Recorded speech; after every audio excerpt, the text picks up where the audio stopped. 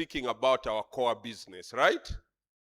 We are speaking about what we do on a daily basis.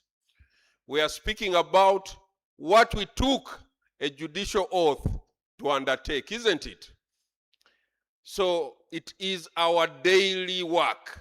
It is what we held the Bible or Quran and swore to do, to adjudicate cases and to manage cases. What do you then think is the place of leadership in adjudication and case management? Some answers. Can anyone tell us what is the connection between leadership and case management stroke adjudication? How do these two things interplay? And why are they important? Yeah, I am. Your Worship, Zara, you want to start us off? Yes. Let us hear your perspective. I'll take at least one answer from each, column. Thank you very much, Senior Counsel, for the opportunity you have given to me. Personally, I think when you have good management skills, yes, it can help you to plan and manage cases better. Can help you plan and manage cases better? Yes. And in the process, you'll end up becoming more efficient. More efficient. More effective. Effective. And you'll be able to deliver that justice that people desire on time. Deliver justice on time? Yes. Thank you. The other side, leadership, the connection between leadership and adjudication. Yes. Hajati, Your Worship, Hajati at the end, if I may borrow that for only these purposes.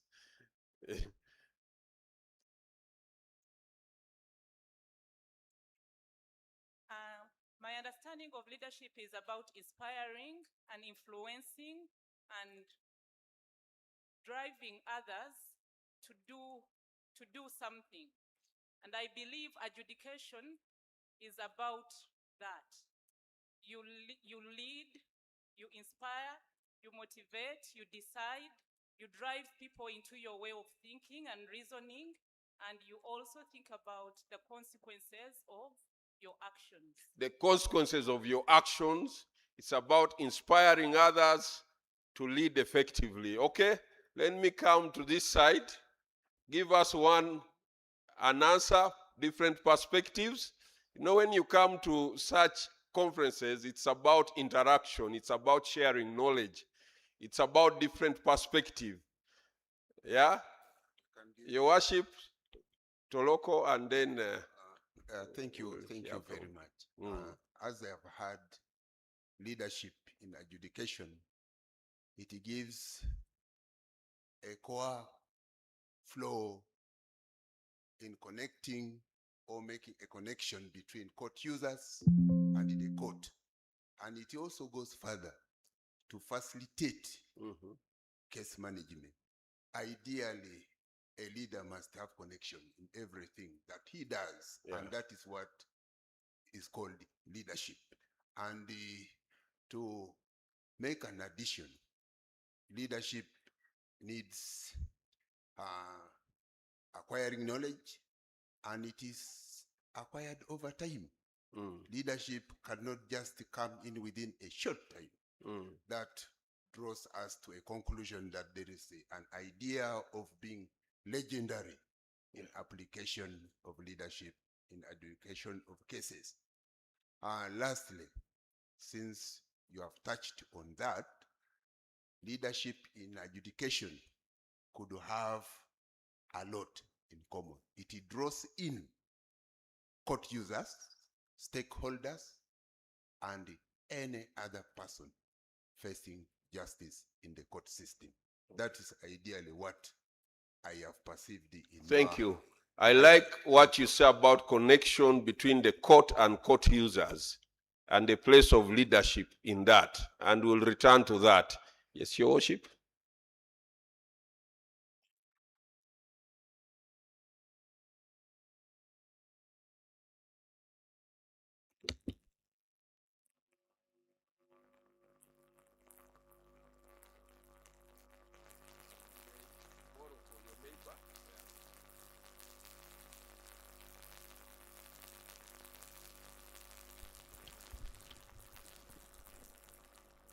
Thank you, Senior Counsel. My conception about these two different areas is leadership is all about accountability. As a leader, how are you accountable for the authority that has been entrusted upon you? And adjudication is also about results, output. When you don't produce results, then you are not a good leader. And therefore, a good leader must inspire, be accountable, and ensure there is a value for money. There is good output for whatever he is leading. Thank you. Thank you so much. Thank you.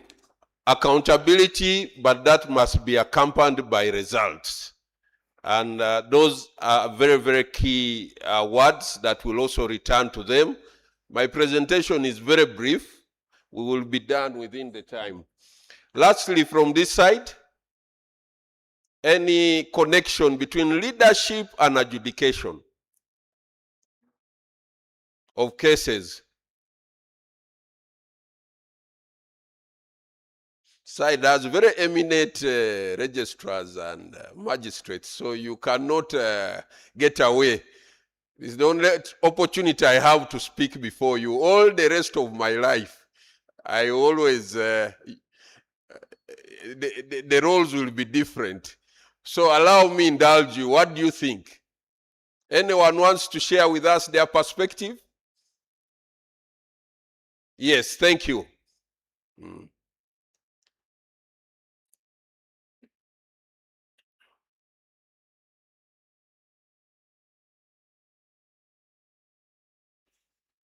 Chegombe, I'm a Yes. magistrate grade 1. Yeah. Leadership, the question is leadership as an effective tool of case management connotes that as a judicial officer, you should be competent in the way you lead the parties and the advocates in the case, so that that competence can enable effective adjudication and case management. Yeah. Because if you are incompetent, then it will mean that people have to file unnecessary appeals, Yeah.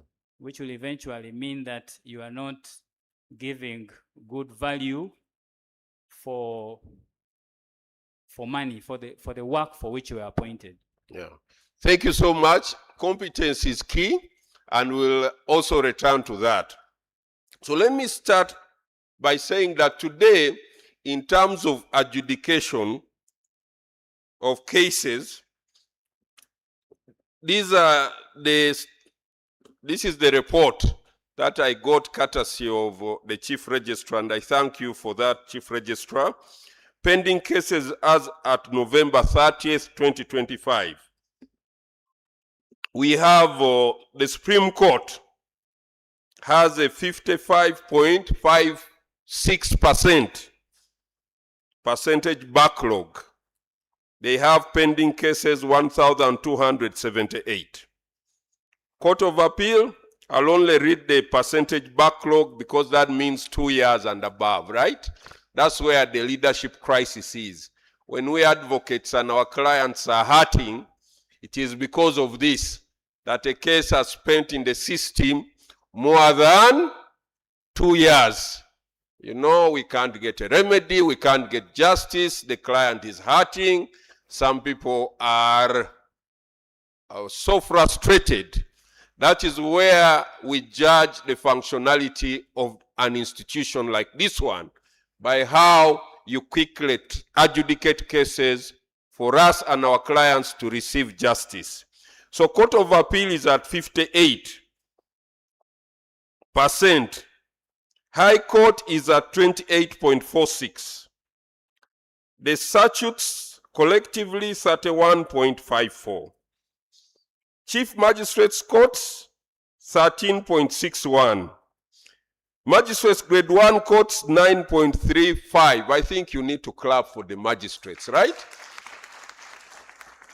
And I wish we get opportunity where we discuss with the higher courts this issue of backlog. It is very unacceptable for a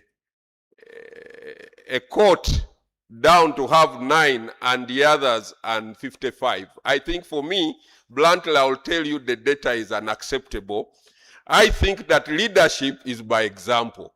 The higher courts must have lower backlog than even grade 1 magistrates. And these are my reasons. Grade 1s have just got into the system. They are learning how to adjudicate. It's a bit excusable. But this data, of course, there are many factors that lead to that, and we will not unpack those. But perception is perception. When one arm is not delivering, it is the entire judiciary. That is why I will not only share data for only magistrates and grade 1 courts. It is better we look at this data holistically. Why? Because we are the judiciary of the Republic of Uganda. Some people judge us only on one court. You get the point? What one court does affects all of us. And that is why today, when we talk about effective adjudication, we must think about moving away from the original traditional judicial paradigms. We must interrogate the form and substance of our thinking. What the traditional paradigm refers to is really state-based systems that rely on standardized legal precepts, formal procedures, and authoritative adjudication to resolve disputes. But we have noted over time, and from the case backlog report and several other reports, that today we have some structural weaknesses that inhibit the proper functioning of this institution. Key amongst are the bureaucratic structures we have. We need to look at the structures we have. Are they effective as far as adjudication and case management is concerned? We need to look at our procedures. Yesterday I shared on the law reform group in Seychelles. They have brought a law where advocates now can pay personally for filing frivolous appeals. So we have to consistently review our procedures, both as a judiciary but also as a legal profession. How do they help the judiciary to function? Then our working methods. What are our working methods? And somebody talked about accountability. How have we been accountable this year? Because I gather that this is a workshop to reflect on how we have performed this year, isn't it? And to help us plan for next year. So we need to ask the question, what are our working methods? How many judgments have I delivered this year? Have I delivered more judgments this year than last year? This is what a leadership mindset applies itself to. What leadership mindset do you have? Or to you it does not matter whether you have delivered 20 this year, 10 last year. You don't even know how many you should deliver next year. And if you don't know, I want to submit to you that that's a personal leadership crisis. You may pretend about it, but it is there. You have it, you sit on it. It is a personal leadership crisis. If you cannot measure what you have done this year, and if you cannot compare your personal results with the results of last year and begin to position yourself for 2026, you are undergoing a personal leadership crisis. And that's a conversation that you should begin to think about, and also something that is important. Then, the other issue that from leadership that we need to look is how much do we use data and information? The data before us, how are we using it? And of course, the other issue that I need us to think about, and I say this as a friend of this institution, because I come to criticize this institution always internally. Outside, I rarely criticize this institution. Why? Because I don't want to have a hostile dependence with this institution. I file my cases in this institution. I argue them in this institution. If it is not working, I am very comfortable to come and have a very candid discussion in-house as opposed to taking it out of such platforms. That's why I always thank the judiciary for this opportunity, because for some of us, we come in peace, we come in good spirit, we come in good state to tell us that, look, guys, we can do better. Yeah? Life, a good life is a measured one. A good life is one where you measure your results every year and seek to improve the next year. And in my view, you've got to interrogate how you have performed this year and move. So why is leadership important? Leadership is a drive of judicial transformation, whichever way you look at it. Leadership is a catalyst that helps us move judiciaries from the traditional rigid systems to people-centered powers. I like what his worship said, that leadership enables us to connect the court to court users. If you don't have that connection, if it is not symbiotic, if it is not healthy, then you are not leading.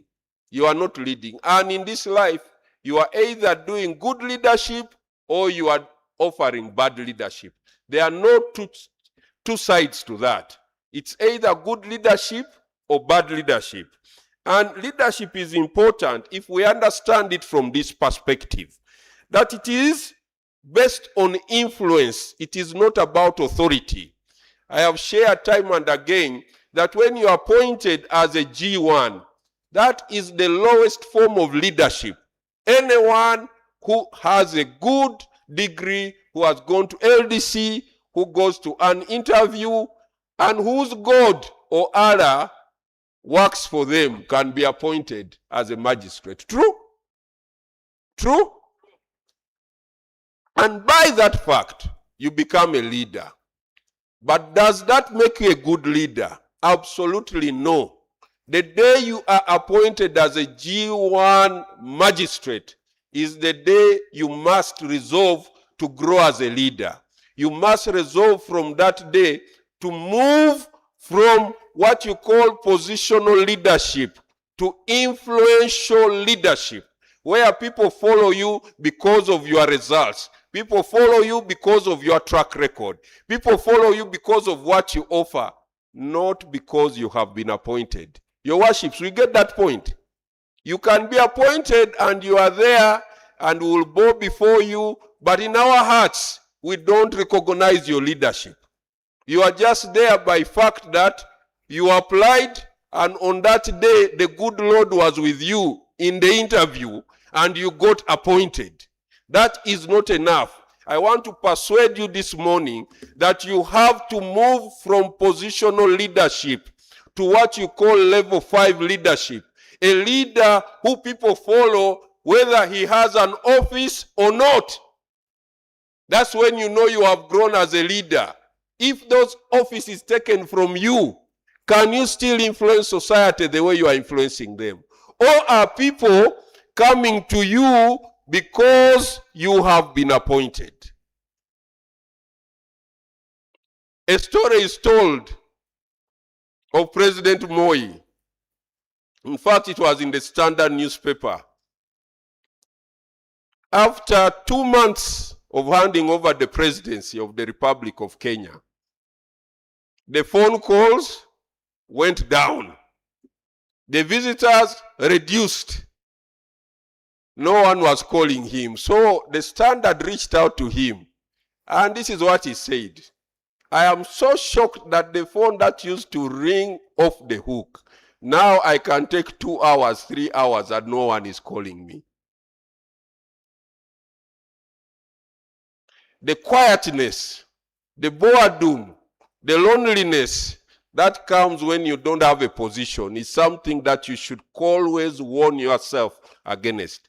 Because you live in this society, and there are some magistrates who have left the magisterial office and gone back to society, and they have not even been called to a table of elders in the village. They don't call them for LC meetings. They don't call them for any community engagement. Why? Because they only led by fact of their appointment to that office. They did not grow their leadership. They thought that being appointed is enough to make you a leader. It is not. It is not. And this institution is hurting because of people who think that being appointed makes you a leader. It does not. The problems of adjudication and case management, a lot of these things of case backlog are about how you lead yourself.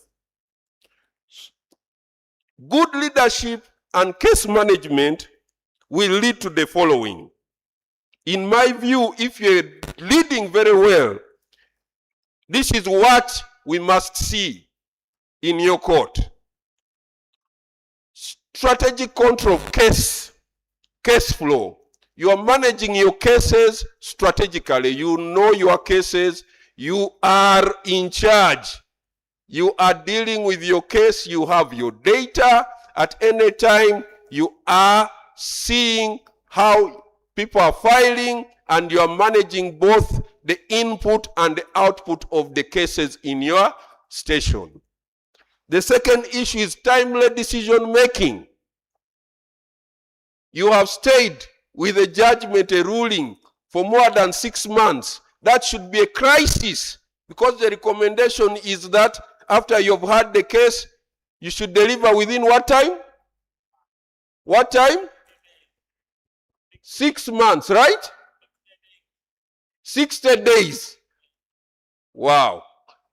How many people are consistently delivering decisions in respect of that cardinal principle of the judiciary? How many? You see, minority. So I want to submit to you, it is a leadership crisis. Failure to deliver. Okay, once in a while, you may drop the ball, but that should be an exception rather than the general rule. Then how many of you, effective case adjudication today and case management requires you to have what you call presence of a judicial officer of a matter. In our world of the corporate world, we call it executive presence. You know for sure that you are managing your docket. In my view, if you have that presence, then you will also be conflict intelligent. Today, they are telling us in the world that it is not enough to just manage conflicts, but you should also have a high conflict quotient, meaning that you have the ability to know how best you can resolve the matter before you. Some matters will require mediation. I always say that one of the best things is the ability of the judiciary to connect with other institutions. That offers us an opportunity to leverage on these connections to open up doors to deliver justice. So you are going to be agents of the alternative justice systems. You are going to think about mediation. You are going to think about how much ADR should I use in my court. It is not a sign of weakness. You are being conflict intelligent as a leader. You are bringing your presence to tell people simple things like, counsel, wait, let me talk to the parties. Why are you in my court? Then if you have that presence of a dispute and you use your sixth sense, you may resolve more than 20% of the cases before you. But if you stay On bureaucratic procedure, this is how I am supposed. A hearing. Some judicial officers, you go and all they do is to write. And you sit and ask yourself, if they had read this file, how best would they have helped the parties to resolve this matter? My point is this: apply yourself vastly across the dispute chain and understand that no one size fits it all.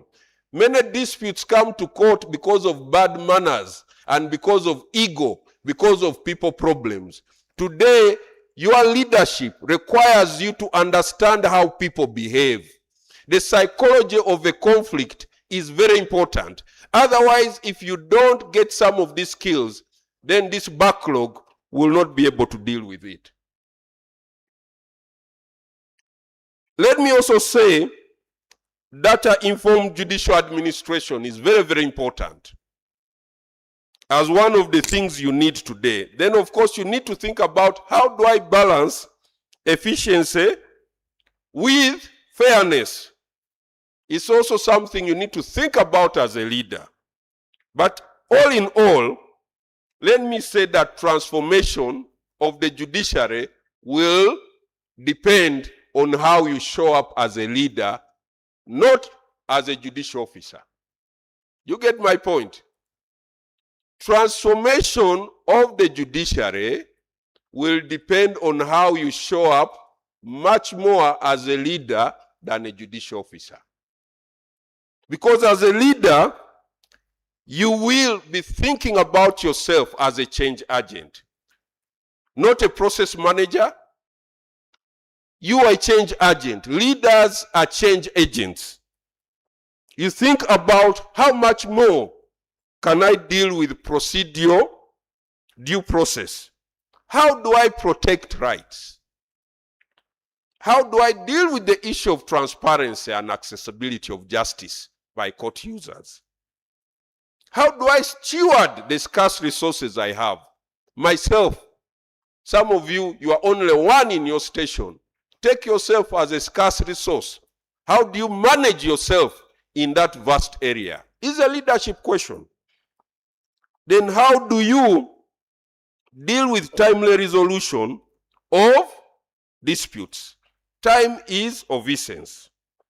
We can talk about many things, but let me say this, that leadership begins with self-leadership. In fact, every time you want to know about a person or a leader, interrogate on how they lead themselves. And self-leadership, like Causes and Posner have written, is very simple. That you as a leader, you cannot lead others until you have first led yourself through a struggle of competing values and competing beliefs. And that's why I was asking you, what is your mission? Why did you apply to come to the judiciary? Was it lack of jobs? If it was just because there were no jobs elsewhere, this will be a job for you. Your results will just be exactly that I am here to take the monthly pay. But if you applied because you believe that you have been called to administer justice, your results will speak to administering of justice. So you have, as an individual, undertake a very deep analysis of yourself in terms of what you stand for and in terms of what kind of leadership you want to offer. Because if you don't lead yourself well, you cannot be a leader however much you are given a position. Even if you are promoted to registrar, even if you are made the chief registrar, even if you are made the principal judge, if you have not dealt with the issue of your personal self-leadership, you will struggle. And we know it. We see it when people are struggling. We don't talk about it, but we see it. Good leadership is seen. It cannot be hidden. If a magistrate is leading a station well, everyone will see it. It is not something you can know, you can hide. Bad leadership is equally seen. We also know bad magistrates, we know bad judicial officers. We may not talk about it, but from my side here we know, because we observe. We have a sixth sense. We are in the same society. So let me submit to you that, think about self-leadership. Who are you? What is your mission in this institution? How are you going to help Ugandans access justice? Life is not about receiving. The best life is about giving to others. What are you giving to others? As we go into this holiday season, can we do an introspection? Am I just here to occupy space? Or am I here to offer transformative justice? Because the country needs only those who have dealt with the issues of leading themselves well, because when they become magistrates and registrars, then they are able to do well. And when you know yourself, no amount of intimidation can come to you. I will share with you a small story of my leadership of the PPDA Appeals Tribunal. I have now done 7 years. I've done 6, almost 7, and I'm doing my second final term. But because our disputes in a year, the subject matter is about 200 billion every year. You can imagine the kind of people who approach us every time for bribes, for all sorts of things. There are so many every week. Now if I get a call from an OB I was with in P7, I know he's going to call me about a matter in the tribunal. So he calls and says, hey, Francis, this is so and so. We last met in primary a long time. Oh, boss, how have you been? We've seen you. Then we go through the greetings. Then the question comes, can I see you? I have something urgent. And I say, an OB I've not seen since P7 wants to see me now, all of a sudden, urgently. But of course, an OB is an OB. You invite them to your office. And what are they telling you? Now you know what? There is this matter before you. If we do it and handle it this way, then we will make some money. And it is so easy, if you don't know yourself, to get tempted. But because some of us take justice so seriously that we think that if you are given a judicial office, if you ever eat a bribe, the curses that are going to visit you and your children are so many. So that's how some of us look at bribes. I don't know how some of you look at it. But for me, I look at taking bribes as a curse to me, my children. I look at my daughters. I said, if I ate somebody's 5 shillings on the basis that I'm going to twist justice, then I go back to the Holy Book and say, you know, these curses will visit your children's children. Now, of course, some of you don't believe that may not be applicable. But me, I believe that 100%. So what we then do in such situations is very simple. If you have not reconciled your self-leadership and you have not resolved the issue of bribes, bribes are going to take you. They will. Why? Because you have not interrogated the importance of delivering justice without bribes. This week, Parliament has voted to increase jurisdiction of magistrates. It's going to, rather, Cabinet has okayed the process. It's now going to Parliament. Now, that increase in jurisdiction may be the death of some people. Others will help us resolve justice, but for some, it is going to cause problems. Because now, commercial disputes of real value are coming before you. And the truth is, people are going to call you. So if you have not written down your mission statement, you don't have a plan of how you deal with bribes. Are you going to wait for the tsunami to come and deal with it? It is about leadership. I want to tell you that self-leadership is when you ask yourself, when I am confronted with such issues, how am I going to deal with them? They are when you ask yourself the deep questions that today if I take a bribe, what will my future look like? What will the future of my children look like? It is so simple to take money, but I'm telling you, you twist justice for money, it never wins. Just go back and look for all those magistrates and judicial officers who ate money. Just do your own study. How did they end? How did they end?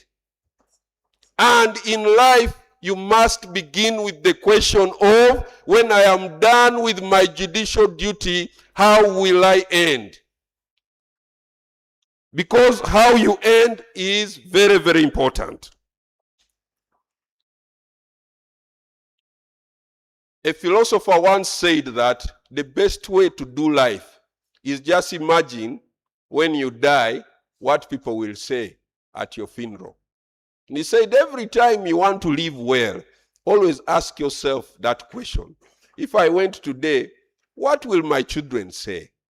What will my co-workers say? What will society say about me? Will they say that I came and conquered? Or will they say I came and I was conquered and I failed to run a good race? So every time we have these positions, let us lead by asking the hard questions. Let us remember that it's all about me. Life is never about others. It's about me and what I can do. Because adjudication and case management will be better with good leadership, and it will remain a problem with bad leadership. And in doing so, I want to end by saying one thing. Let's all reflect on the concept of trust as leaders. Let's ask ourselves this question as we end the year. Am I trusted? Am I trusted by my supervisors? Am I trusted by the legal fraternity? Because there are some lawyers, when the matter goes before a certain judicial officers, we start to panic. We start to panic. We start to say, God, can you help us? May he fall sick and the file is transferred to another judicial officer. Why? Because we are not trusting that your handling of the file is going to deliver justice to our clients. Friends, there are some judicial officers, they get a file and we get excited. We say, thank God. Whether they rule for me or against me, they will base themselves on the law and the facts and nothing else. That is a judicial officer who has decided that I have this function and I'm going to lead to deliver the mandate I am entrusted. And I'm going to do actions that help me to be trusted. So trust is important. For you to be trusted, this will be shared. That's the formula. Plan for trust building. You get it? Trust is equals to credibility. Work for your credibility as a leader. Never sign your credibility to anyone else. You are the core manager of your credibility. You get the point? And credibility comes from many places. It comes about being competent with your judicial function. You know the procedures, you know the law, and your ruling is based on nothing else by that. Think about communication. You are credible because you communicate to stakeholders. You have come to this meeting, but you have told everyone that your matter has been fixed, and you have given us dates about the new matters. But there are people who have just left stations now, they have not assigned dates. That does not help your credibility. You are coming for such a meeting, the matters fixed for this date, tell the stakeholders, give them new dates. Credibility. You are honest and you're a person of integrity. You are building on your credibility. And you have a track record. When you go to Judicial Service Commission to be promoted, you are going with conversations based on your leadership track record. You are not asking the Judicial Service Commission to favor you, and they must never favor anyone.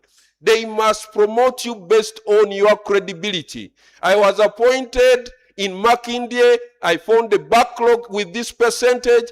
My leadership, I did this and that and reduced the backlog by this percentage. I have delivered judgments in time. I don't have any complaint. I have resolved all the complaints. I am a team player. You are working on your credibility. Friends, work on your credibility as we enter 2026. The second issue is reliability. For you to be trusted, you must be reliable. Reliability, you are consistent. You are dependable. You are predictable in behavior and actions. And your time, you follow your schedule. If you tell us you are proceeding on this date, you will proceed. Your quality of work is dependable. Some magistrates now are writing better rulings than judges of high court. We celebrate that. Why? They are working on their reliability. And I think we need to clap for that, because such magistrates and registrars understand that you need to be reliable to do this judicial function, that you need to have presence and steady presence. Then the I is intimacy. What that means is you are working together. You're a team player. Today, after self-leadership, we are talking about team leadership. In the world, you can no longer work alone. You must work as a team. If a new magistrate, grade 1, has come into your station, it is your duty to hold their hands. It's your duty to guide them towards being better judicial officers. So creating a space for that is important. Now, let me end by saying the self-orientation, what that means. Now, you have to build your R, you have to build your C and your I, but reduce on the S, self-orientation. Friends, this is where ego is. This is where selfishness is. This is where personal agenda is. This is where you fight with yourself to be a better version of yourself. This is where you fight temptation to take a bride. Self-orientation. For you to be trusted, you need to reduce those factors under S. You need to be humble. You are not the first judicial officer, neither are you the last. Respect us, we will respect you. Simply because your worship is not an invitation to disrespect your stakeholders. This is where you map your stakeholders and you get that poor widow and you talk to them nicely. This is where you manage your power well. You understand that the best way to manage power is not authoritative or coercive power. You understand that the best way to manage power is when you empathize with people, is when you treat people well. And these are the judicial officers we are looking for, who understand that even when I am up there, it does not make a human being who is appearing before me less than me. This is when you begin to take human rights of the citizens very seriously. And you remember that they are human just like you. The same rights you're entitled to are the same rights they're entitled to. Self-orientation. Work on those things that will ensure that we build trust in you. And when we trust you, then you will be able to do many things. And you will have a new mindset. And the new mindset, friends, is what we want. A new mindset. I end by quoting Kenneth Blanchard, who says that in leadership, you need to think about a new mindset. And I quote, he says, the key to successful leadership today is influence, not authority. How much have you influenced us with your results this year? How much are you going to influence us with your results next year? How much have you influenced justice towards us this year? How much are you going to influence justice towards us next year? Friends, that's the main thing. Let's keep the main thing the main thing. Be better leaders in 2026. You have done well, but life is about growth. Every year, resolve to grow, resolve to become better, and in so doing, you help yourself, you help the country, and you help humanity. Thank you so much.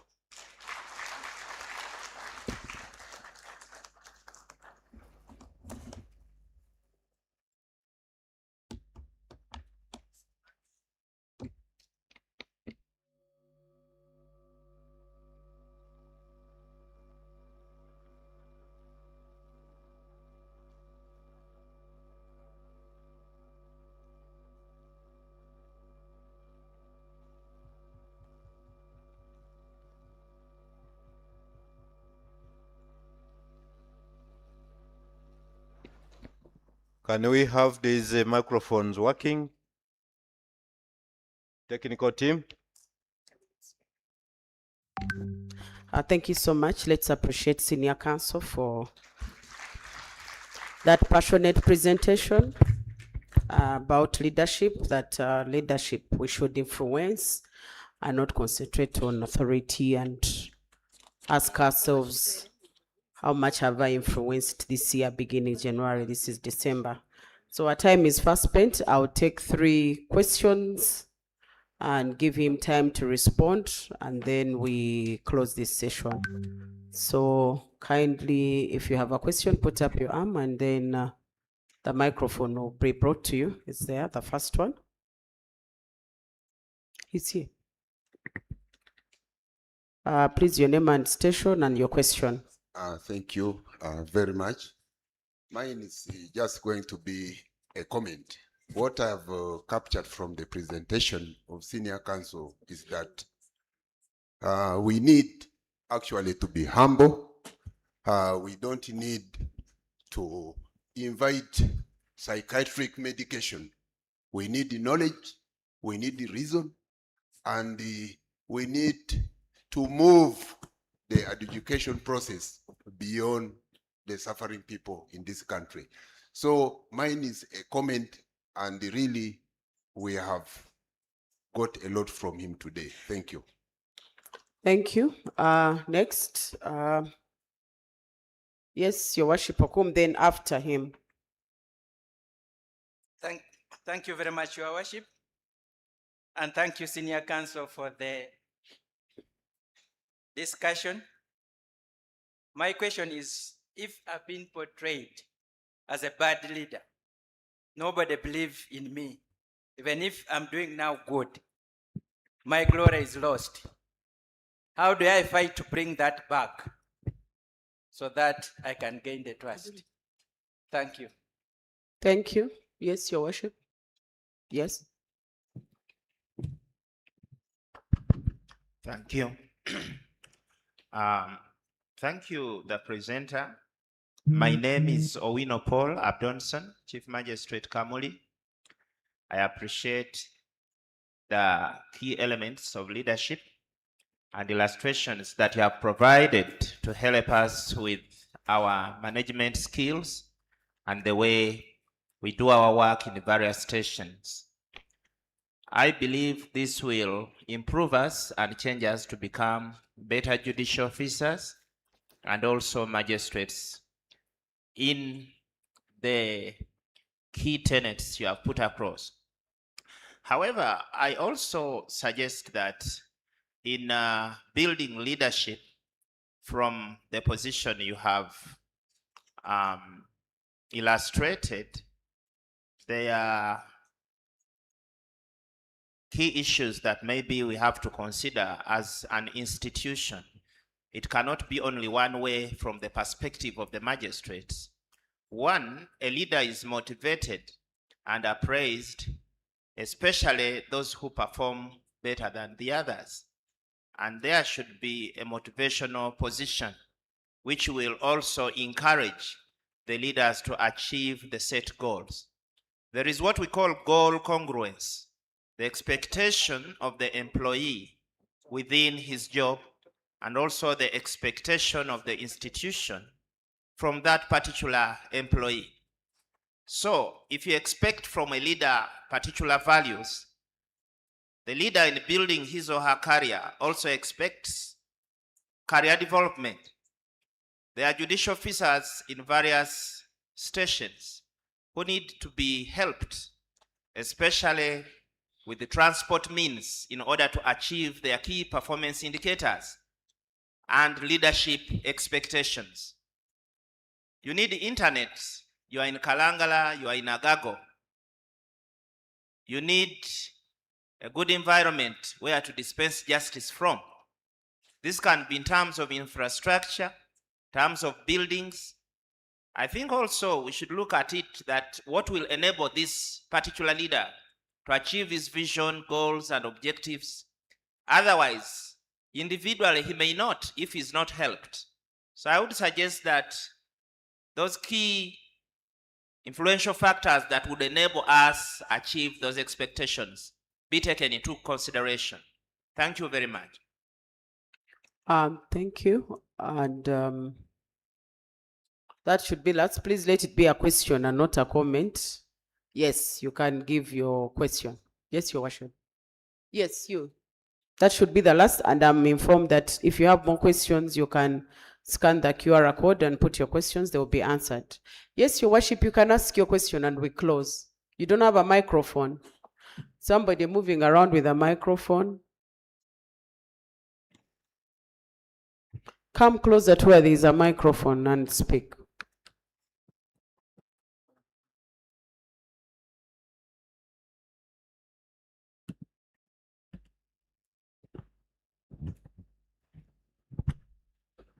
Thank you so much, Senior Counsel, for that wonderful presentation. I was thinking and challenging myself, and I was relating case management and leadership to a doctor. I was thinking that a judicial officer is the doctor. The patients are the litigants, and the lawyers could be the nurses. So I am challenged as a judicial officer that a patient has come to me. I have taken a blood sample to test for an illness. And in the process of testing for an illness, the patients are waiting to find out whether they have the illness or they don't have the illness. Now, when I deliver the results on time, the patients are happy. If I delay, that means that the patients are going to be anxious.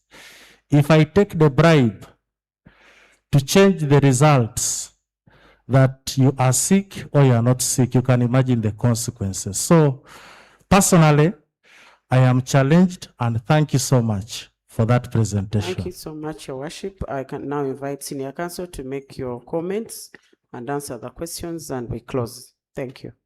You're welcome.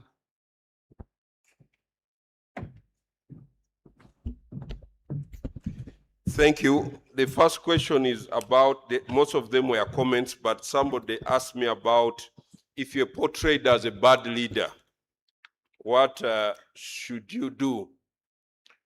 In life, when you let others define who you are, then they will define you. In life, you have to define yourself. Who are you? That's the most important. And stay with that definition of who you are. It will give you a lot of peace. If you know who you are, what your values are, it does not matter how you are defined, how you are portrayed. And that's why I began by asking you, what is your personal mission statement? What is your vision? How do you make your decisions in life?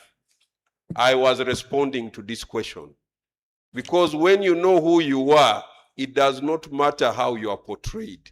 You get a lot of peace by being true and authentic to yourself.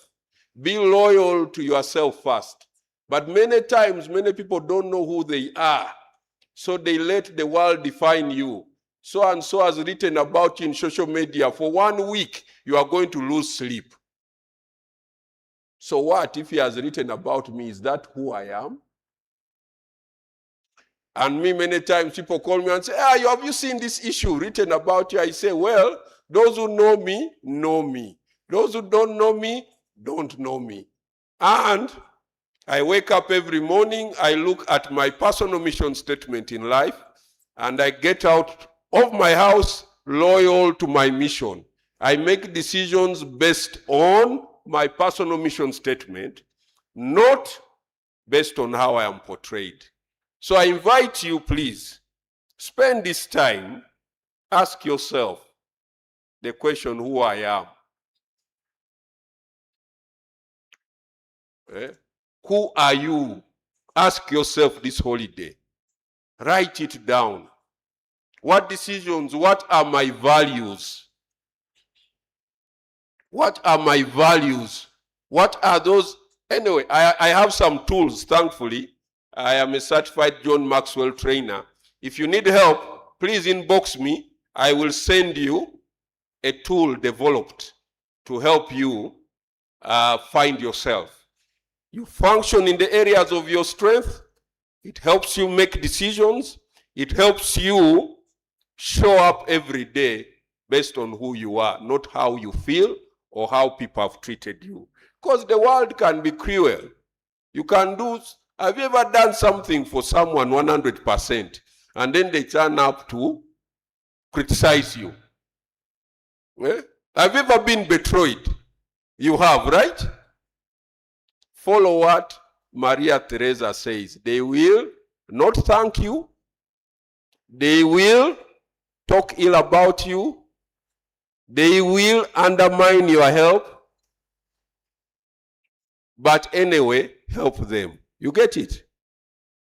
In life, the one thing you should know, appreciate everything. When you're in public office, expect nothing.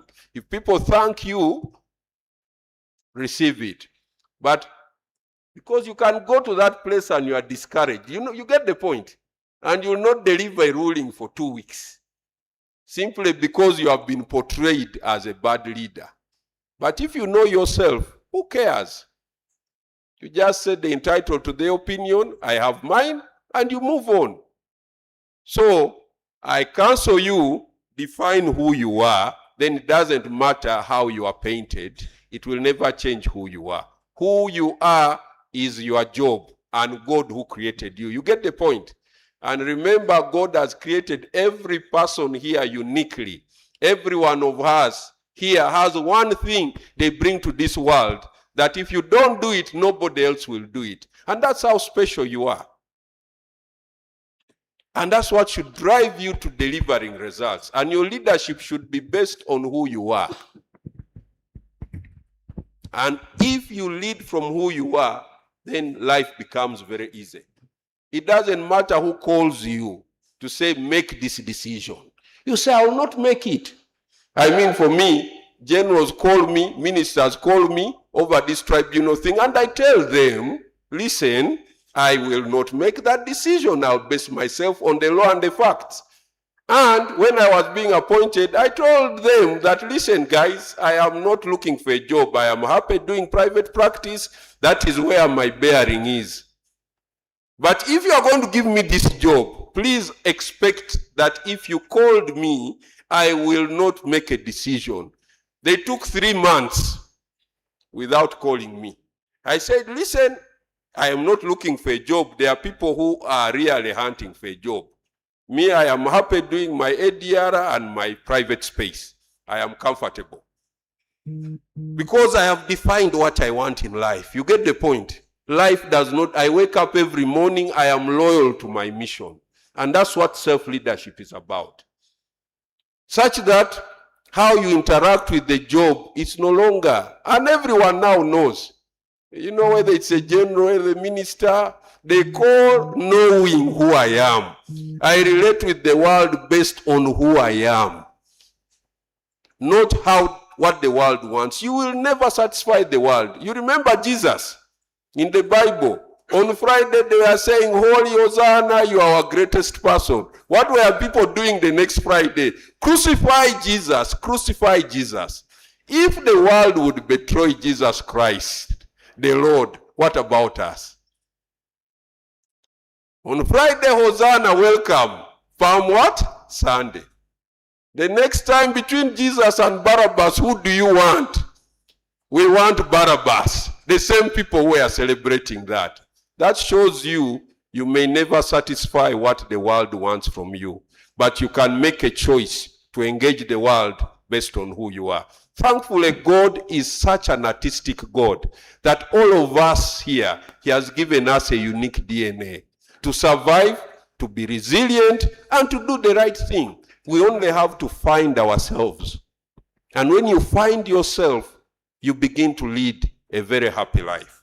So that portrayal I would submit, get your vision, stay loyal to it. Owino, I think, Your Worship, Owino, I'll leave this question. I see that the PS has a presentation.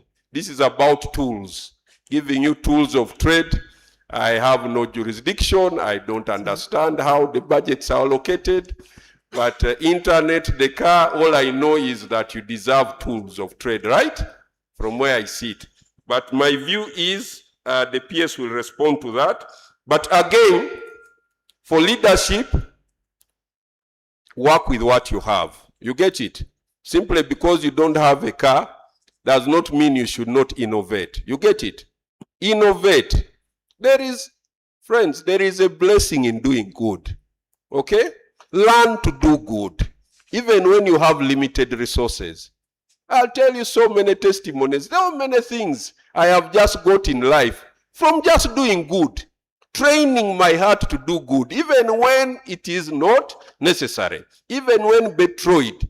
Do good at all times. It will do you well. Whether you have the tools or not, do justice. Because that person you are helping may open a job for your granddaughter 30 years from now. They say, hey, my dad told me about you. Are you the daughter of so-and-so? Get the job. Recently, my teacher of political education used to treat us so well in school. When teachers were hostile, we grew up when teachers were feeling very authoritative.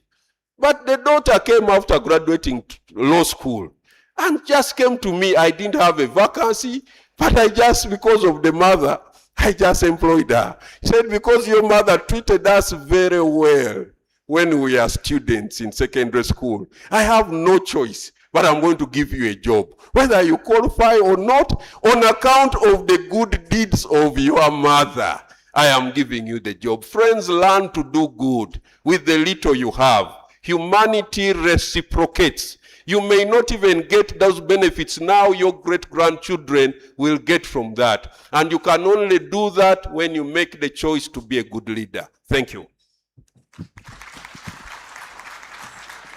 Thank you so much, Senior Counsel, and that marks our end of our session. Let's appreciate him again as we take our seats. I now welcome again the PRO to take us through to the next session. Thank you so much.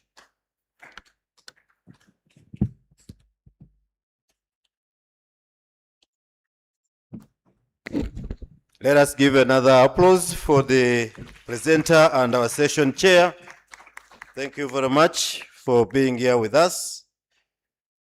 At the same time, we were joined by the Honorable Deputy Chief Justice Emeritus. Let us give a hand of applause welcoming him in the house. We were also joined by the Acting Chief Registrar, our Worship Pamela Lamuno Chaya. Let us give her an applause. There was a slight change in the program, and Your Worships, you will allow me at this moment proceed to invite our next session chair, that is Her Worship Justina Tukwasa, to come and take us through the session.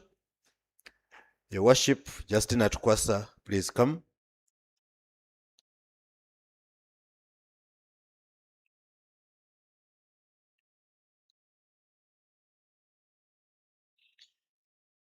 Equally here, we were joined by Mr. David Chikabi,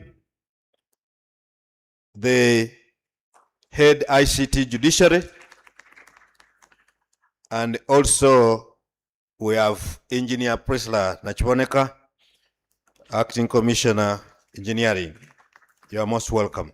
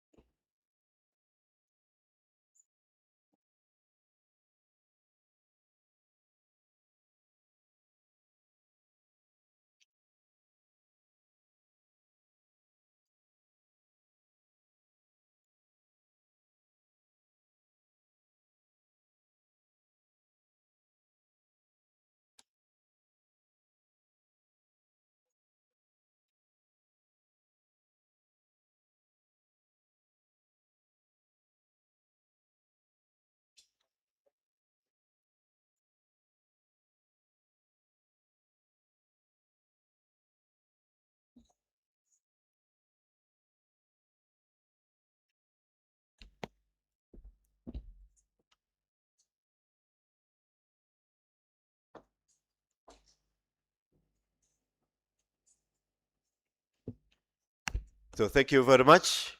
And I hand you the microphone, Chair. Thank you. Thank you, PRO. Good morning, my Lord DCJ Emeritus. Good morning, my Lord CR, our Commander. Good morning, Your Worships, the Registrars and the Magistrates. We are blessed to be here. Who agrees with me that we are blessed to be here as judicial officers? I want to congratulate you for coming this far in this year. We are almost coming to the close of the year, and we should thank God that we are alive. My simple task today is to chair this session on a topic titled Positioning ADR as a Pillar to Accessible Justice, Sharing Experiences and Best Practices in Mediation and Plea Bargain. Of recent, the Honorable, the Principal Judge says that she's very passionate about judicial wellness. I want you to think and imagine how mediation, how plea bargain impact on judicial wellness. I want you to think through and answer how mediation becomes a pillar of justice, how mediation impacts on access to justice, how plea bargain impacts on access to justice. If we have answers to those questions, I'm sure we will go back and also try to protect and promote our judicial wellness. Why? Because the quicker a matter is done, the less energy we input. The quicker the matter is done, the less resources. And I'm sure in this session, as we have our senior and most honored DCJ Emeritus, one of the most revered mediators, we are going to learn a lot. We are going to gain a lot of knowledge. I learned from His Lordship, DCJ Emeritus, that a judicial officer with the simplicity is the best. I learned from him patience, timekeeping. If they say timekeeping is being English, for DCJ Emeritus, it is being godly. My Lord DCJ Emeritus, we are very honored to have you. You have discussants on your panel. I am going to invite you and them to come forward and take your seats. My Lord DCJ Emeritus is known to all of us. I will not repeat his CV. My Lord DCJ Emeritus Justice Butera, you are welcome. Join me in clapping our most revered two hands to welcome the Honorable DCJ Emeritus.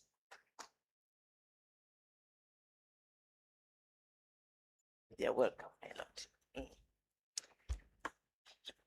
Lord. On the panel, the discussants, we have Her Worship Nanteza Zulaika, the Deputy Registrar ADR.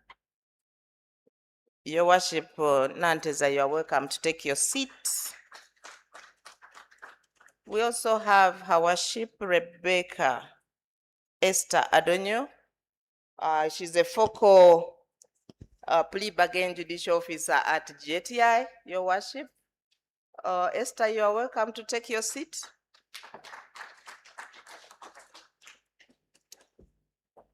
We also have His Worship Nicholas, I see you. Your Worship Esther, please. I see you, Senior Principal Magistrate, Grade 1. You are welcome to take your seat as one of the panelists. I believe with this, Your Worship, I see you. I believe with this selection of people, by the time we leave this place, we would have heard the best practices, we would have heard from DCJ Emeritus how we can use mediation, first of all, promote our wellness, to dispose of work, to be efficient, to be economical, and our experiences should take us back to the courts as new mindset judicial officers and as good leaders. So we will start with His Worship, His Lordship, Justice Butera Emeritus, to give us his presentation. My Lord, you are welcome to give us your guidance on how we can reposition ADR to achieve justice. My Lord, you are welcome.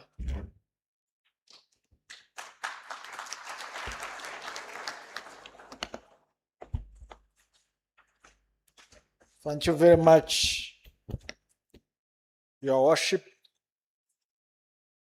the Chief Registrar, Your Worship, the Chairperson, Your Worships, ladies and gentlemen, good morning. Now, we did not handle a meeting as a panel. When I received the invitation for this and I read it, it states repositioning ADR as a pillar of accessible justice, sharing experiences and best practices in mediation and plea bargaining. I considered what we have been doing for mediation and plea bargaining as a faculty for the Judicial Training Institute.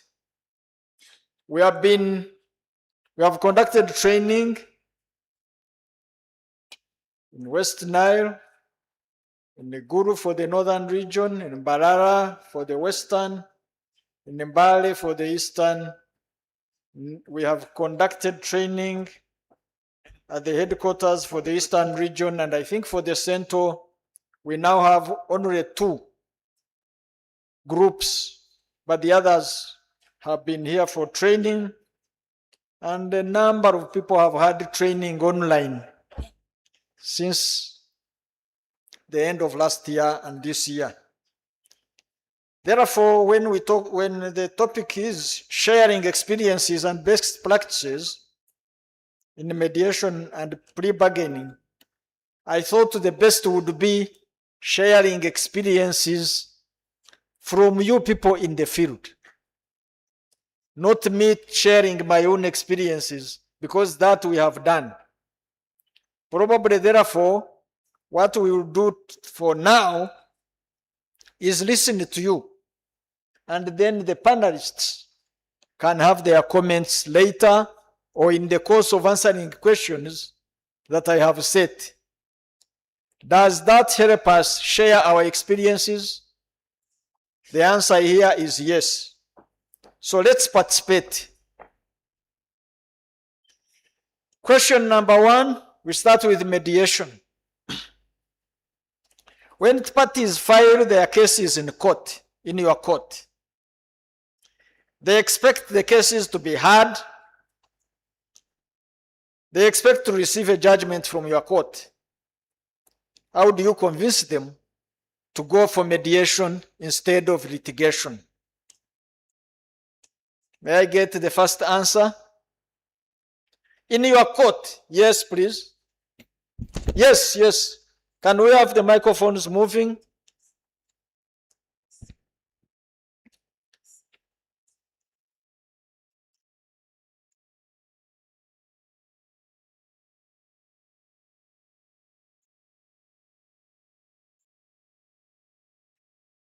We shall probably take 2-3 answers and then move on. Yes. Thank you so much, my Lord, for the opportunity. How do I convince the parties? Number one, I would start with what I was reading this morning from the Bible, 1 Corinthians chapter 6, verses 1 to 8, where Paul was warning Christians, why do you keep taking each other to court? And he said, if any of you has a dispute, approach your leader, discuss it, and have it resolved. And I would tell them that mediation is good and appropriate for you because, first of all, the cost of facilitating your lawyers. Number two, sometimes the courts take long to resolve your dispute. Number three, sometimes when you are in court, the court has to decide on who is on the right side and who is on the wrong side. And if you're on the wrong side, sometimes it comes even with costs. So mediation would be a better proposal. It is faster, and it also helps in bringing unity and harmony among you, because the court will declare one person, and that will increase disunity among you. So I would recommend that you do a mediation. That's a very good answer. Any addition? Yes. Thank you, my Lord. To add on. Thank you very much, my Lord. My name is William Monge. What I usually do in my court, the first thing is to advise them that they are entitled to a hearing now that they are before me, but I assure them that they are entitled to a hearing, a full trial, because they are before me for that purpose. But I invite them to acknowledge that a full trial may take so much time as opposed to mediation, and at the same time, it may cost them much more than they may spend if they opt for mediation. And most importantly, if they are relatives or neighbors, I assure them that in court decisions, after hearing the case, it is a win or lose affair, unlike mediation, where it can be a win-win for both of them. If they accept, then we proceed with the mediation. Thank you. Very good. Yes, continue. You had started. Yeah. Thank you, my Lord. To add on, I think I, for one, the first step I can take, I have to look at understand the file that is before me, and I apply the techniques applied in mediation to initiate the process, having got clear facts about the case that is before me. And in that way, my Lord, what happens in mediation is actually to understand the semantics applied for purposes of clarity, in order not to be driven that I'm forcing people into the process of mediation. At the end of it all, I will realize results that I have initiated amongst the parties.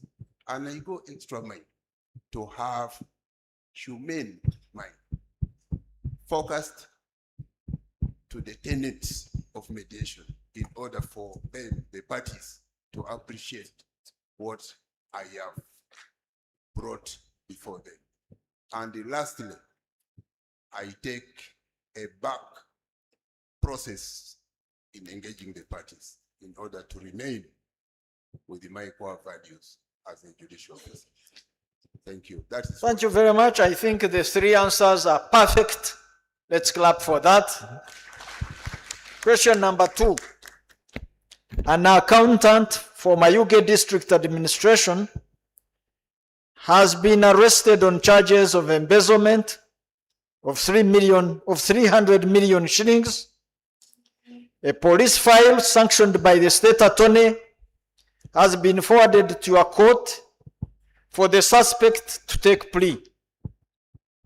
Before you enter your court, your clerk informs you that the accountant wants to have the matter mediated and the district administration is willing to participate. How do you handle? The accountant for Mayuge District Administration has been brought to your court. A charge sheet is sanctioned by the state attorney. The file is before you. Your clerk says the clerk wants to mediate with the administration and the district is willing to participate. How do you handle? Yes, at the back.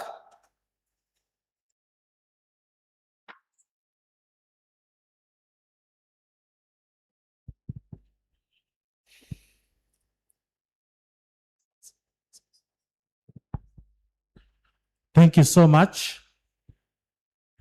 The first thing would be to take plea. The accountant takes plea before me.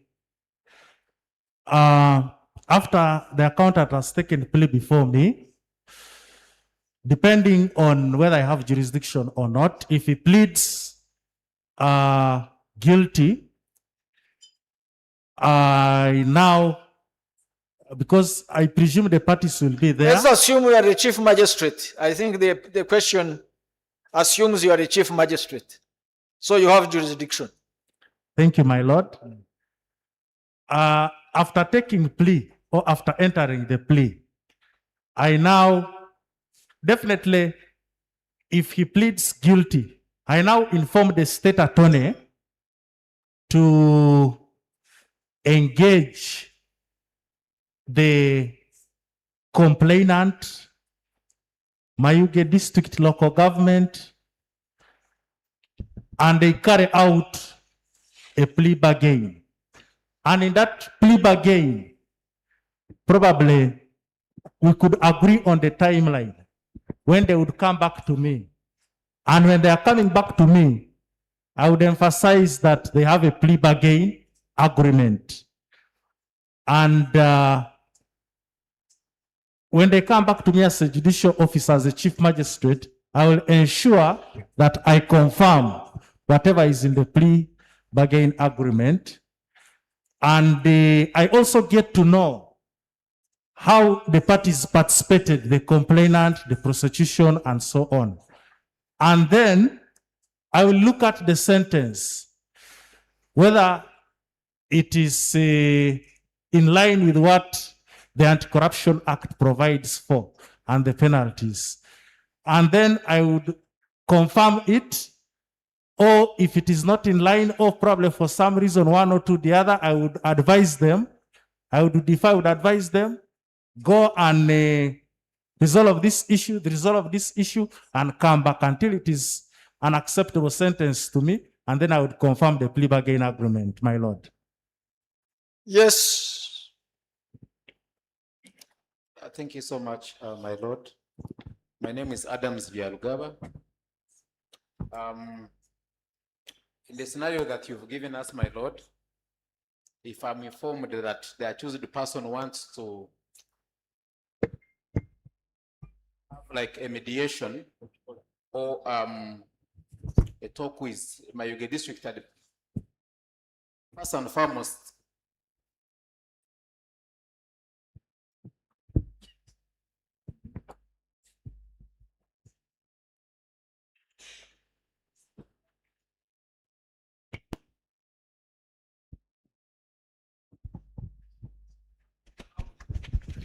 can we have the microphone moving?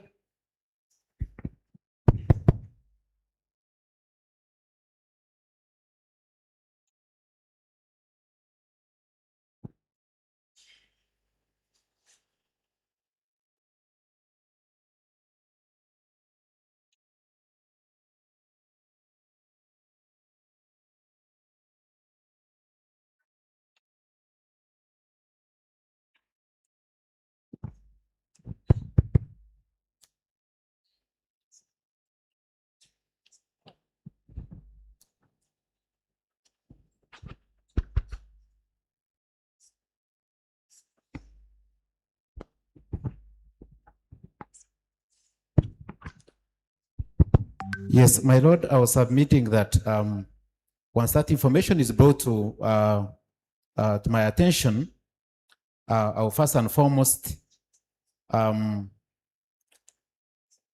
for pre-taking.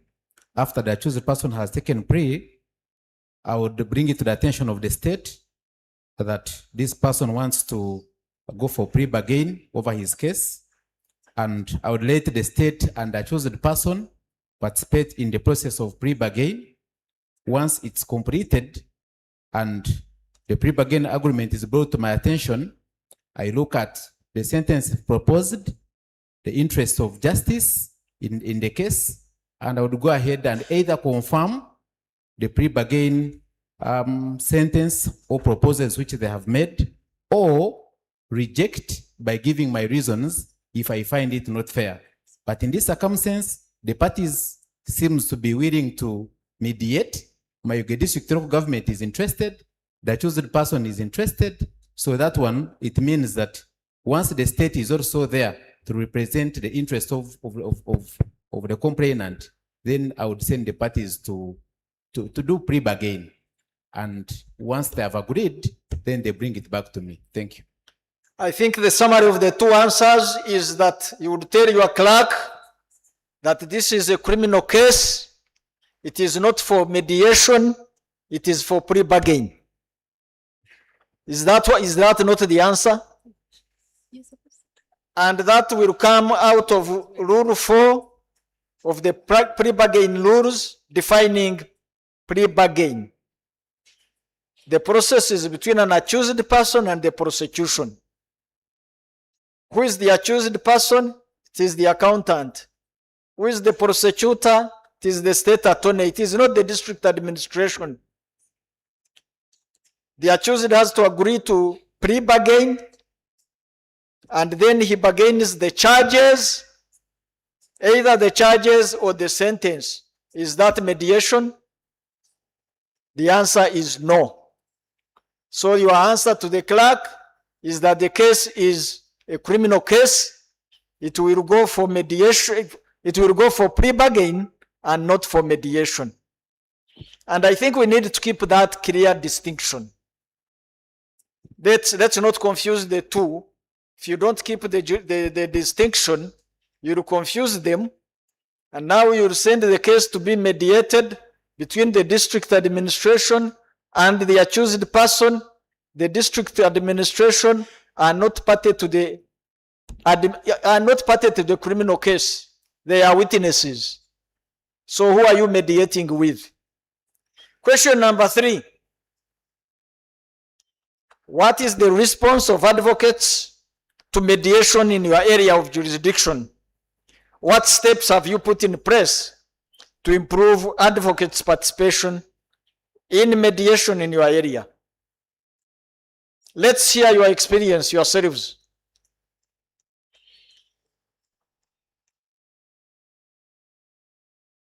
So who do we begin with? Arua, how do you handle? Okay, lady here.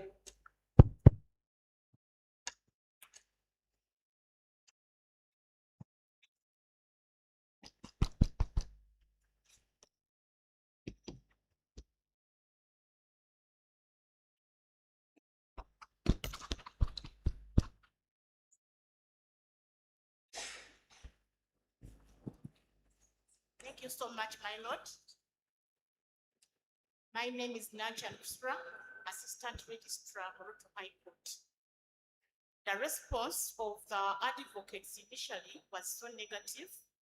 They were not interested in mediation, but to get their buy-in, I've been engaging the clients to let them know that though matters can be resolved under mediation and amicably, they are under an obligation to pay the lawyers for the work done. And I keep on encouraging the lawyers as well to go on with mediation, confirming that they will be paid even after the success of the mediation exercise. Thank you so much. Yes, another experience to share. Yes. At the back, closest to you first. That one, and then we can come. Thank you, my lord. My name is Muzei Vincent from Dokolo. I'm the magistrate grade 1 there. The response by the advocates towards IDR is very positive, despite for a few.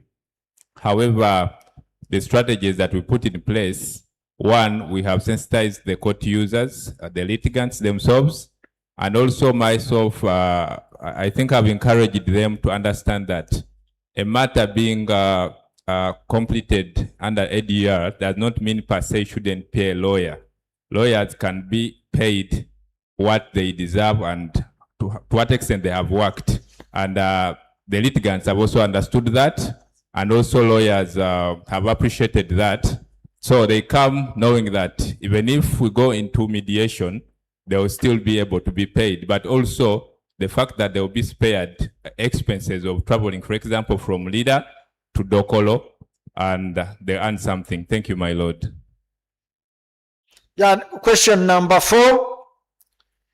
Give us an opening statement that you use as you start your mediations in your court. Give us your usual opening statement that you have developed and you use when you start your mediations in your court. Just give us your own opening statement. Yes. Thank you so much. This is the opening statement. By the grace and mercy of God, I am Ongwe Stanislas Okello, your mediator of the day. Here we have 2 parties. The parties are here. The lawyers, you could sit behind. Now, mediation is very important. My role as a mediator, I am neutral. Each one of you is going to state their case, the 2 sides. And after stating your case, I'm going to ask each one of you to propose how we can resolve this dispute. And the lawyers who are behind you will be basically to guide as far as legal aspects are concerned. I would like you to respect each party as they are stating their case. That means that you be silent until they finish stating their case and also talking. Respect is very important. And later on, during the discussion, I could also allow you, both sides, to also move out and share on how best we can resolve this dispute, and you come back. And if you need more time to consult about it, we can give you the time. It doesn't mean that it's going to be resolved today. But my role, I'm not going to impose on you that this is what you're supposed to do, but rather it will come out, the solution will come out from you as we continue with this discussion. My role is basically to guide you. So those are the ground rules. No, not ground rules yet. I think we are on opening statement. Another experience that one of you has shared. What is your usual opening statement? We are sharing experiences. Yes. Thank you, my lord. This is my usual opening statement. My name is Chegombe Enoch. I'm a magistrate grade 1. And for purposes of this session, I am your mediator. Mediation gives each of the parties an opportunity to make your own judgment. And each of the parties walks out of this mediation as a winner. That's it. I have not heard you stating your experience, your training, your capacity and competence as a mediator. Apart from that, the rest is okay. I think in the opening statement, it's critical that you state your experience, your training, your experience, any issues that brings trust and confidence and reliability to the people listening to you should be in your opening statement. So let's move to what was mentioned as ground rules. What are the usual ground rules that you use in your court? What do you state as the ground rules for your mediations? I mean, you have an experience, you have been doing mediations. What are your usual ground rules? State some at least.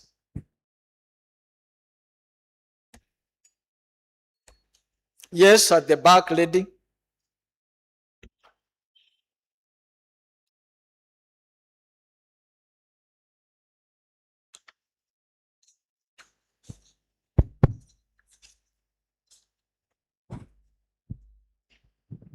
Thank you so much, my lord. My name is Catherine Koluo Elayu, CM Sironko. Having introduced myself or made my opening statement to the litigants, right away, I tell them that as we start this mediation process, I expect each of you to respect each other, respect the views that each of you will make. You will not point fingers at each other. You will not be shouting when you're speaking. You'll be calm because we are here to find a solution together to this problem. You will also put your phone on silent mode so that we can concentrate on this mediation process. Thank you. Good. My lord. Let's have, yes. I just want to add one. Yeah.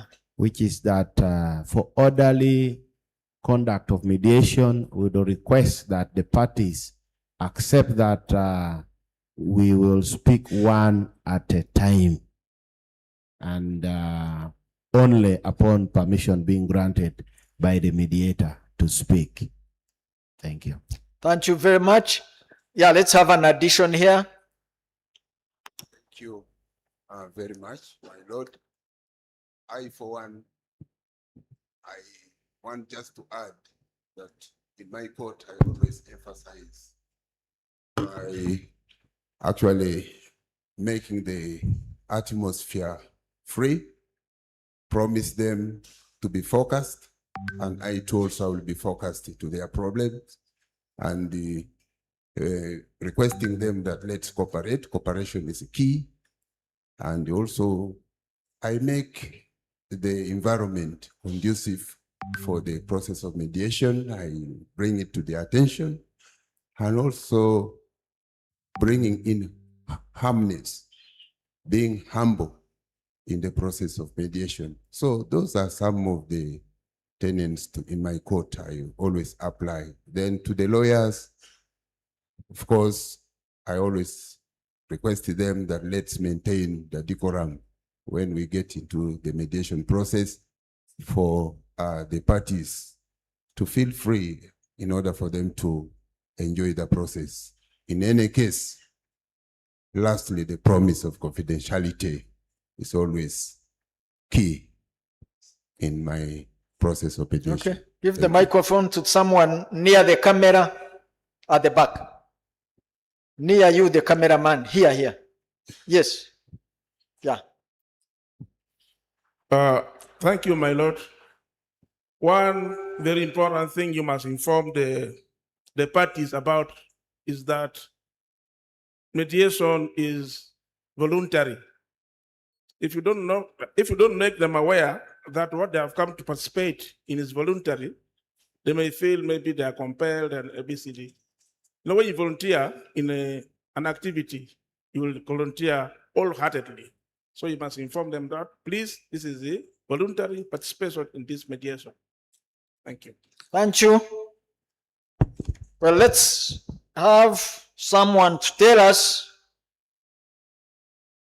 what a joint session is and how it is different from a caucus, and what are the benefits of each for you, the mediator.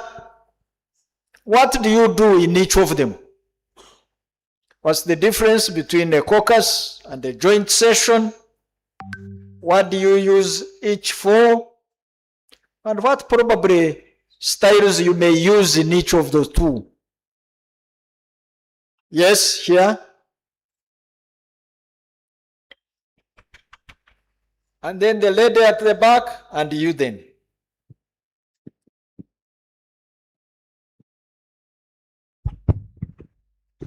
My lord, a session in mediation is where both parties. Joint session. A joint session, yes.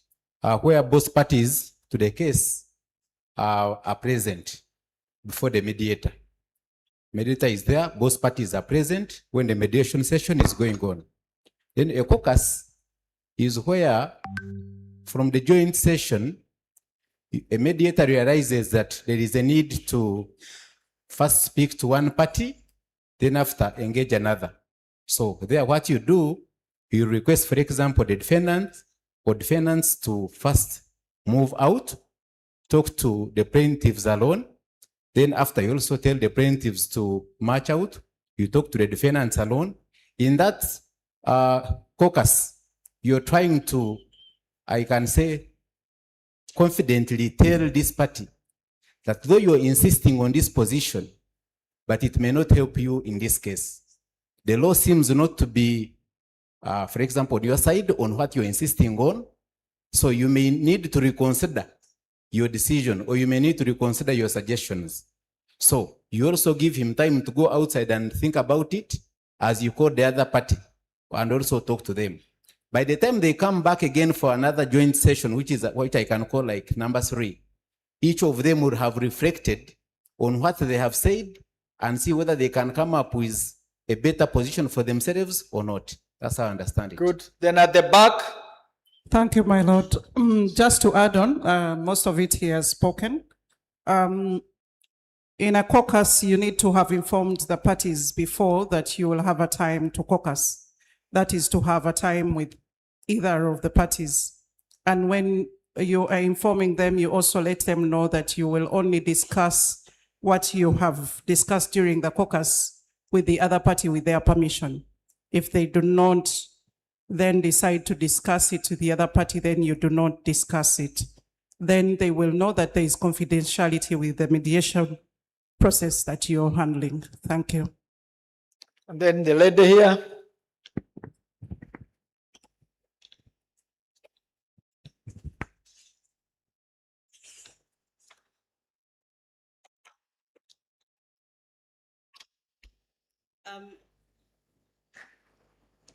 My lord, I just wanted to add that during the joint session, of course, you have both parties before you, and the way you manage them matters. Even the way you look at them matters a lot, because sometimes they see fairness even by the way you handle them while they are together. I wanted to add, in respect of the caucus, that it's usually nice to do a caucus when you're going to have an evaluative mediation, mode of mediation, where you're going to start evaluating the strength and the weaknesses of each side. And then I also wanted to add what our worship ratio has just talked about, that after the caucus, it's very important that you discuss with each side what would be good for them to be shared with the other side and what they are not comfortable being shared with the opposite side. And then maybe lastly, what I wanted to add into still caucus is that time is of essence, that if you've had 30 minutes with the plaintiff side, it's also very important that you have almost exactly 30 minutes with the defense side. Thank you, my lord. Thank you very much. I think let's move to pre-bargain. I have, I think, three questions that we shall not go to in order to save time. If we save time on pre-bargain, we shall come back to the 3 after pre-bargain questions. One, I want to hear your experiences from each of your stations. What practical steps have you put in place for the public to be sensitized about plea bargain in your jurisdiction? What steps have you put in place? How do you sensitize the public about plea bargain in your court? Experiences.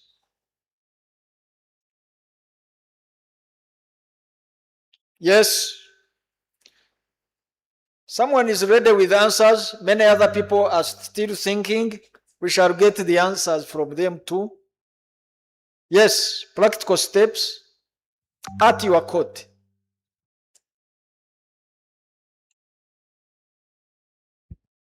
Thank you so much, my Lord.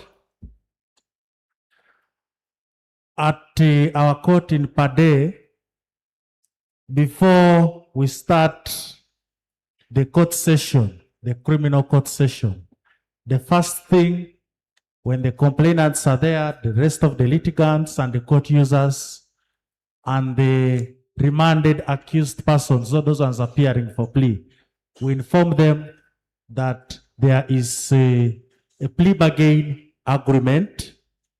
If you admit and you know from the bottom of your heart that you did it, there is a plea bargain agreement where you'll be able to participate with the state attorney and come up with a plea bargain agreement. So usually before we start the court, that is what we do by informing them.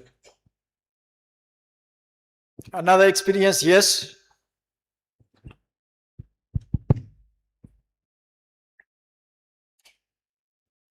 My Lord, I'm Tindiewa King Adieri Christopher from Ruero. The steps I take to engage the community about plea bargain. One, visiting prisons and engage the prisoners there, as well as the justices of peace about plea bargain and entertain questions from them. Two is use of RDC's airtime on radio talk shows to engage the public and sensitize them about plea bargain. Three is to, sometimes you might have a session and the state attorney is not there. Instead of just adjourning cases, we engage into a sensitization session where we allow people in court to ask questions and sensitize them about plea bargain, among other innovations in the judiciary. Most times when I visit locus and there is a number of people, before I do what has taken me, I engage them. And one of the things I talk to them is plea bargain. Then also, depending on the workload and the state attorney, I engage the state attorneys on how best we can solve the workload by encouraging them to always initiate the plea bargain session. Thank you. Any other experience? Well, let's come to the next one. You as a judicial officer, at what stage do you participate in the plea bargain process? Thank you. At what stage do you participate in a plea bargain process?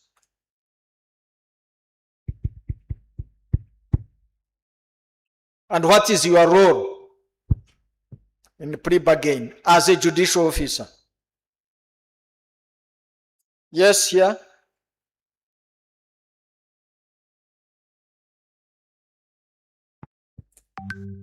Let him be number two. Number one is here.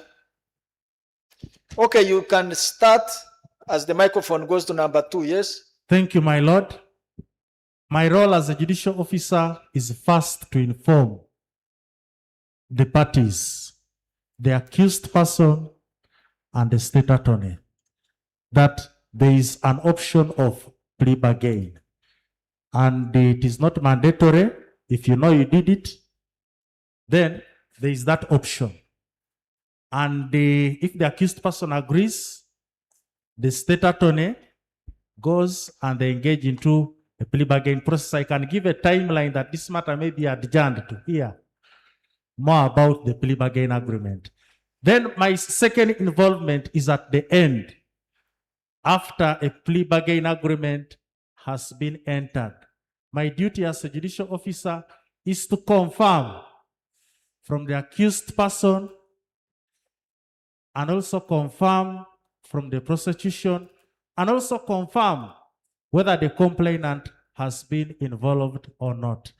And also to see the kind of sentence proposed in the plea bargain agreement. Is it in tandem or in consonance with the law? And then I confirm and enter it. Yeah, in view of the time we now have, let's go to another question. Which parties need to sign a plea bargain agreement?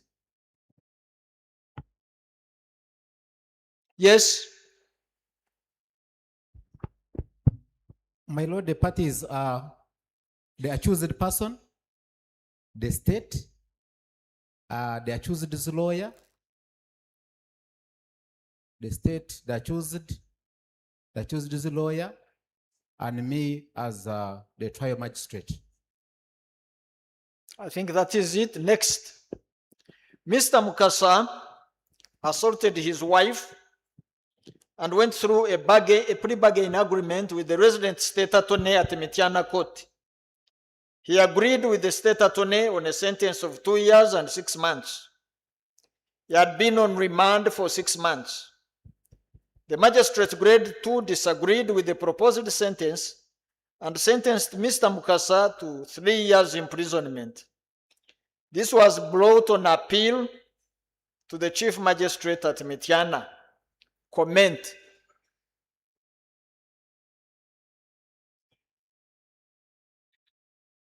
Yes, at the back.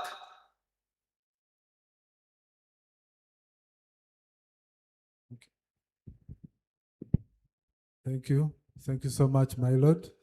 For the judicial officer, we have the role of either, once a plea bargaining agreement has been reached between the state and the accused person in regards to the sentence, the rules do not allow the judicial officer to alter that sentence, but rather if the judicial officer is persuaded that the plea bargaining agreement has not been reached as a way of abuse of court process, then the judicial officer can either reject it. Usually, the rules allow the judicial officer to reject it if it's an abuse of court process, but the judicial officer cannot go ahead and alter that sentence from 2 years and 6 months to 3 years. Thank you so much, my lord. Yes, in the middle here.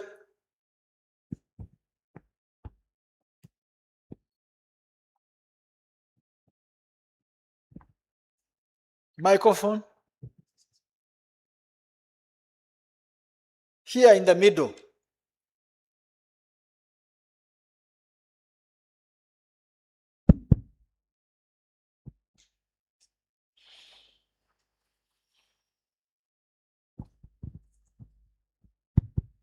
Thank you, my lord. My name is Kakuru Edgar, Magistrate Grade 1, Ruare. My lord, when the accused person and the prosecution have participated in the plea bargaining process and they have agreed on a particular sentence, and you as a judicial officer, you disagree with them regarding the proposed sentence, it means the plea bargaining has failed. So you have to go for trial. You try the matter. Thank you. Yeah, and you must deduct the period of remand if you're sentencing an accused on any sentence in criminal cases now. We have Ugandans, that is Uganda. Now, in view of time, we have 10 minutes. Probably we'll get to the panel if they have any comments to add. And the final question for each would be, learning from your experience, what do you recommend to the judiciary to improve performance of plea bargain in our courts? Oh, they have their time. Okay. Fine. So I'm told we still have the 10 minutes for what is going on. So how is plea bargain process protected from biasing a trial magistrate or judge in the future in case of a failed plea bargain process? What is the protection in respect of bias in case of a failed plea bargain? How do we protect? Remember, you don't participate in the trial of a plea bargain that has failed before you. Someone else is going to handle it. How is the next judicial officer protected from bias by the rules of plea bargain? Someone at the back in the second row on the right, I think, had a comment.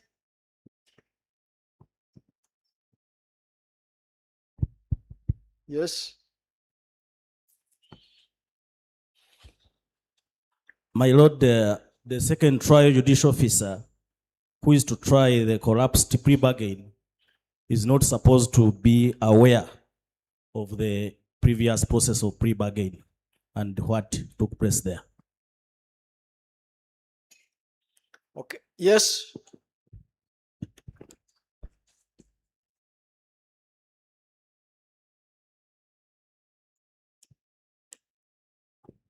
In addition, the notes that were written down in the process of the failed plea bargain session should actually be removed from the file, so that the one who is going to handle the file should not even have any reference to what took place.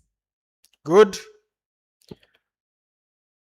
When does a convict have a right of appeal on sentence in a plea bargain case? When does an accused person have a right of appeal on a plea bargain case in our rules?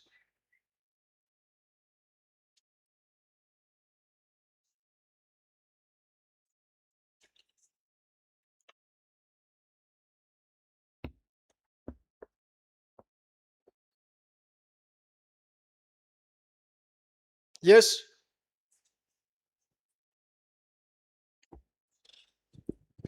When the judicial officer departs from the plea bargain agreement, and then when the time on remand has not been deducted and it's not reflected from the agreement. Okay. Rule number 9, sub rule G, by entering into a plea bargain agreement, he or she is waiving the right of appeal except as to the legality or severity of sentence, or if the judge sentences the accused outside the plea bargain agreement. Those are the instances.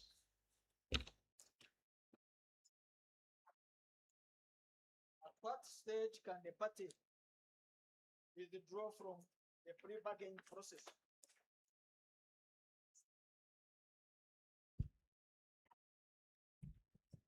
What stage?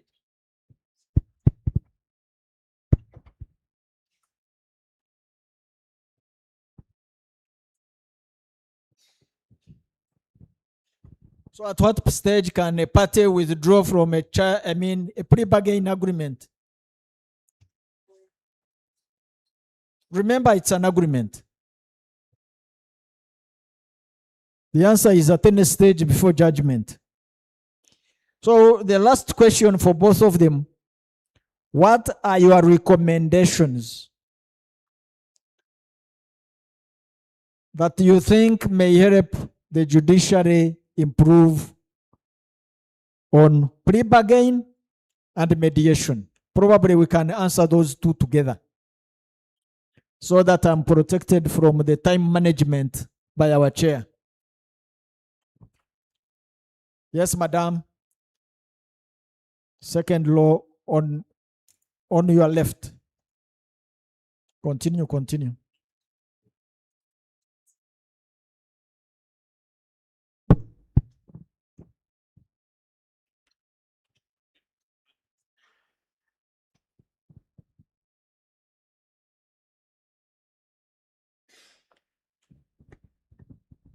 Thank you very much, my lord. I'm going to start with also a question to you, being the expert, and then I'll also give an opinion. My name is Satanga Juliet, International Crimes Court.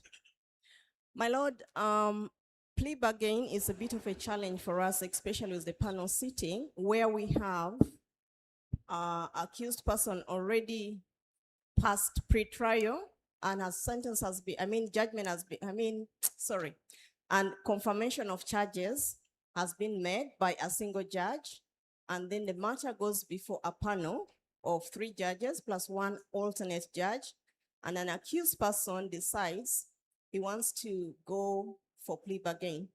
The challenge we have been having, my lord, is according to the ICD rules, any pending matter should go to the pretrial judge. But then again, the rule says the pretrial judge does not have powers to make a definite decision in a case. Now, do we form another panel of 3 judges plus an alternate, or what do we do? Because if the current panel sits in it, then they cannot go ahead to try in the event that it does not fall through. And with that quagmire, for me, my recommendation is that the Rules Committee should be looking at amending our rules to make it a bit more flexible, because with some of these amazing innovations, we are not fully benefiting from it as the International Crimes Court.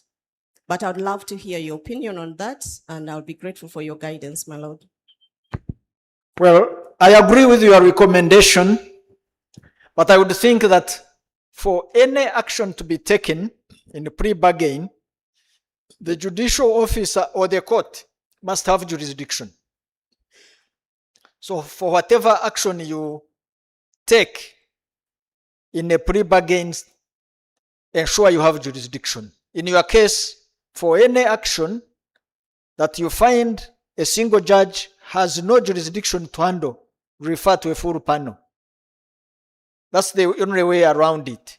So pre-bargain should only be before the panel and not a single judge, because at the end of the day, you must have the sentencing power, you must have the conviction power, and if you can't do any of those 2, you should not handle pre-bargain. I think that's the way you should handle it. Next, I think there was an answer, Madam here, and then you, on recommendations. Sure, everybody should have a recommendation.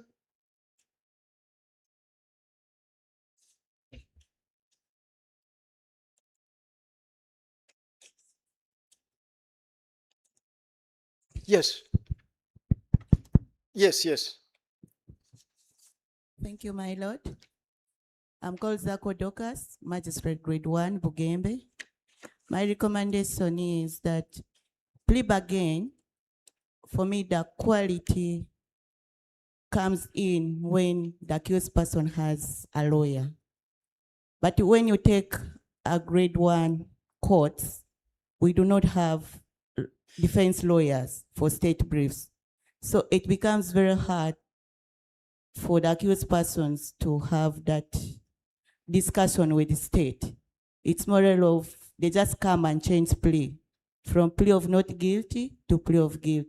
So I recommend that we have state briefs, lawyers. For a charge where the sentence is not a life imprisonment, it's an assault. How would you proceed? Why would you not act without a lawyer?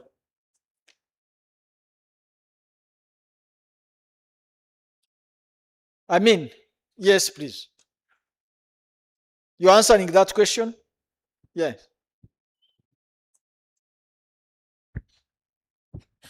My lord, the rules strictly provide that there must be a lawyer, 1, to guide the accused on his rights, and 2, to sign the pre-bargain agreement. In absence of a lawyer, it should be the justice of peace. Do you do, And- do you and have, to me, don't you my have lords- justices of peace in Mubende where she comes from or anywhere where you are? Justice of Peace are prison officers, they are there. And maybe I can answer the first question as well. Mm. That I would recommend that maybe the rules be amended to allow grade 1 courts to handle plea bargain in absence of advocates, or judiciary should train the justices of peace when they are training judicial officers as well as state attorneys, so that this work becomes easier. Thank you. I think the chief registrar has been appointing justices of peace all over the country. And if where you think they are not enough, that can be done. Justices of peace, do they need special training? The answer is no. When you look at the rules, I think anybody of reasonable mind with good social standing can be a justice of peace. You can provide the guidance. It's not complicated. I think we go to the panel, and any other matter is useful. This session was for sharing experiences and not listening to me. Thank you very much.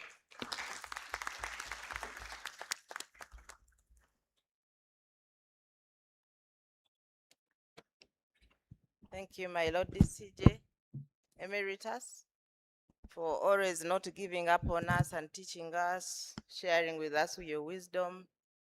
I'm sure the insights you have given have tickled their worships enough to go back and look at how they handle mediations, how they handle plea bargains, and also to be able to sensitize the public to engage more in ADR. Thank you very much. Your worships, join me to give an appreciation with a hand of applause to his DCJ Emeritus. Now we have 3 more panelists. Allow me, for saving time, to invite her worship Zulaika Nanteza, Deputy Registrar ADR. She has headed the ADR registry for the last 1 year and month, to come and share with you her experiences. Your worship, you're welcome.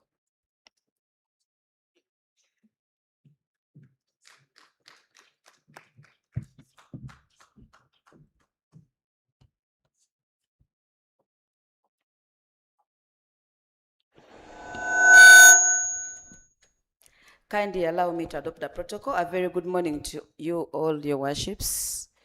My Lord DCJ and your worship Sierra, I recognize your presence.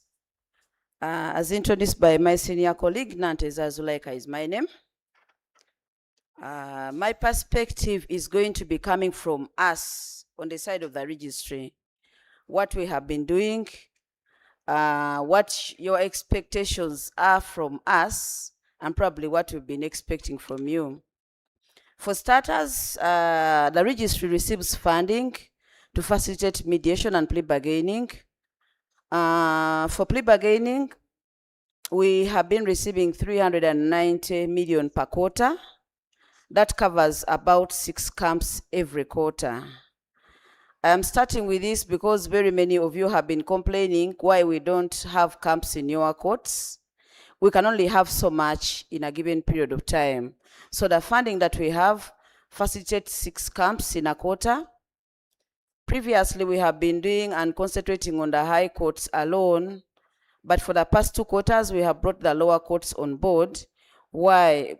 So many people thought that plea bargaining was a program for the high court, which is not true. So we have started introducing it to the lower courts, and we also do it in a camp setting because we want their worships to get best practices from there, to standardize and know how plea bargaining is conducted. We have so far had 2 camps with mainly courts within Kampala, and his worship Ayisu will be speaking to that. He's going to give us their experience. I can respond to the fact that most of the lower courts don't have lawyers attached to them as defense lawyers. But the practice that we have adopted now is when we are going to have a camp with a particular court, we attach lawyers to them to go and negotiate for and behalf of the accused persons. So your worships, if you want to do a camp in your area, don't worry that you don't have a defense lawyer. Let the registry know. we make arrangements. Usually we borrow that state brief lawyer that the chief magistrate works with and ask them to come and work with the grade 1, and then we facilitate them. That's how we are doing it, and that's how we plan to do it. Otherwise, a bargain where an accused person is not well represented may turn out not to be a very fair bargain, because they may not appreciate very many facts about the law and the procedure. So never try to seek. Some judicial officers have been telling me that they are on the side of the accused person while the state is on the side of the complainant. I don't know whether that doesn't exhibit bias in any way. Let us encourage ourselves to have a leveled ground where an accused person has a lawyer and the complainant has a state attorney to bargain on their behalf. And more about plea bargainings, we have adopted a model of sensitizing inmates before you go into a camp. We discovered that so many people thought that plea bargaining is just giving handshakes to inmates who have committed atrocities against others. It is not true. When we go, and also some people also thought that when you go to prison, we coerce inmates into enrolling for the program. We don't do that. We go and sensitize them. We allow them time to enroll for the program. When the lists come, then they start bargaining after they have attached lawyers to them. After they have successfully bargained, the judicial officers plan to go and have a camp in prison. We have mainly concentrated on a camp because we want to set uniform standards. So many of us judicial officers know that at one point in time, plea bargaining had become like, let me call it a nuisance. People would not understand how it is working. People thought at a certain point, people are just coerced to join. People thought that a judicial officer can do anything that they want to do, until we realized that when matters were going on appeal, in most cases, the appeals would succeed. Why? Because the rules are not followed. Because the procedure has not been adopted the way it is stipulated in the rules. So now we are doing the camp setup because we want to support each of us to understand and appreciate how plea bargaining is done. And for the lower courts, before we introduce the concept of giving them lawyers, most of us were doing plea bargaining as if we are doing PGs. A person comes to you, they accept the offense, you write on the record, I want to plea bargain, but then the record remains like a PG. You read to them charges again, they accept, you convict and sentence them, and then you treat it as a plea bargaining. So when it goes on appeal, and the record is showing proceedings of a PG, and yet for you saying in the facts that it was a plea bargaining, it beats the understanding of the people handling the appeal to understand or appreciate whether it was a plea bargaining or a PG. So lawyers should be there, the agreements should be signed, they should be placed on the record of court, so that at any one time when a person looks at that file, they can be able to know that this sentence was arrived at when there was a bargain, when there was an agreement, and a sentence was confirmed by the judicial officer. His Worship will speak more to the plea bargaining. I'm very appreciative of the fact that judicial officers have now shown a mindset change in terms of how we're going to manage these programs. And I thank the Judiciary top management for providing the funding that the JTI has been using to train us to develop a judicial officer mediator mindset, because that is the way to go. We cannot be crying about workload and backlog, and then we don't want to adopt the innovations that have been brought in place to support us to become more efficient and effective. So, Your Worships, I thank you so much for the fact that we are all embracing ADR as the best dispute resolution mechanism. About mediation, the Registry 2 has been receiving funding to facilitate mediation. We receive 486 million per quarter. That money is mainly used to pay for operational funds for the mediators. Previously, when we started, we had a few certified or accredited mediators, but now they are becoming many because of the trainings that are going on. That funding is also used to facilitate for cases handled and disposed of at the various courts. So at the beginning, because the courts were fewer, the courts that were under the pilot program were receiving quite a bigger amount of money. And because the money has not increased, and yet more trainings have been done for the mediators, meaning more courts have come on board, that funding tends to be reducing a little. We are very hopeful that maybe in the next financial year, the budget will be enhanced so that we can cater for all the courts, because indeed plea bargaining and mediation is supposed to run across the whole country. At the beginning, we began when we had 96 trained and accredited mediators. Right now we have 439 accredited mediators, but also we have courts that have mediators that were trained under the old phase, and we also have to facilitate them. So your worships, when you see the money is reducing, don't think it is because we want to reduce it. We want to make sure everyone gets some little money to facilitate the mediators at our courts. And also we appreciate the fact that we are not giving them a lot of money, but I think with time things will get better. So let us encourage them to continue working. A person who loves mediation sometimes will not care so much how much they will be taking home, but will be caring to see that they resolve a dispute and support the parties to be happy again and restore a relationship. I'm also going to talk about how we need to manage files under mediation. During our support supervisions, we have moved around and we have found that so many of us are using the mother files to do mediation. That is very, very wrong, because someone is writing proceedings over mediation in a mother file. In the event that it doesn't succeed, that means the person who will come after you will know what transpired in the mediation, because you're putting people on the record and writing what they are saying in a mediation session, which is supposed to be confidential. So your worships, I encourage you to encourage the staff at the registry to open mediation files. Some courts, even when the rules are not saying that mediation is compulsory now, have adopted a practice where that file is opened at the stage when the mother file is opened. If the people have not submitted mediation summaries, I've seen some courts which just photocopy the pleadings, the plaintiff and the defense, and they put on this mediation file, and then they manage it as a mediation file. When it is managed that way, whatever transpires in this file usually doesn't reflect on the mother file. So I want to encourage us to open those files, allocate the files to the mediators. When you allocate those files, you should do it on the system, but also manually. So many judicial officers have been complaining that they work, like especially research assistants. My judge gives me files for mediation, but I don't know how to account for that time.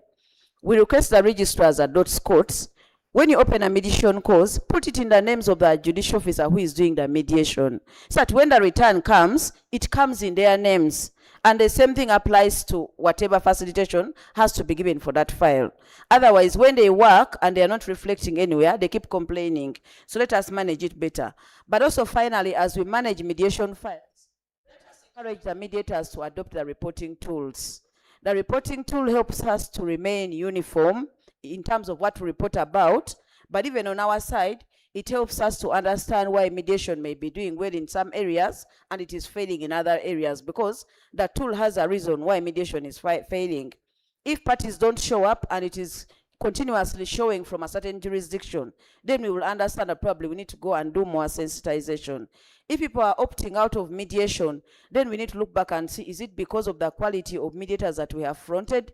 Is it because we haven't done enough to let people understand the benefits of mediation when they come to court? So let us have those tools filled. Let us have the reasons why mediation is failing in our areas. They are going to help us to get back on the drawing board to see what it is that we need to do to make mediation better. Otherwise, it's a good program. It is a program that is going to help us to become more efficient and effective. But also lastly, your worships, let us please supervise and support our mediators. One of the challenges we used to have before, they would send you a mediator who you do not know where they're coming from, you have not seen them.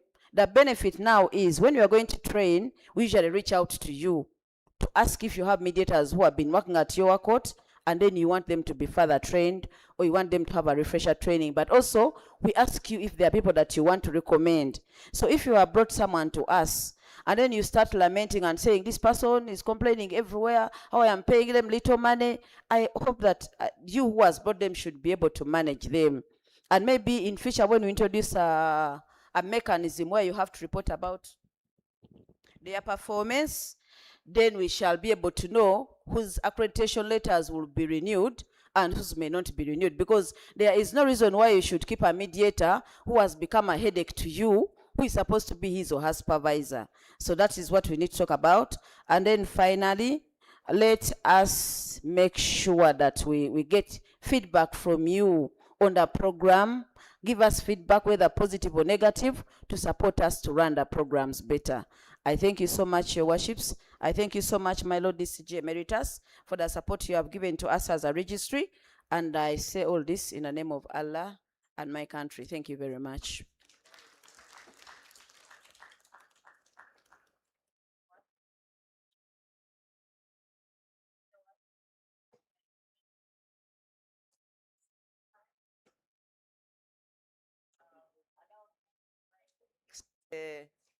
Panelist, Her Worship Esther Rebecca Adonyo, to come and share her experiences. Your Worship, you have 5 minutes. So kindly try and utilize that time so for saving time. Thank you very much.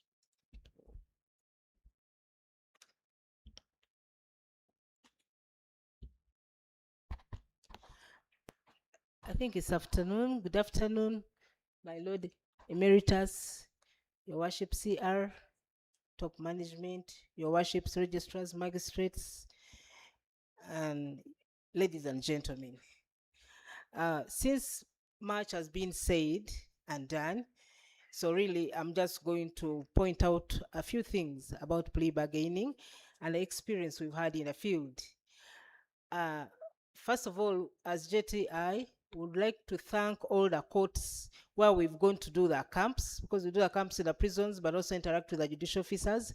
Your Worships, you've been very good hosts to us, and as JTI, your visitors, we are very grateful. The last camp we had was in Jinja, and Her Worship Fiona Angura was a very kind host, together with their Worships Constance, Turia Singura, Her Worship Linda, Nakalema, His Worship Yafes Sochengs. And seeing that we've moved in most of the districts, right from Kitugum, Gulu, Lira, like we've done Gulu like 2-3 times, Nakasongola, then the prisons, Kitalia, the upper prison, the remand prison, then Luero, courts, Masaka. The experience that we've seen in the field like is a learning lesson.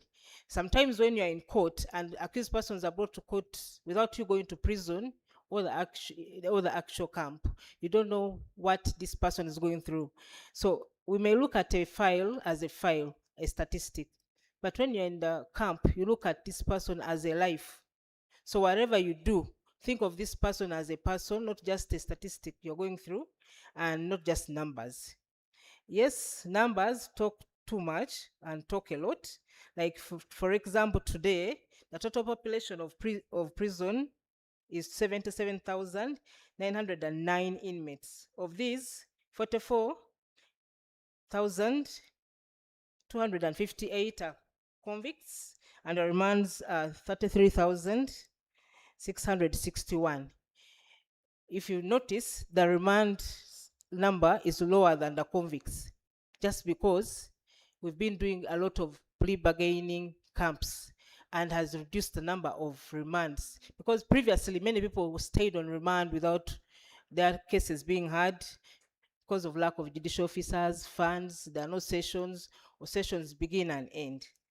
So when you're doing your cases, judicial officers kindly write proceedings, because these files go on appeal, and most times, like in the experience, especially in Court of Appeal, they've only found the plea agreement, nothing else. There are no medical documents, yet it's a murder. There is no post-mortem report. There is no police form 3, police form 24. So the justices are puzzled and wondered, how did the High Court reach this verdict? Just because sometimes the pleadings are not kept or taken, and the same with the magistrates courts. And in the magistrates courts, plea bargain has a detailed it's a detailed document that you fill as an agreement. So a plea of guilt is much easier to do than a plea bargain. So sometimes judicial officers having that load of work waiting for you, there's a lot of backlog, and there are these civil cases waiting. So sometimes some take shortcuts and do a plea of guilt, and yet actually the accused has asked for a plea of bargain. So when this accused person appeals, the appeal will stand. And this has happened in some magistrates courts where the accused wanted to plead in a plea of guilt, in a plea bargain, and refund some money to the complainant. The judicial officer just did a plea of guilt and set a team without even compensation to the complainant. So in that case, both the accused and complainant were complaining. The complainant was complaining that she was not given her money that she had been promised, and the accused was also complaining that the years given were not what he agreed for in a plea of bargain. So let us strictly follow the rules. The rules are SI 43 of 2016, and please, you have them besides you when you're doing plea bargain. Don't guess. Don't think like maybe should be it. Just look at the rules. Where you don't understand, consult. We have phones, we have friends nearby, colleagues. We are no longer so much apart like previously, where you would be in a station, maybe 1 or 2, and then at the next station, there's nobody until a chief, maybe in another station. And when we adopt an ADR or mediator mindset, even in plea bargain, it helps us solve our cases much faster and reduce the backlog. For example, when you enter your court, greet your litigants, talk about plea bargain, talk about mediation. Ask them who is willing to register or enter the program. Does you no harm? It's okay. And to save you a lot of time to solve the problems and ease the atmosphere in court. Most times, litigants fear us. They call us small gods on earth. But when you talk to them and reduce yourself to their level, they will kind of open up. Even those who didn't want to plead guilty and they knew that guilty will do so, saying that you are now human like them, not a small god. But when we maintain the vitive, as they call us, the worships, people, even in plea bargain, when we go to prison and you're talking to the prisoner, he thinks you are an advocate. Madam Counsel, Madam Counsel. Then later on, they tell him, he says, worship, I didn't know. He said, no, here, we're in the camp, don't worry. Even a judge will come and talk to you like OC Fundy. So let us have that kind of mindset and simplicity. It solves a lot of problems. And let's involve the victims, please. If the victim is not involved, you think the court and the state connived. And yet it is very important to involve them. They're the victims of the crimes. Even if state represents them, they should be involved. Sometimes you think when the victim comes, they will complicate work. They don't. Some of them, after the accused say somebody stole his motorcycle, he recovered it. There was no damage to the motorcycle. It was maybe aggravated robbery because the accused used a knife, held it to his neck, but to the victim's neck, but didn't cut him. After 3 years on remand, and this accused person was plead guilty, and the victim is consulted, you'll say, the time he has served is enough for me. I have my motorcycle. He didn't harm me. He didn't kill me. It's okay. The court should do whatever it wants to do with him. Whether you want to release him, that's none of my business. So where you feared to even consult the complainant, now you see even the mindset the complainant has. He's already forgiven the accused because he has his property and he was not harmed. So let's not fear to consult the complainants. I know there's a challenge in the magistrates' courts because of lack of advocates and sometimes state attorneys. Like even in the recent camp we had, there was a challenge. Our colleagues in the magistrates court suffered because the state attorneys had been taken to high court and they almost had none. But nonetheless, or regardless, we move on and let us do our work with the passion that we have. And I will not go through the rules and everything. You have them, your worships, and I know you read them. But remember, plea bargain helps in backlog reduction. It helps in prison decongestion. It is a faster case disposal mechanism, and it's efficiency in criminal justice system through an orderly and timely management of trials. This saves costs of trials, transportation of witnesses, time of the judge or magistrate sitting in a court to do a trial, and at least in plea bargain, the judge or magistrate are still in position to arrive at a just decision, having followed the rules. Stick to the rules, stick to the procedure. Any flawed procedure is a ground of appeal. Do not change the agreement. You don't agree? Yes. Amen. All right. So we are encouraged to embrace plea bargain and spread its advantages.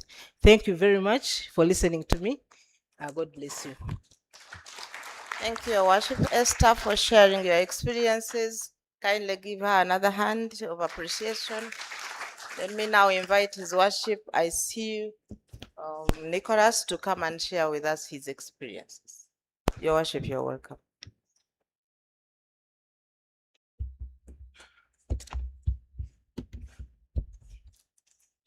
My Lord DCJ Emeritus, Your Worships, just a slight correction of the name. My name is Aiso Nicholas. I am Senior Principal Magistrate Grade 1 at City Hall. My task is to share with you my experience in respect to plea bargain. This is something we are passionate about at City Hall, and I believe in the whole of, especially Central, because the registry of ADR and JTI are very active in sensitizing inmates. And for me, whenever I see photos of JTI taken from Luzira to Kampala remand, I know that another plea bargain camp is loading.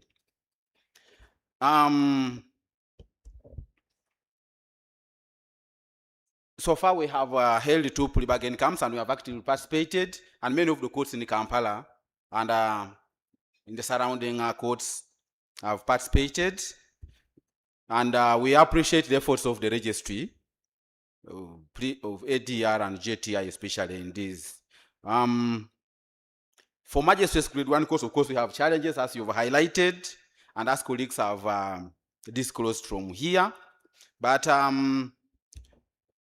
unlike Kampala, where the JTI team goes to the prisons to sensitize, I think in up-country courts, what happens is usually that when we visit these prisons, we share with the inmates. We get a chance to meet with inmates, and it's from then that some of them express a willingness to participate in the plea bargain. Now, for you as a judicial officer, that is where your interest should grow, to pick up and task the OC prisons to develop lists of those who are willing to participate in the plea bargain, and then you schedule a day or 2 for your plea bargain case. I know even in up countries, there are legal aid service providers. You have LODC, we have Uganda Law Society, FIDA, so many legal aid service providers in the countryside there. So it's possible for a plea bargain camp to be held. My advice, of course, is that you can still involve JTI. I mean the registry, because like you have heard from Her Worship Nanteza, there is some money. Indeed, whenever we go to Luzira, the registry facilitates us. We've not left there without being facilitated. And for us, like I said, I'm waiting for the next time. Right from the time we started plea bargain camps up to date, our disposal rates have greatly improved. I know if I told you the figures that we have concluded at City Hall, you will think that you even sympathize with me and wish that I am undergoing maybe counseling before the judiciary counselor. Out of that plea bargain camp the plea bargain camps that we have so far held, and in combination with all the strategies that we have adopted at City Hall, from January up to November, we have cleared 3,214 cases. Most of these have not been because through a formal hearing that we are accustomed to, where you sit from morning, hear witness PW1 up to PW13. The beauty with the plea bargain is that you don't have to, there's no PW1. There's no PW2. The one who's supposed to be DW1 and the person who's prosecuting DW1, together probably with the victim, are all present, and within less than 1 hour, a case that you would have taken how many months or years to conclude is over. So I would encourage colleagues, especially my friends from the lower bench, that we adopt strategies that will encourage quicker disposal of these cases. The starting point could be you visit these detention centers. Take time to visit prisons liaise with the OC prisons and ask them to generate lists of those who are willing to participate in plea bargaining. And then you can share the list with the registry of ADR so that you get their input, because the whole of it is coordinated by the registry and probably some funding. And then also police. You can visit police and talk to the police officers, especially those ones in the CID department. They can be your ambassadors in police, because sometimes when these people come to police, they can be advised. Like when you go to court, if you know you've done it, please, you put up your hand and say that you wish to plea bargain with the what? With the state. So those are some of the strategies that you could adopt. But also after being remanded, you be proactive in following up cases. Be interested in knowing what is the thought of a prisoner in the detention facility. Is there a likelihood that a prisoner is willing to? It will also save you the burden of sitting. It will save you the burden of sitting for long. So, colleagues, the Magistrates Grade 1, despite the challenges, let's use the available service, legal aid service providers. Let's liaise with our chief magistrates, because all the chief magistrates have counsel on state brief. I know our chief magistrates are very understanding, and they will support you in a quicker disposal of cases. So they should be able to send a counsel. Like I said, registry of ADR, I'm waiting for the next camp. The challenge is that today is 20, so we may not have this year, but I'm waiting. We are very open. I thank you so much. And colleagues, I wish you the best while you're in Kampala. Let me act as the LOC1 to welcome you to Kampala and to wish you a happy stay here. Please, after the conference, let's exchange notes. I wish you the very best. Thank you so much. Thank you. Thank you, Your Worship, Nicholas Aisu. Now I know the name very well. Sorry for the mispronunciation of your name. Kindly give him another appreciation with a hand of applause. I can't agree with him less that the best practices for me as I used as a registrar. First of all, allow me, let us agree that the finance or facilitation in the ADR registry is not a precursor to dispose of cases via plea bargain or mediation. That as judicial officers, we are mandated to adjudicate and dispose of cases. And so whether or not we have facilitation, say for those where the state briefs, we go ahead to do what we are supposed to do. The facilitation is there, yes, but for me, where I was as a registrar, I make sure that weekly I get the workload of criminal, civil. Then I ask the prisons, go check if there are those willing to bargain. Once you get the list, give to the prosecution. The prosecution will get the files, make offers on the files, and then invite counsel to go to prisons and negotiate. Then when you have your files ready, then you can say, I have now 100 agreements ready for confirmation. Please facilitate me to go and do the confirmations, whether at the prisons or at court, and that helps us be coordinated. And for mediations, for me, every case now, as we want mediation to be the pillar, is mediatable. So every new case registered, as a judicial officer, I would communicate to the lawyers and the parties that kindly now file your mediation summaries, and then the mediation takes place. Thank you very much for listening in. I will probably invite one or two only, or one question if you have, and if you don't, we close the session because it's now 12:20. You came here very early, you must be hungry by now. Any one or two? If there is none, kindly allow me thank the DCJ Emeritus for the wisdom and the panelists. Thank you for making our morning. You may kindly go back and take your seats. Thank you, Your Worships, for being attentive.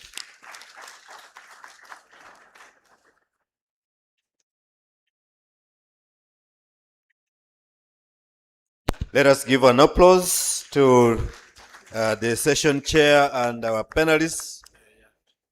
And let us give one more applause to our DCJ emeritus. Your worships, we are going in for a short break. Sugar levels must be complaining, and we want you to be healthy. You need to stretch a bit. So we are going to have a cup of tea. I want to be guided. Where is it, Bizu? The cup of tea where? At the sides. Okay. Kindly get me, there is a note there. There is someone whose vehicle has blocked, I'm told, the entrance to the hotel. It's such a big car. Your number is UA415CE Impreza, a very huge car. You have blocked the entrance to the hotel. So kindly, if you are driving this digital plate UA415CE Impreza, kindly go and adjust such that something can continue. Okay, so let us use the shortest time possible to have our break tea, and then we return. Thank you so much.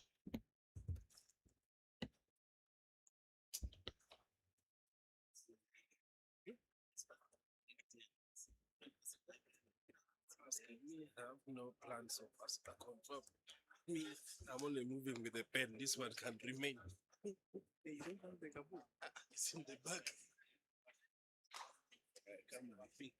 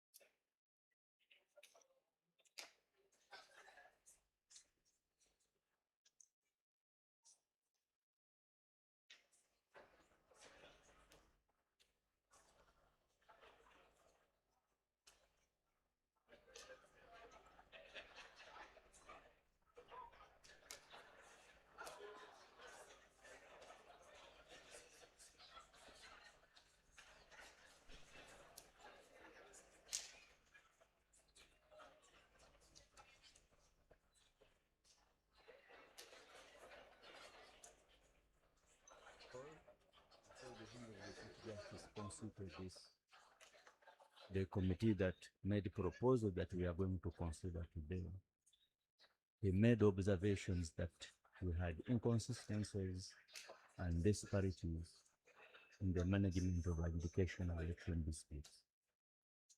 And therefore, his view that was that we needed a uniform and consistent approach in the handling of election disputes. The main issue was affidavits. What do we do with these affidavits? That actually the Parent Act talks about actual hearings, not affidavit evidence, and that the affidavit evidence was mentioned in the rules, and that the Parent Act should override. To look more at the gray areas rather than what is settled. What is settled, that one anyone can find. But what is unsettled and what actually causes the disputes, it has a lot to do with those gray areas where people sometimes feel dissatisfied with the ruling of the court or with the law as it is. Having handled election petitions, and I know many of you judicial officers that have,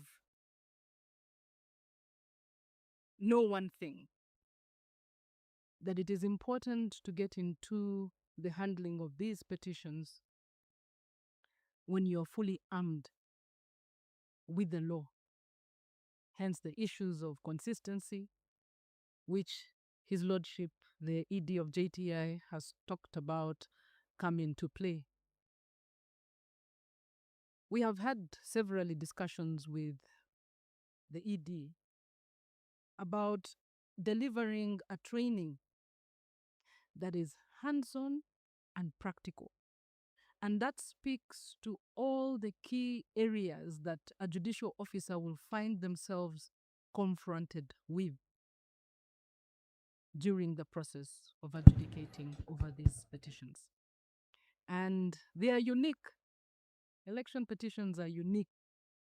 And every cycle, you find the law has shifted a little sometimes, positions change. And without a pure, and I say pure because I'm talking about a synthesis of what is the position of the law.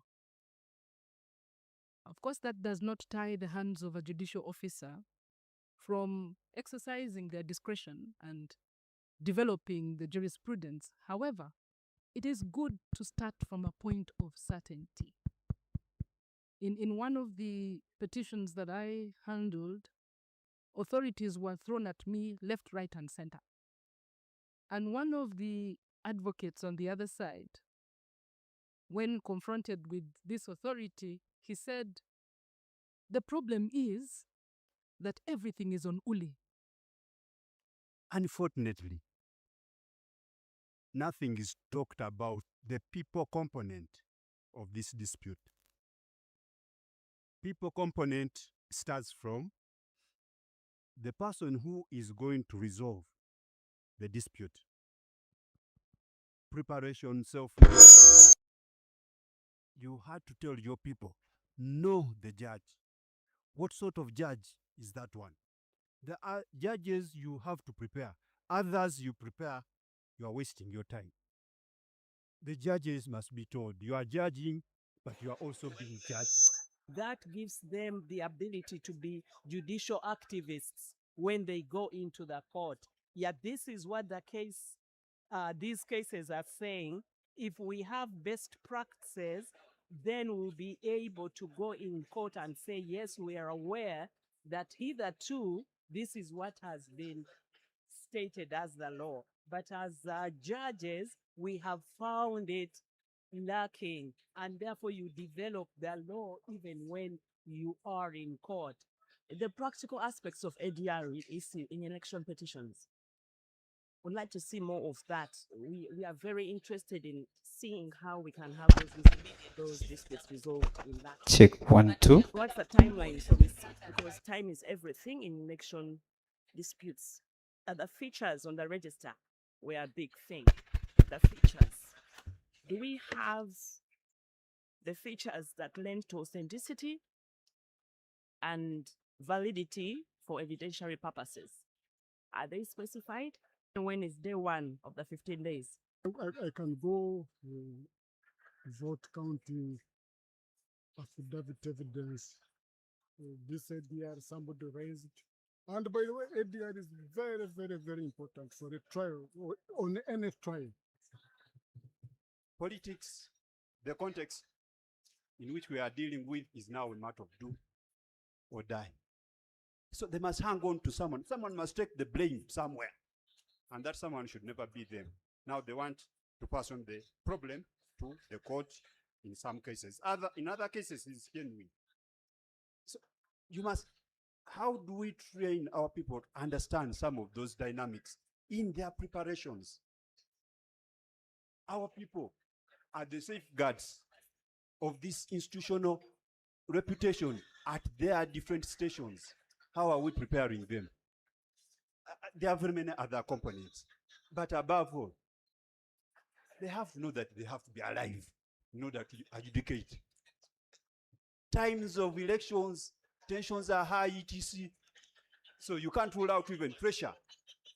Our people have also to be trained. How do you manage pressure, working under pressure, under trying times? It impacts eventually how our decisions are taken. Someone may say X is the answer. Y will say X is the answer. They believe the other one and disbelieve. So we need to prepare our officers to manage, first of all, themselves and manage stakeholders. My name is Mzamil Chibedi. I'm a member of the Judicial Training Institute Governance Council. As the council, and our staff, we are very grateful to each one of you for finding time to come and participate in this important milestone. I recall before the Honorable the Chief Justice constituted the committee that made the proposal that we are going to consider today. He made observations that we had inconsistencies and disparities in the management of adjudication of election disputes. And therefore, his view was that we needed a uniform and consistent approach in the handling of election disputes. The main issue was affidavits. What do we do with these affidavits? That actually the Parent Act talks about actual hearings, not affidavit evidence, and that the affidavit evidence was mentioned in the rules, and that the Parent Act should override. To look more at the gray areas rather than what is settled. What is settled, that one anyone can find. But what is unsettled and what actually causes the disputes, it has a lot to do with those gray areas where people sometimes feel dissatisfied with the ruling of the court or with the law as it is. Having handled election petitions, and I know many of you, especially judicial officers, that have, know one thing, that it is important to get into the handling of these petitions when you're fully armed with the law. Hence the issues of consistency, which His Lordship, the ED of JTI, has talked about, come into play. We have had several discussions with the ED about delivering a training that is hands-on and practical. And that speaks to all the key areas that a judicial officer will find themselves confronted with during the process of adjudicating over these petitions. And they are unique. Election petitions are unique. And every cycle, you find the law has shifted a little sometimes, positions change. And without a pure, and I say pure because I'm talking about a synthesis of what is the position of the law. Of course, that does not tie the hands of a judicial officer from exercising their discretion and developing the jurisprudence. However, it is good to start from a point of certainty. In one of the petitions that I handled, authorities were thrown at me left, right, and center. And one of the advocates on the other side, when confronted with this authority, he said, the problem is that everything is on Uli. Unfortunately, nothing is talked about the people component of this dispute. People component starts from the person who is going to resolve. Not yet, not yet.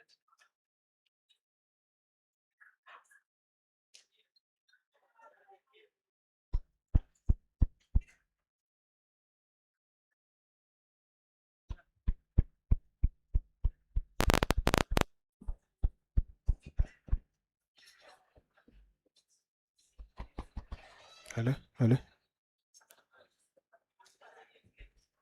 Hello, hello. Is it on?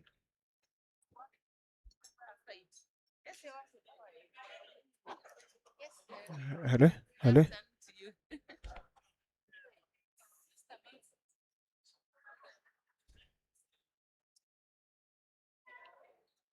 Hello, hello. Hello, hello. Hello, hello. Hello, hello. Hello, hello. Hello. Hello, hello, hello, hello. Hello. Hello. Hello? Fine, over in the terminal.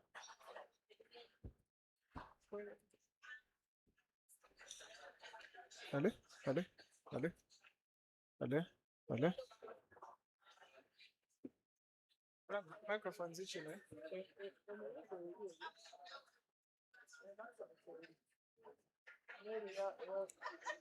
Hello? Hello? Hello?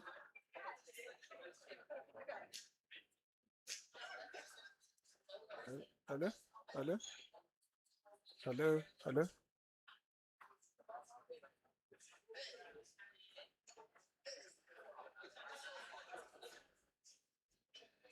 Hello? Hello? Hello? Yes, that's better.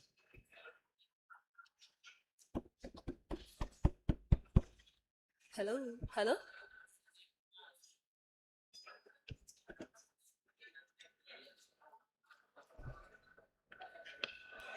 Hello? Hello? Hello? Hello? Hello? Hello? Hello, hello, hello.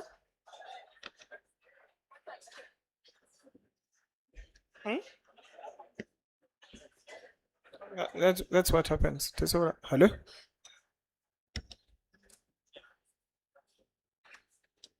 Hello, hello, hello. Hello? Hello? Hello? Hello? Hello? Hello? Hello? Hello?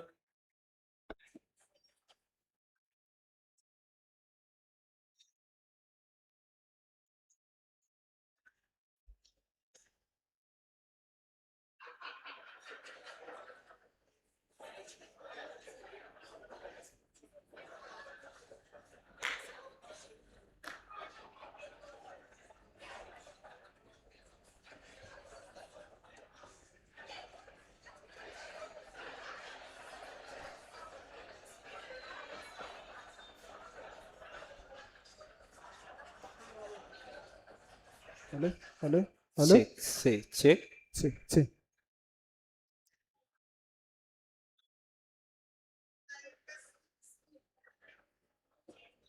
Check 1, 2.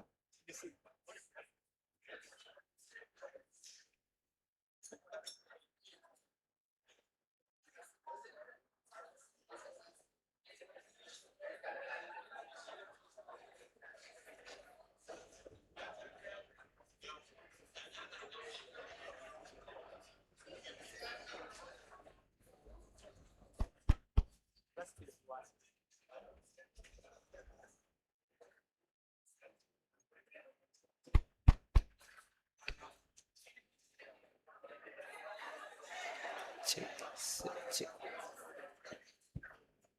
Hello? Hello?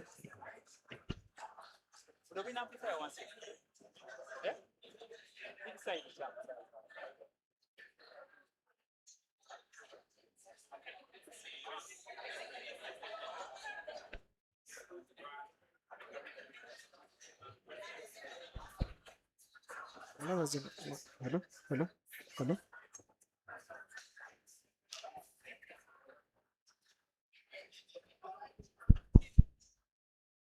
Hello? Hello? Hello? Hello? Hello? Tell you. Hello? Hello?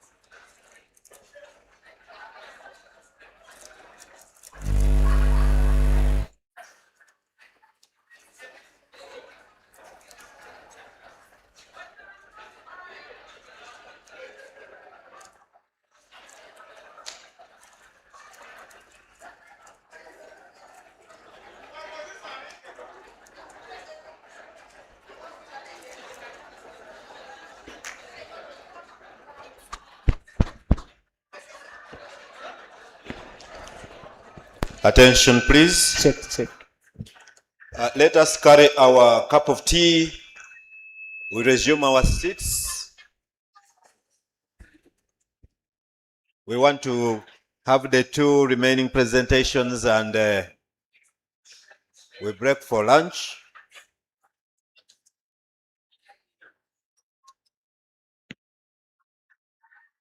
Your worships, you carry your cup of tea and please resume your seat.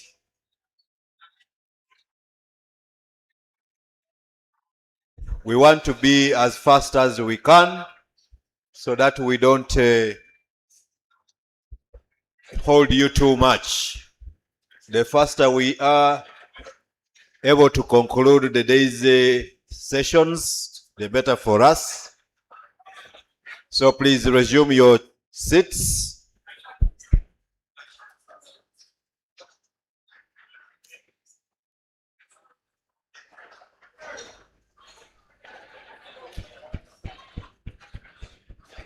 Let us resume our seats.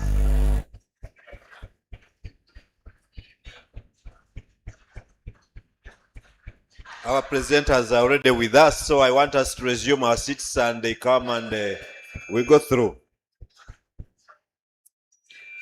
Check 1, 2.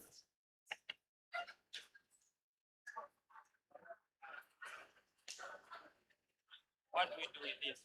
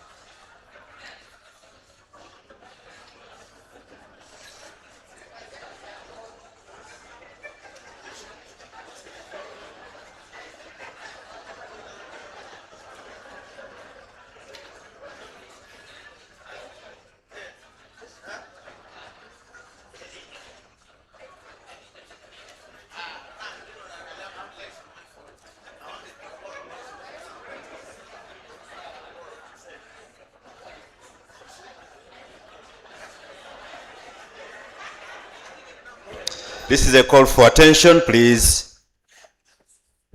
Our next presenter is here with us, and I've requested that we take our seats. We want to redeem on time, your worships. So kindly, when I make a call, please respond responsibly and take your seats. Those of us who are still conversing, we have all the time to converse this afternoon, but let us for now concentrate on the business of the day and we move forward. There are two phones with me here, just in case you can't find your phone. I have two phones. Please come with all of the evidence of ownership. I also want your mother's will to confirm.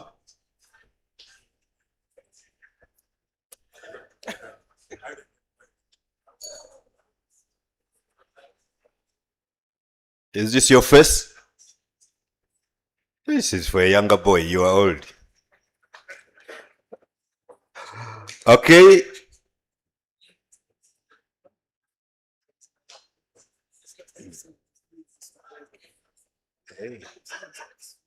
Okay. Your worships, please. I can see many of you still standing at the back. Please come and take your seats. We are proceeding to have a presentation by the Permanent Secretary, who is already with us here. And we don't want to hold him, otherwise we will not get our December salary. You know it. So the faster we release him to go and punch in those necessary codes, the better for us.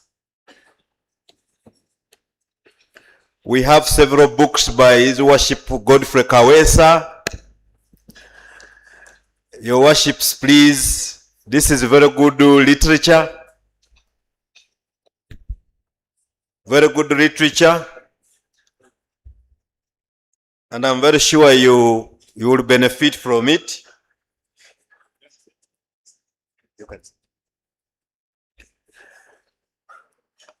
May I request those who are still out there, please come in, and we have the second session. So we have automation of justice delivery, integrating AI in Uganda's judicial process. Right here, please, 100,000 shillings only. We have Uganda Judicial Attitude Survey, equally available for you. Just pick any of the copies or all of them and you'll be informed. Beyond the courtroom, transformative justice for a better Uganda, equally is with us.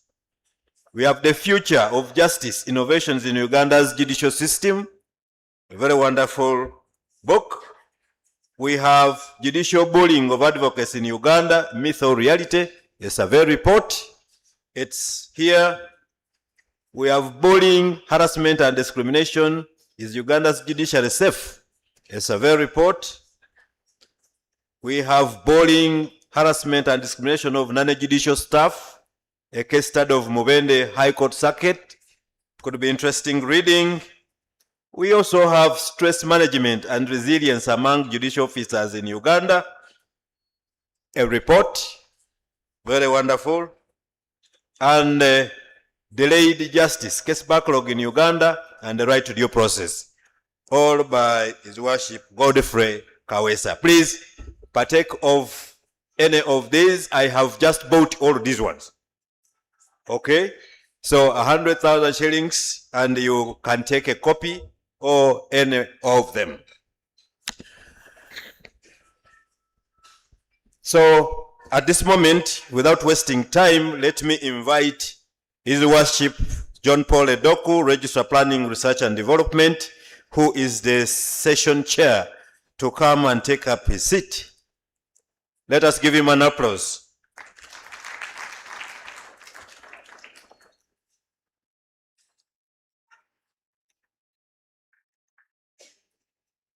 Thank you.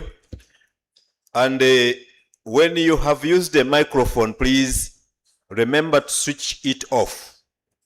The feedback and defects we are getting are a result of you leaving on your microphone after you have used it. I proceed to hand over to the chair. Your Worship, you may proceed. Thank you very much, Your Worship, the Director of Programs, the Permanent Secretary, Secretary to the Judiciary, the Acting Chief Registrar, Your Worships, the Registrars and Magistrates, the Senior Administrators and staff of the Judiciary present, good afternoon. Welcome to this session where we are going to hear from Dr. Pius Bigirimana, the Permanent Secretary, Secretary to the Judiciary, and I take this opportunity to invite him to take his seat for the session. I thank you. Please clap bigger than that.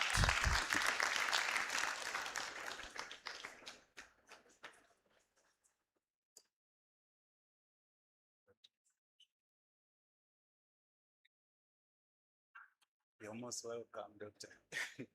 Very well, thank you, Doctor. All right, thank you. Your Worships, before us, and our presenter this afternoon is Dr. Pius Bigirimana, Secretary to the Judiciary, but also Permanent Secretary and the Accounting Officer of the Judiciary. He has a long profile, but I'll just read a very brief bio of him before he comes to present.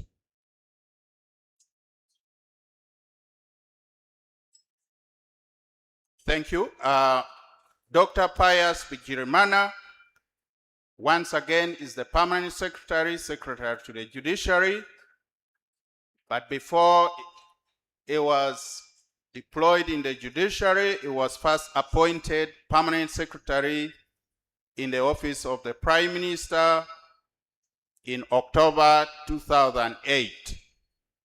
There he was transferred as Permanent Secretary in the Ministry of Gender, Labor and Social Development in 2013, where he served up to then thereafter transferred to the Judiciary in 2019 to date. He is currently the chairperson or the chairman for the Southern and Eastern Africa Judicial Administrators Association, in short, SHIJA, which is comprised of 14 countries. He holds an honorary doctorate from Jofidel Institute of Leadership and Management, London, United Kingdom, in collaboration with Stratford University in the United States of America. He is a doctoral research student at Uganda Management Institute, pursuing a PhD in management and administration. He has received training from many universities worldwide, including, but not limited to, Makerere University for his bachelor's, University of Manchester for his master's in development and administration management, development and administration management, and Harvard University for certificate in public finance management, and recently at ISAMI for Master of Administration. He has made several presentations at speaking engagements and also served as a discussant on a number of panels in Uganda and abroad, including Europe, USA, and New Zealand. He has received numerous awards. The recent one being the Distinguished Order of the Source of the Nile, Class 1. He is an author of 6 books, which can be found on Amazon and a restock booklet. Your worships, senior administrators, put your hands together and welcome Dr. Pius Gipigrimana to give us a presentation. I thank you. You're most welcome, Doctor.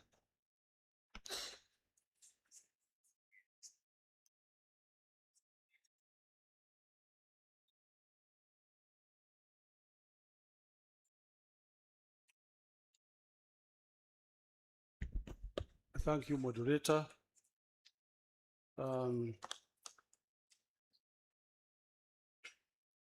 The registrars, magistrates, I would like to, first of all, appreciate that you are here, because you are the front line managers for judiciary. This presentation is going to look at value for money. And I will start straight away to introduce the subject as follows. Chapter 8 of the Constitution of the Republic of Uganda places the responsibility of ensuring the administration of justice to judiciary. The judiciary is mandated to independently and expeditiously adjudicate cases, protect, defend the Constitution, and ensure that fundamental freedoms are fully respected and enforced, and promote the rule of law. There are 2 words here which are very, very critical. The issue of independence, independently adjudicate. But at the same time, expeditiously adjudicate. Those must go together. What is value for money? Value for money sometimes is also called value for investment, which is a concept of obtaining the maximum benefit from the goods and services you acquire with the resources that is available.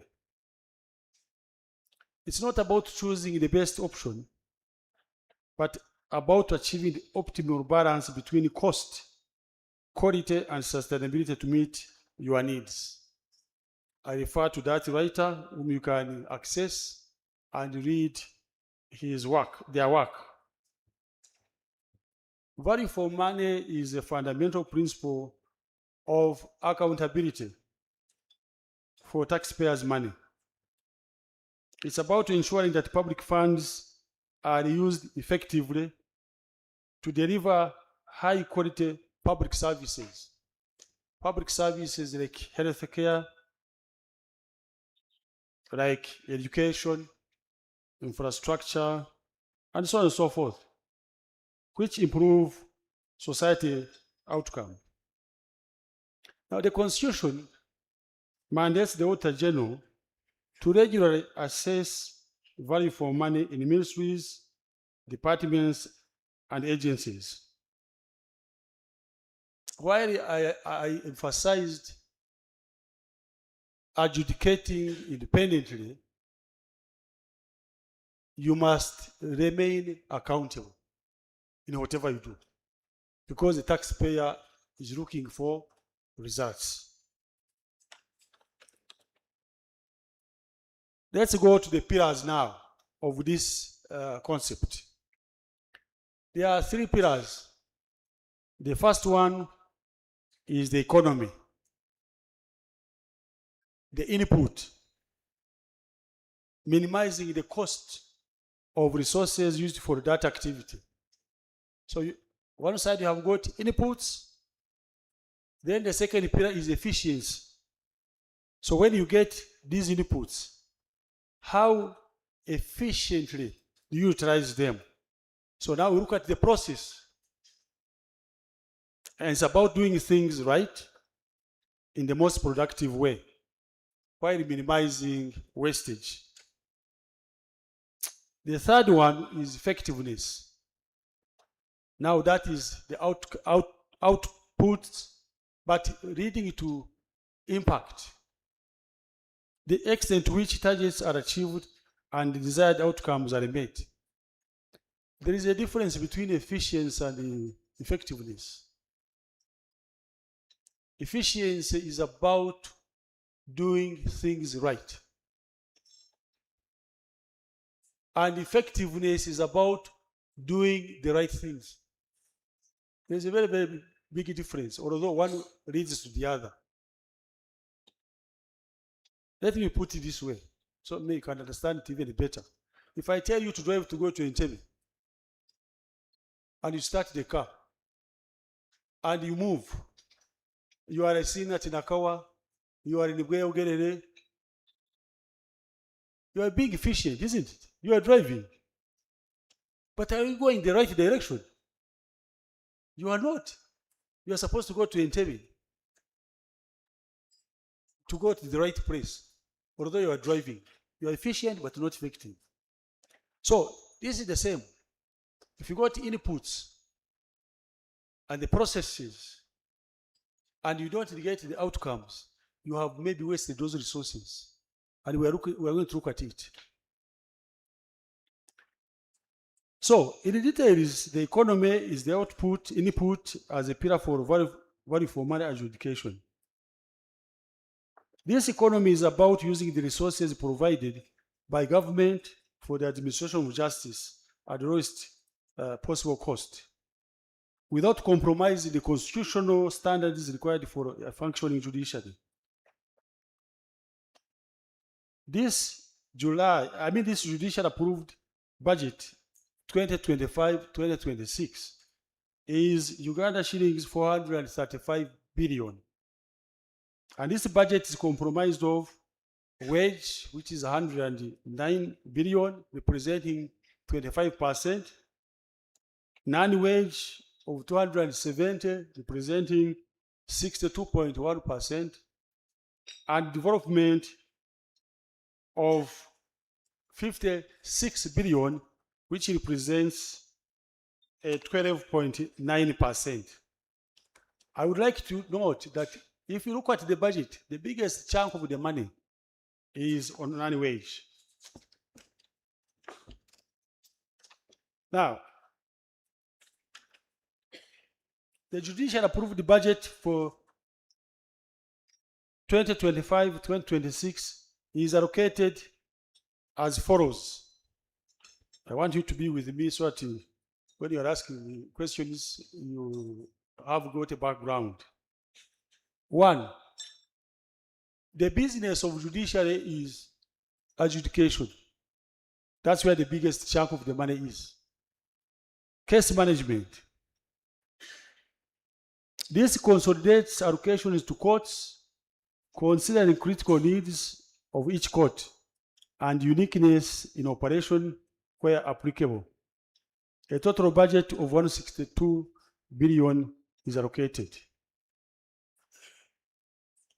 Judicial General Administration has got a total of 209, which represents 48%. And it is distributed along those lines: retirement benefits, rent for courts, ICT, ECMIS, guard allowances, property management, fleet management, they're talking of fuel and maintenance, Then the third area is capacity building. This covers judicial training institute, including trainings and conferences like this one. This is part of that, which has got a total of 7.1 billion. The last one is development budget, which has got 2 ongoing projects, namely construction of court buildings and institutional development. You have seen a number of courts have been constructed, and more will be constructed.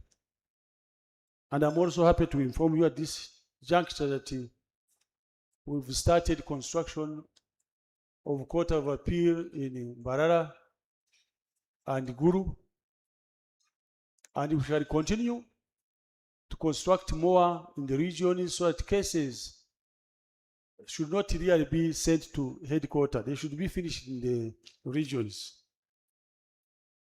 The approved budget for Magistrates Court for this year is 70 billion. And this is composed of wage of 68% and non-wage of 31.5%. The wage budget caters for salaries for judicial officers and non-judicial officers in those courts. And this non-wage budget facilitates benefits such as judicial allowance payable to all magistrates, day-to-day operational costs, which is required for disposal of cases, process service, locus visit, legal representation, state briefs, management of chambers. You've got welfare, stationary, out of station, visits, and court environment. I would like you to note that this budget excludes operational expenses such as utility expenses, electricity and water, guard and security services, medical expenses, medical insurance, and I believe all of you have got medical cards. If anybody does not have one, I want to know before I leave here, because all of you are supposed to access medical services with ease.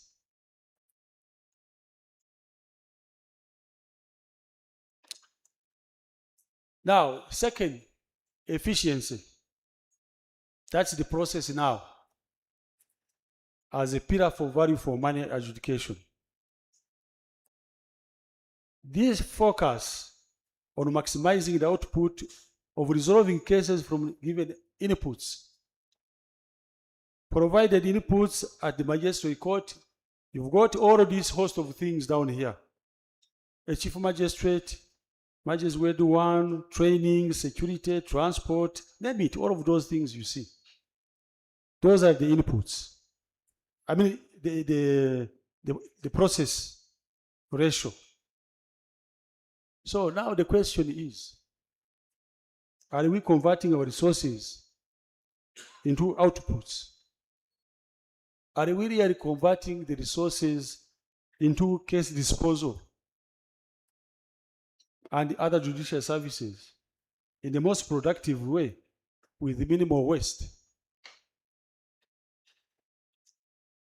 I was telling senior management the other day that I'm going to review the money we put on eating, sumbusa, sausage, chicken, what.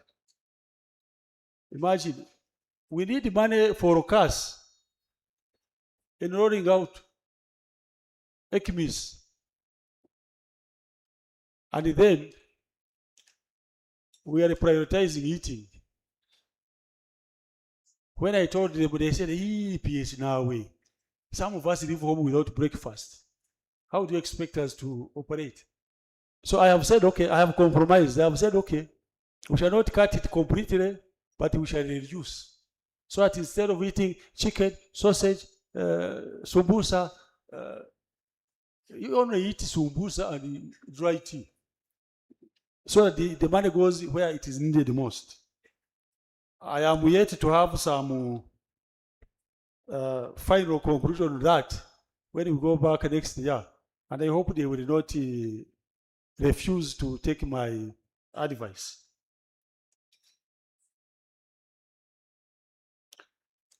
Number 3, which is effectiveness, the output. Outputs are good, but outcomes are the best. So the extent to which targets are achieved and the desired outcomes are met. According to Q1 performance, this last quarter, the Chief Magistrate's Court take an average of 286 days. That's around 9 months to complete a case, while the Magistrate Grade 1 take an average of 191 days, which is about 6 months.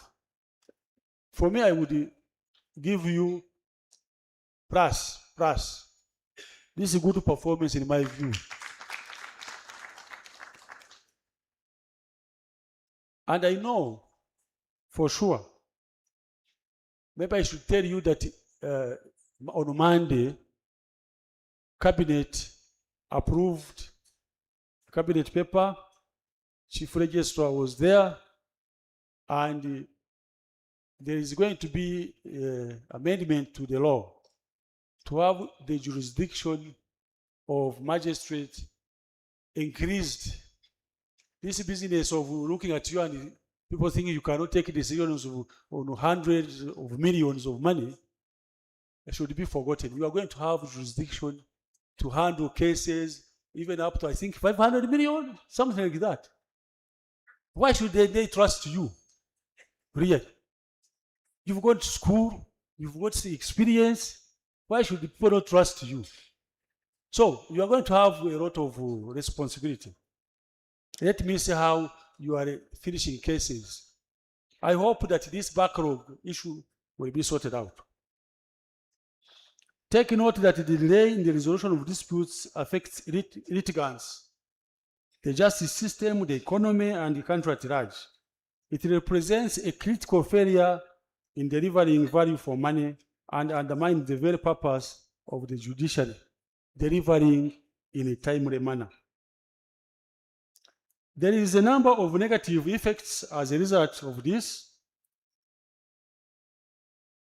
One is delayed justice, which is, they say, you say delayed justice is denied justice. And that's true. Then number 2 is loss of public trust.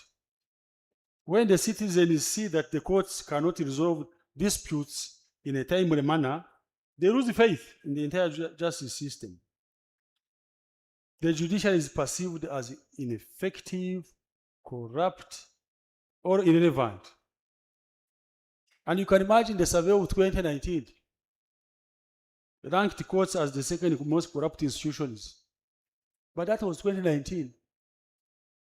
I think there has been a lot of improvement. There has been a lot of improvement. We are not hearing many cases that we used to hear before, which means that there is some repentance that has taken place. And I think even these new people have come in, I think are coming with some good manners. Let's see how we can keep it up. Number 3, it discourages investment. A slow judiciary is a major red flag for both foreign and domestic investors. Number 4 is that the government may become reluctant to adequately fund the judiciary, leading to further under-resourcing.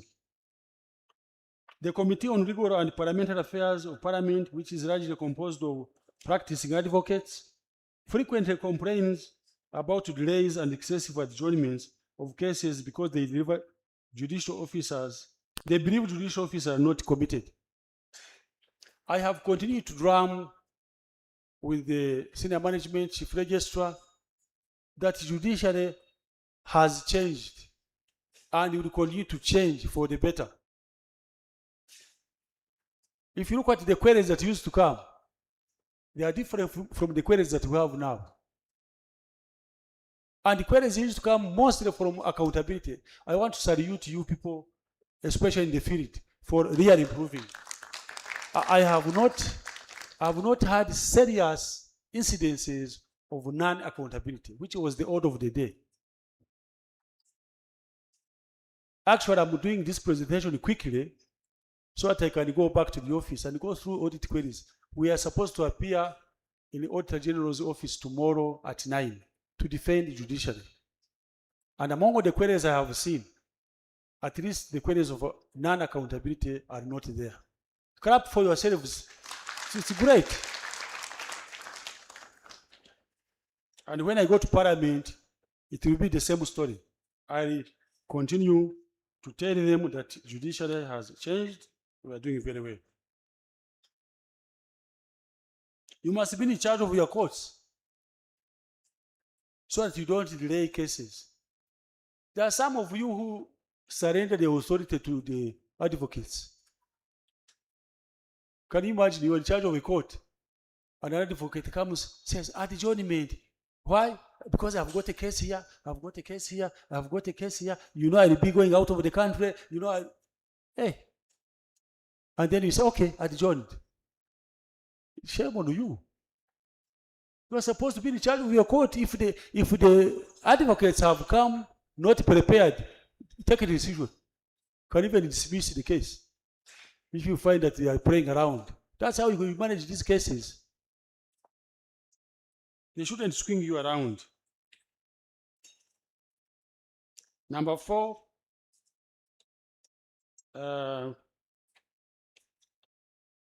negative effect on the economy. According to the Organization for Economic Cooperation and Development, 2019, poor performance of the justice system has significant economic and social costs.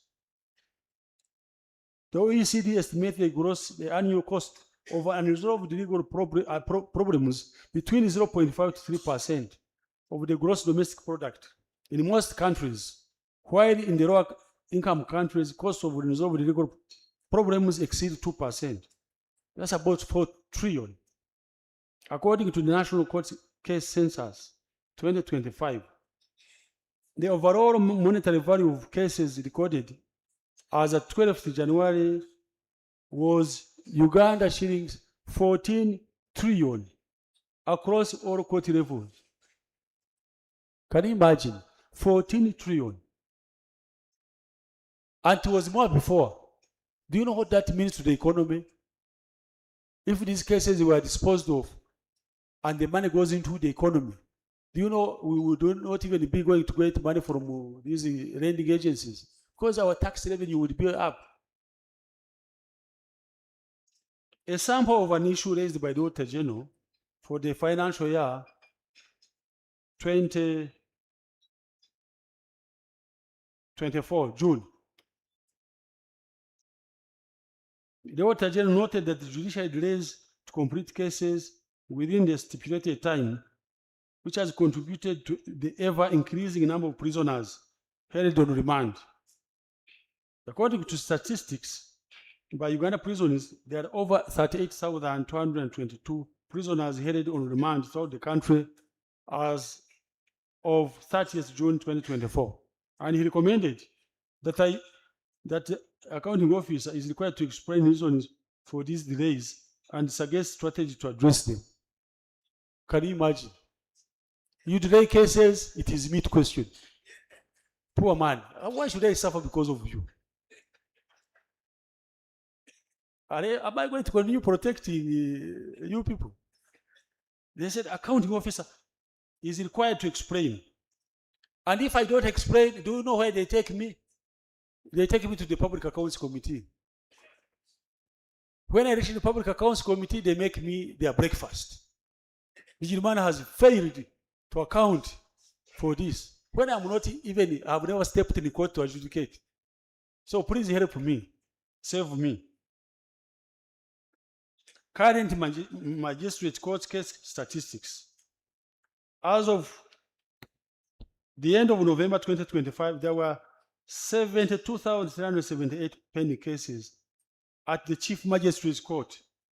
And of those, 9,852 are backlog cases. While the Magistrates Grade 1 courts had 23,136 pending cases, And of those 2,163 were backroom. So in this meeting or this conference, I want you to discuss and look at strategies that we can employ to reduce case backroom at the magistrate court.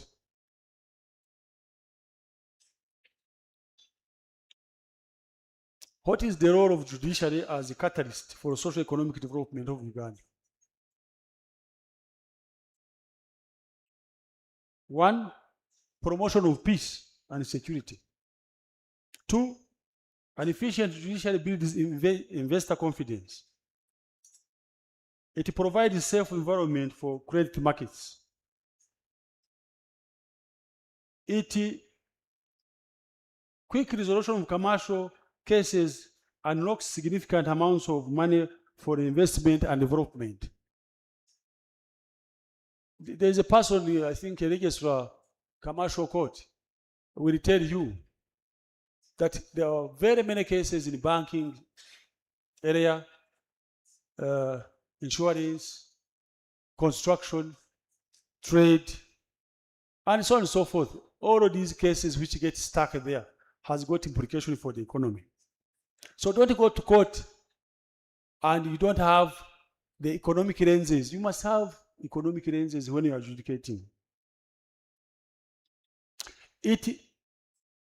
Timely resolution of land disputes is essential for agricultural production.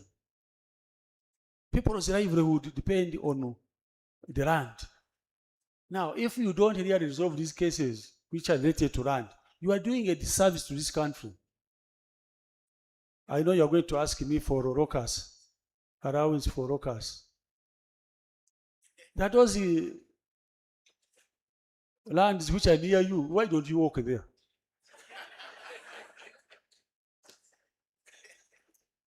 But I'll answer in case you ask. But if you don't ask, my advice is that environmental protection through adjudication of environment-related cases, environment harm is prevented. 7, promotion of development projects like roads, electricity, power lines, etc. Combating corruption. The anti-corruption court critical role in hearing and deciding on corrupt cases that affect investment and development. By the way, you know, for me, I hold you judicial officers in high esteem. And that's why I wanted to be a magistrate when I was very young. I used to admire magistrates. But unfortunately, I didn't become one. But I still hold you with high esteem. So don't insult, don't abuse yourselves by getting into corruption. In fact, I have been telling the authorities that if a magistrate, a judicial officer is caught up in corruption, he should get the highest punishment that should be emitted, because you are the one who is supposed to be the protector. Gender-based violence cases, ADR, and so on and so forth. Now you have been given, I think, some presentation on ADR. ADR, which the Chief Justice now has started calling African Dispute Resolution Mechanism. So I would like to conclude by requesting you to really be cautious about what you do and have an economic lens when you are taking decisions for the good of this country. I thank you so much. The MC was talking about books of Kawesi's books. Where are my books? I'm an author. I have got books which I have given it to I think Lilian Buchana, her worship. She can flash them at a convenient time, and you see the books and read them. I have written so many books, 7 of them. I'm concluding another one, I think next February. I'll have it launched, part 2 of Naked Truth.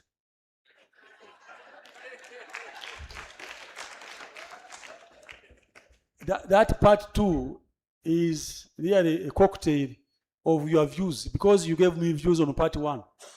And I thought I would be doing a disservice to the population by not putting down what you told me. You know, all of you, those of you came to me to tell me what you think.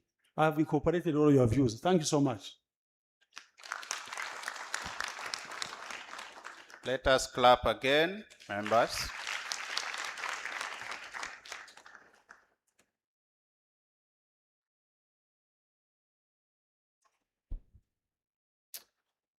So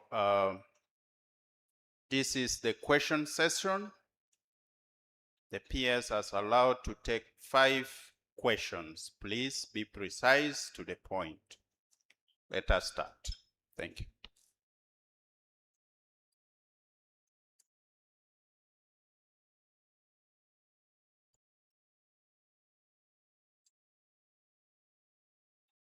Yes, Your Worship, you introduce yourself and then ask the question to the PS. Thank you, Your Honor. My name is Owino Paul Abdonson, Chief Magistrate Kamuli. Thank you, the Permanent Secretary and Secretary of the Judiciary, for the good words of wisdom which you always give us.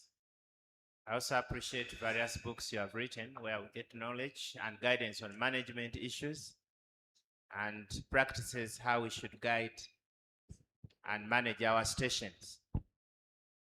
I had asked a question before you made your speech, and mine was a suggestion that since you are in charge of administration and you have observed by highlighting on allocation of funds, would there not be an allocation for further education for judicial officers to improve their careers, especially the lower bench? Because we join when we have LLB and the diploma in legal practice, and you serve for 10 or 20 years. As in addition to health insurance, there would be a slot for further education, maybe for a judicial officer to do specialized courses which JTI may identify, master's degree, or even a PhD. That would also help us to have career development and improve ourselves as leaders and good managers. Thank you. Any other question? We take all the 5, then the PS will respond. Yes, Your Worship, Duffy. Thank you very much, the Permanent Secretary and Secretary to the Judiciary. My name is Ayobade Daffin. I am an acting Chief Magistrate. And I thank you very much, the Permanent Secretary, for the clarity in figures that you've given us, and for working hard to make sure that the judiciary continues to grow. Mine is a request.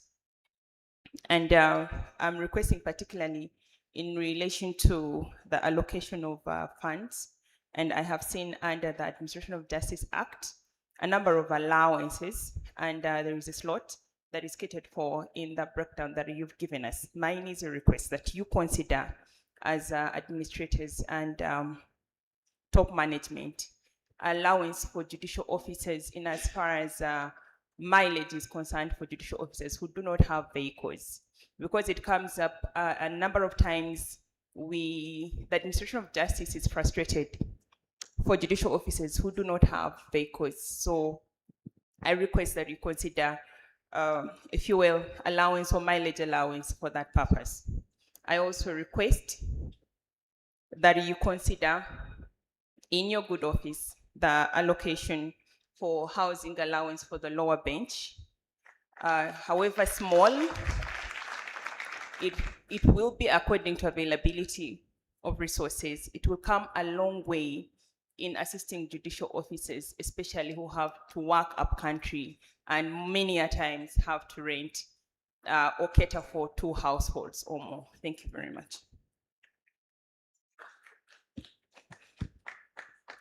Thank you. Do we have, yes, there is a hand behind, Your Worship Kawes, and then Your Worship, then there's one in the middle there, and we'll conclude with that. Thank you. Yeah, thank you very much, Dr. Pius Vigirimana, our PS, for that wonderful presentation. My name is Godfrey Kawesa, Deputy Registrar, Lira High Court, and I'm rising to make a humble appeal. In order for any sound judiciary across the globe, it should have a robust research and publication department to engender evidence-based decision-making, to engender institutional memory.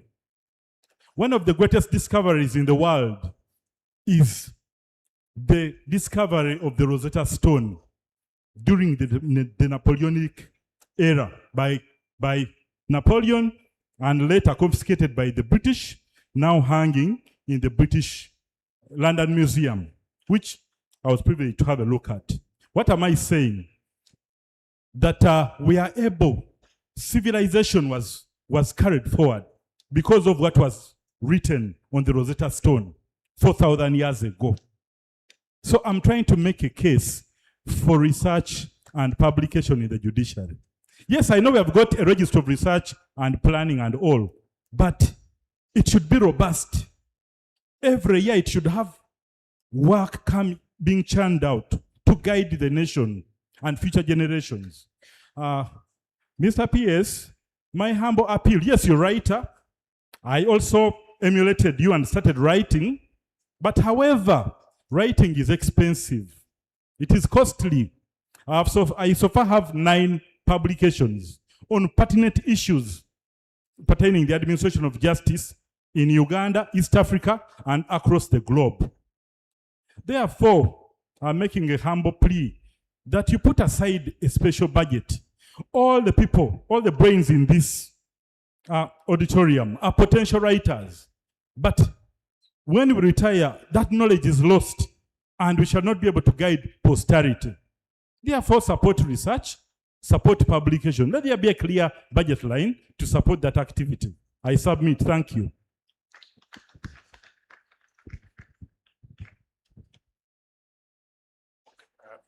Let's finish with it 2. No, we have already taken 2. Your Worship? Yes, we have taken 3 so far. There were 2 hands that had already chosen. Your Worship, then there is one there. Thank you very much. Thank you very much. My name is Musinguzi Rachel, Magistrate Grade 1. My issue is about our health insurance. Recently, I speak for the grade 1s because I don't know about the other people, but for the grade 1s, recently we've been turned away from various health facilities, from some health facilities, and no communication was made before for us. So we were kindly requesting that some of these changes that have been made on insurance, if they could be communicated to us so that we don't have to embarrass ourselves going to some of these hospitals and being turned away. Some G1s went to, I don't know, but at least if we could be given this communication formally. Thank you. The last one was there in the middle.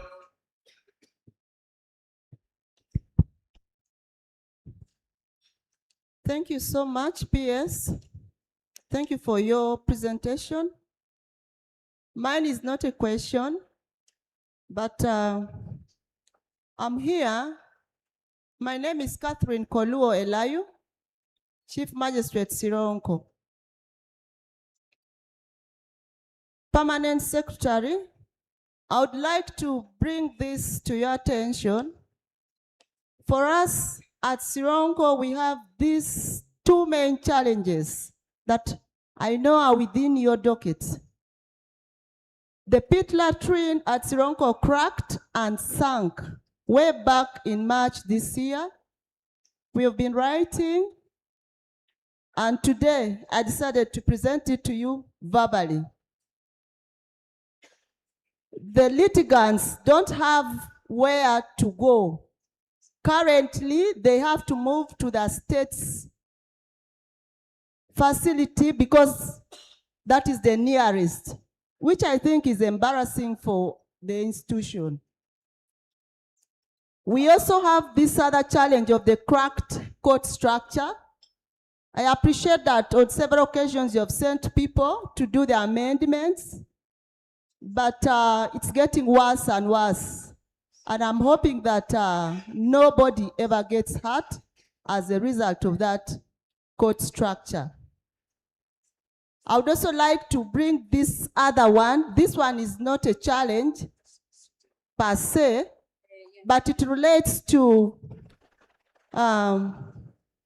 when we went to Sironko way back in 2022, we did lobby for land for the gazetted courts. His Worship Edoku there came and we identified those courts, and we went ahead and wrote to the district. The district did give the allocations, the offers.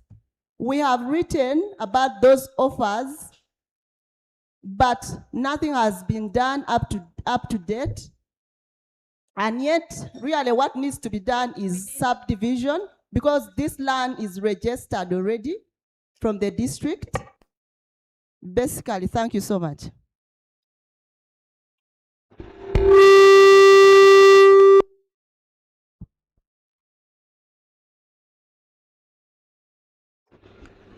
Chair, we have online a comment from one anonymous. Chair, we have online one anonymous, and I thought Doctor could also look at it. How do we go about salary enhancement to match the increase of jurisdiction of magistrates, considering equal pay for equal work principles? Thank you.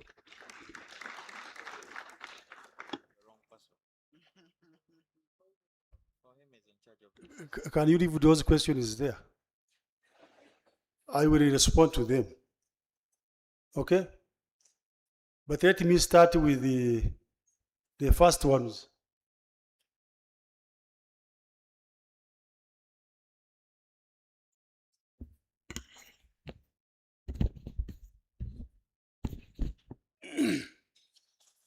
Chief Magistrate Kamuri. You know, training, I regard training as the food of the mind. So what I'm saying is that I support you.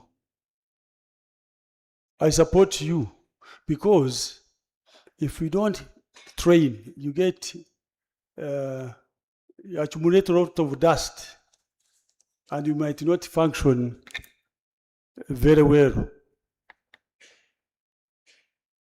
I would like to challenge there is a registrar called the registrar what? Planning, research, and development. I think he's the one actually. This man here. This man is in charge of research, development. And what is development?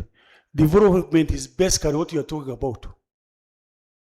That when you finish and get employed, you should have an opportunity to go for short courses, medium courses, even long ones, even the masters, why not? So I would like to request the registrar responsible for that. And I think they have done it, only that they have not implemented.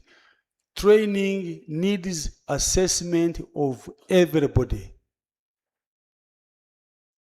For short courses, for courses leading to diplomas, courses leading to masters, and we phase them. I entirely agree. I will campaign in our finance committee to make a provision for that training, so that even if we don't all go at the same time, at least 1 or 2 people can go. That one I have answered. If you don't find anything in our budget for training, this gentleman will answer together with the Commissioner of Human Resource Management. Daphne, mileage, who, for those who have vehicles, sorry, who don't have vehicles, I had, I think like 2-3 years ago, I had been considerate on a few people who were staying in places which were, call it, hard to reach. But we discovered in the process that it was not sustainable because of the budget, which had no provision for funds. And it was agreed at the top management that we should keep this review when we get increased funding, which is soon, by the way. Do you know we are going to get a lot of money? I'm telling you. Don't think I'm telling you lies, because I know what is happening. You are going to get a lot of money. And the president promised us money. Last year when we were having a meeting with him, he says, please, just hold on. Hold on. Our oil is coming out. This is true. Now, resources which have been tied in infrastructure might be released for these things we are talking about. So that the money from oil now goes and finances infrastructure development. So for me, I am very optimistic. If you don't have to be optimistic, it's your problem. I can see in the next 2 years, you should be having money.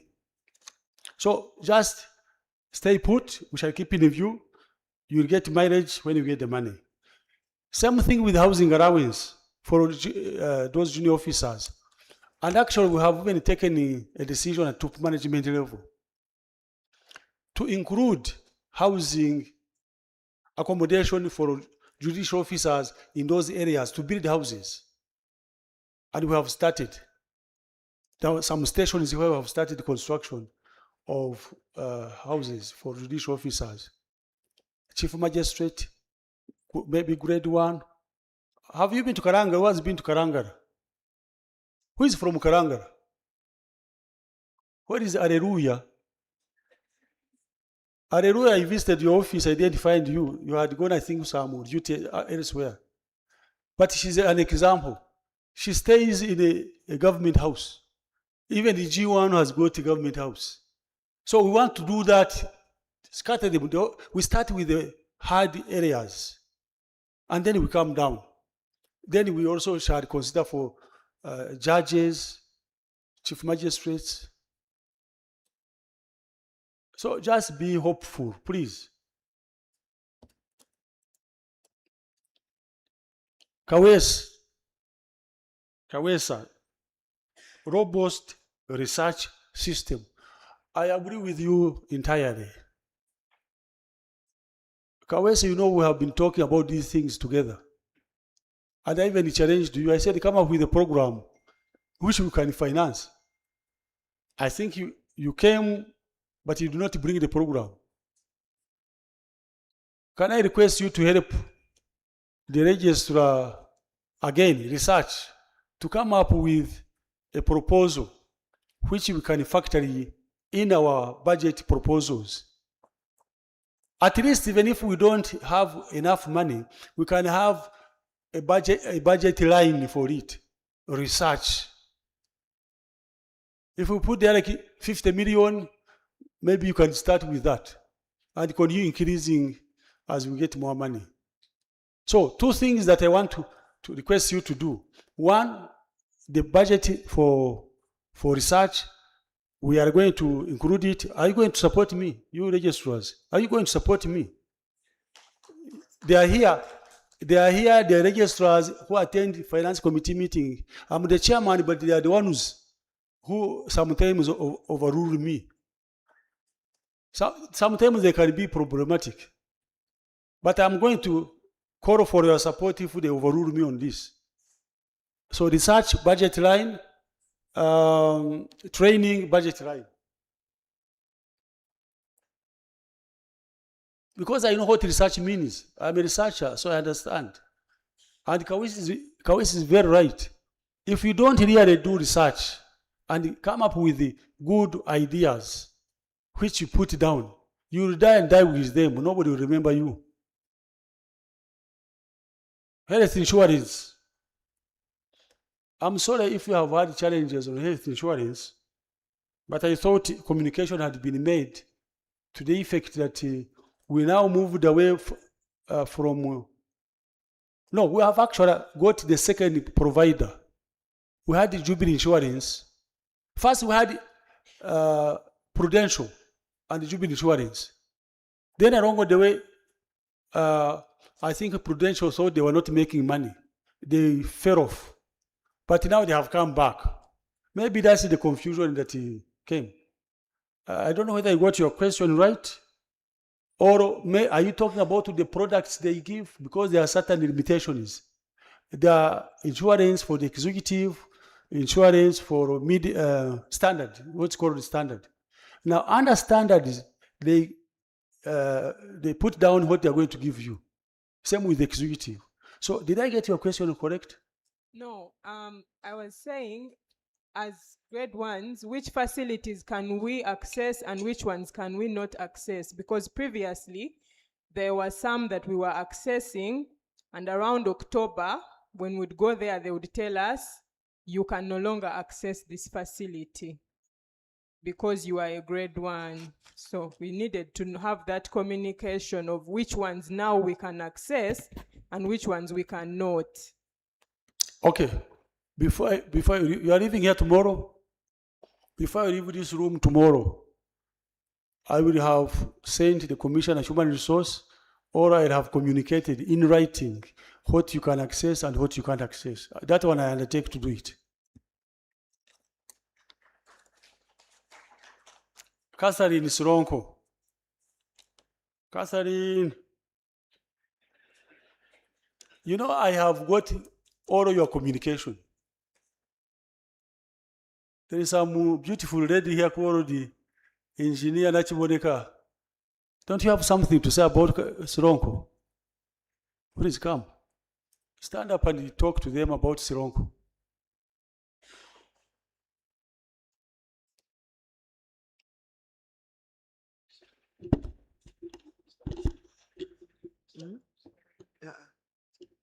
But do they know you? You come here. They should know you. So that when they meet you on the way and you have not answered their questions, she's a very powerful woman, engineer.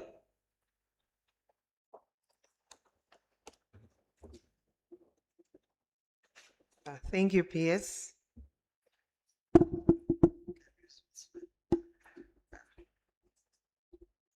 Can switch this off. Thank you.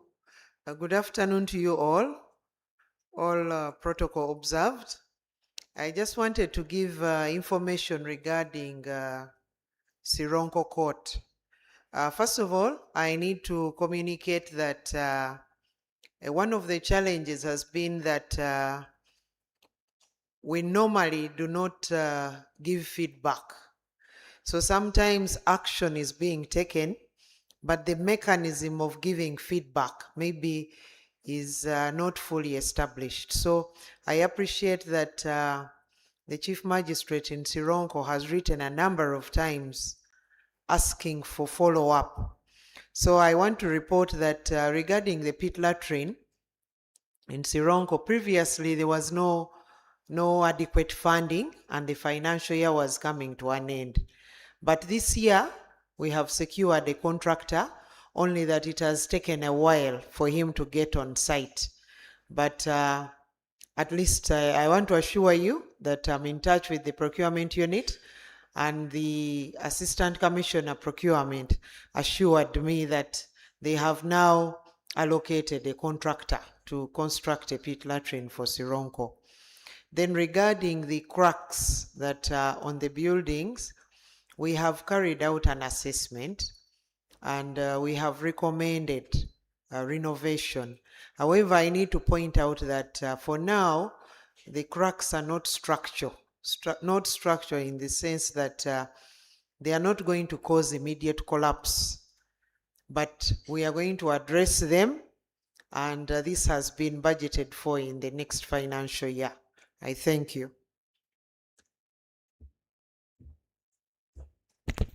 Thank you, Engineer. That now covers the questions from Musironko. Amendment to the court structure. I think there is nobody who can make amendment to the court structure without consultation. I have not seen it anywhere. The structure and establishment of judiciary was done through a consultative approach, and that's how we went to cabinet, and that's how cabinet approved the structure. So if there is any change, if there is any amendment, we shall certainly consult. We can't do things without your input. Now, to the questions which are on the screen. Anonymous, why don't you mention who you are? Anonymous. How do you go about salary enhancement to match the increased jurisdiction of magistrates considering equal pay for equal work principles? Equal pay for equal work principles. Which magistrate is getting more than the other? I thought all magistrates, grade ones have the same salary. And all chief magistrates have got the same salary. I don't understand that question. If there is anybody who's getting less than the other, come to me. I'll investigate. We have a question.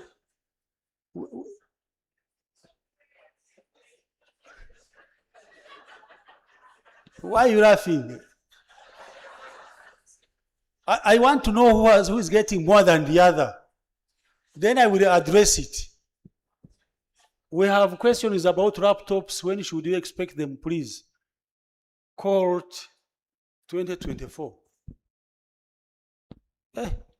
It's only last year. Our target is to make sure that laptops and computers are a must. Laptops and computers are not luxury tools. They are very critical tools for you to deliver. So if you don't have a computer or laptop, put up your arm. Now, CR, where is she? Where is she gone? She abandoned me. Okay, who is in charge of, I think, the Register Affairs? Your registrar is here. I am going to request her to compile all those who do not have laptops and forward it so that we can make appropriate arrangements. I can't believe that you have no laptops. What is Chicago? You stand up. Why don't these people have laptops?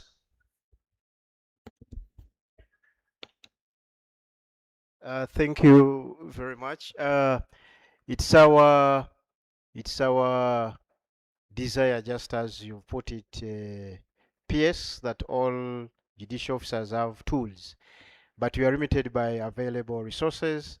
But PS, as you are the owner of the resources, I know you will guide appropriately how to move. We attended the swearing in ceremony of our 7 G1 magistrates, and our wish was that we wish at swearing in they also handed over laptops. But Chair, PS, you will guide on the availability of funds.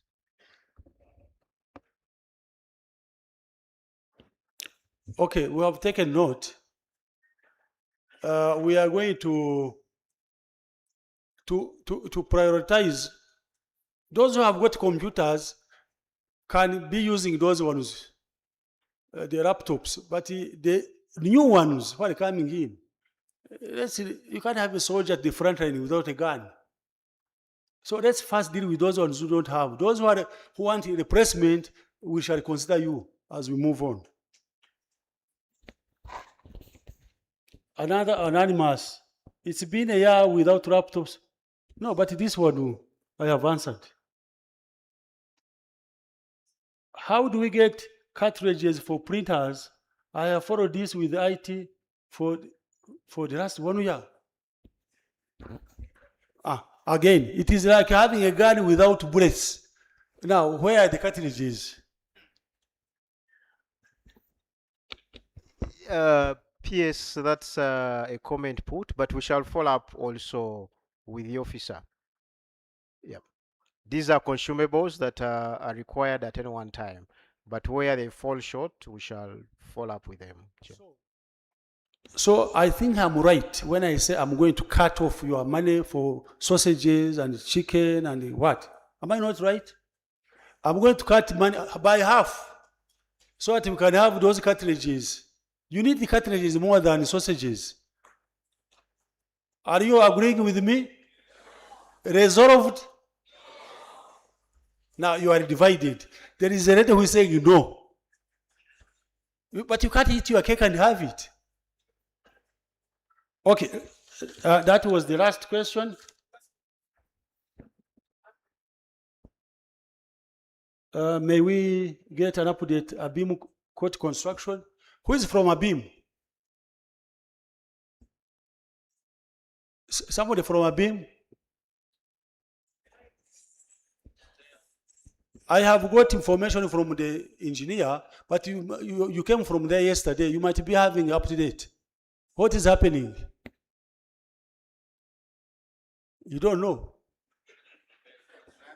Engineer, what is happening, Abim? Abim, I thought you had almost finished. Yes, thank you, PS.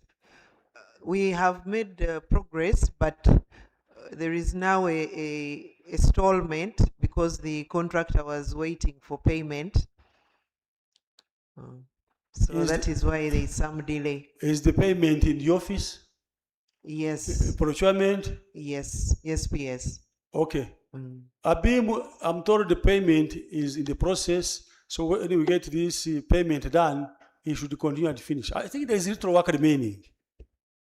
Little work remaining. What is the percentage completion?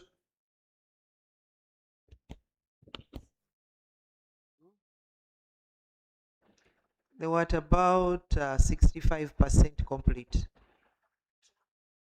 That 35% remaining should be completed in this coming year. And if it's not completed, report. You tell me. Finally, there is something here to do with the processing of land titles in the judiciary name. Sironko, isn't it? That one is going to be completed. It's a process. We go to Ministry of Lands, then there is a team of valuers. When they don't have money, they can't move. They come back to me to finance them. So, but we shall follow it up. We shall get the titles. I think that is all. You people, you don't want me to leave. I said I'll answer 5 questions. Now these are more than 10. We need drivers assigned to courts where we have official vehicles. I agree with you. And if we give you a vehicle and there's no driver and you can't drive, bring it back.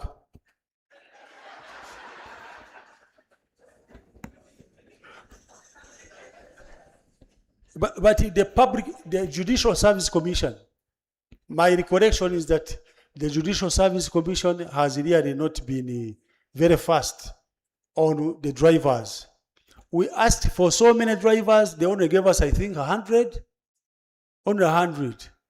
So we are going to impress upon Judicial Service Commission to get us more. We were promised fuel enhancement allowance. What happened? What happened that we did not get increase from finance? What is the judiciary doing to harmonize the wage difference between the higher courts and the lowest level judicial officers? We last had the judicial officers enhancement, I think 2021, when the structure and establishment was approved and tagging the salary to each category. Maybe time has come when we should review the salaries of the judicial officers. No, wait, don't clap. Let me tell you, don't clap, because when we were in the cabinet, the president actually was so concerned about you, judicial officers. When I was busy making a lot of noise, I want salaries for human resource, he said, you shut up. Those ones can hold on. Non-judicial officers can hold on. Let's get the judicial officers and they get going. You will follow them and find them. I don't know how I'm going to again defend your salary enhancement before these non-judicial officers. And it's not only judiciary, by the way, it's the entire government. You have been having about quarrels in the judiciary, in the government over salary, where a person of a head of a department is getting 1 million per month. So what explanation do you give? At least none is getting less than 5 million, none. But in the government, even directors have been at 2 million. It's only recently, by the way, that heads of department got some increase. Under secretaries, town clerks, commissioners, they got some little increase. Now they are earning less than even a chief magistrate, I think, or around there. So let's not be too fast to look for increase in salary enhancement. I will not be on that front line. Let me tell you in advance, I won't be there.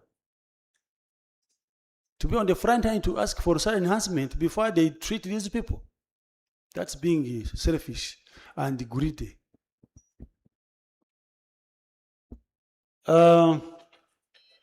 Kindly, please, can we at least have one dependent on our insurance? You see, you people, you are not involved in financial management, but those of us who are involved in financial management, we get challenges. Do you know there is no other institution, maybe a parliament, that has got insurance like judiciary has? And how did we get it? We got it because we made a case that all of us are human beings. Whether you are a judge, a magistrate, all of you have got lives. All of you are vulnerable. We said, why do we have this money benefiting a few and leave these others? So our case was hard. That's how they allowed me to have the insurance scheme. Now, when we've got for you people, it is not fair to say we should also extend to your families right now, because we don't have that money. But we have made negotiations with the insurance companies that if you have got children and you want them to be on the scheme and they are not above 22, I think, you can also benefit them from the scheme using the premium that they are giving us. In other words, you pay from your pocket. Those of you who have got many children, you will suffer for that. I have got children, I pay for them. I pay using the premium they gave us. But it is only me who benefits from this insurance. When I had this rupture, I was in hospital, it was the insurance paying. So for the time being, I'm telling you, be comfortable with the little you have. At least let's secure you first, then family later. I'm happy I've finished all the questions. Thank you so much. I have to leave you and go to pay your salaries. I have left, I left. When I was coming in, the commission accounts said, sir, the schedule for salaries is on your desk. I said, I'm going to talk to these people. I'll pay when I come back. So let me go and pay. And you might, actually, before you leave here, you might have your salary on your account. And when you get it, please ring me and say, we have got it. Okay. Thank you so much. Thank you very much, Doctor. Let us clap bigger than that. Thank you very much, PS, for the paper, but also for answering the questions. Thank you so much. Yes, I believe you can join lunch. You can pass by and have lunch, PS. This man is provoking me that I should have lunch. I have been talking about eating every now and then. Why should I go and have lunch after I've had tea? So you go and eat on my behalf. All right, PS, you are discharged. Thank you so much.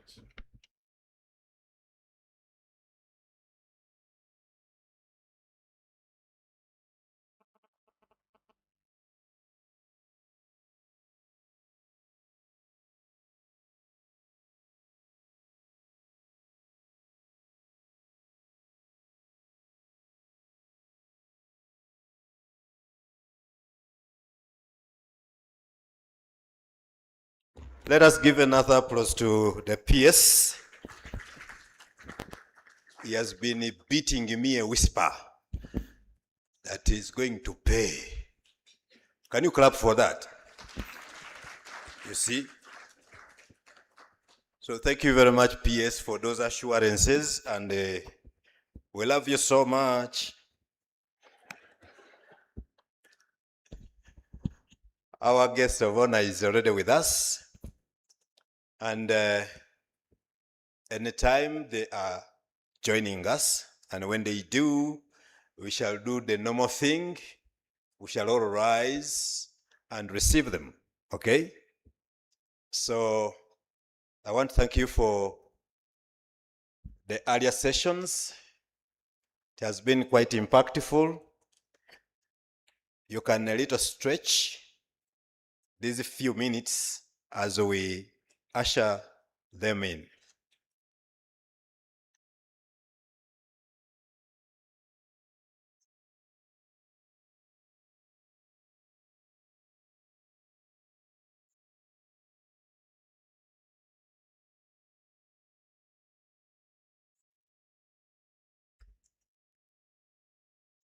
So we are moving into the opening ceremony, and after which we shall be advising you on the next course of action.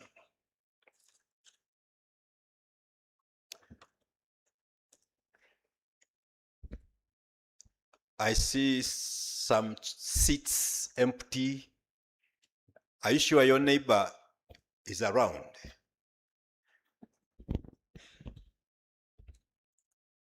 Possibly we have left our neighbors in the tax park. Karim Chembe, are you here? You see, some of these people are not here. Chembe, you are there?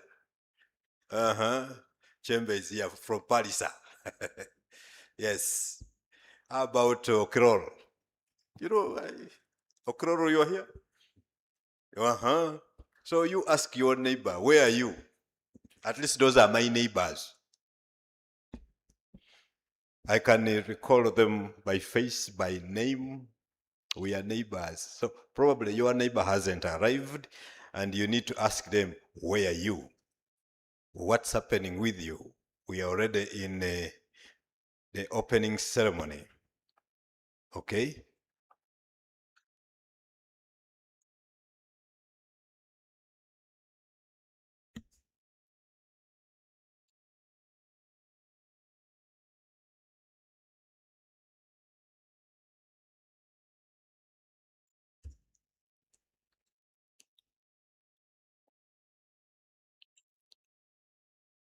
DJ, some music.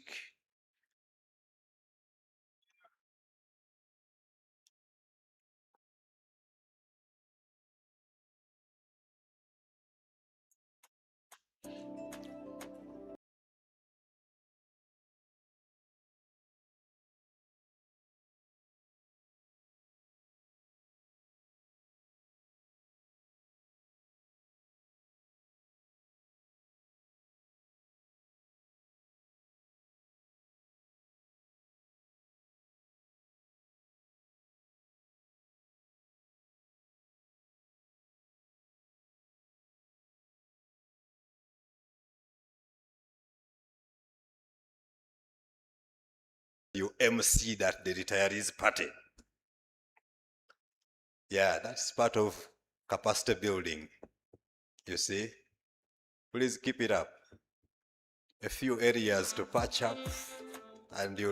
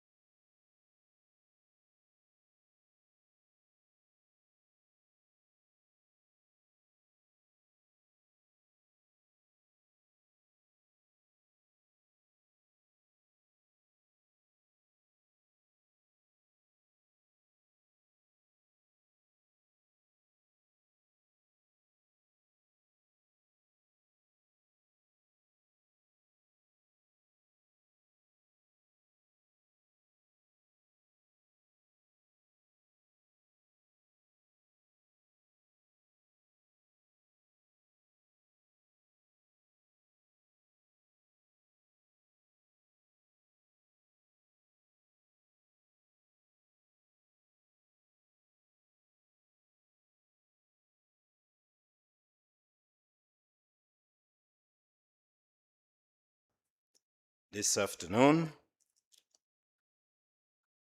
escorted by the Honorable the Principal Judge and the Chairperson Governing Council of the Judicial Studies Institute, along with the Executive Director, Judicial Training Institute, with the Chief Registrar. My Lord, you are most welcome, and we invite you to the podium and take your seat. Protocol, please help us. And then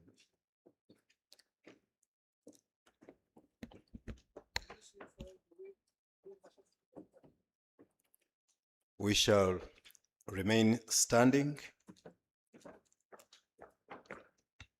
and proceed with the national anthems.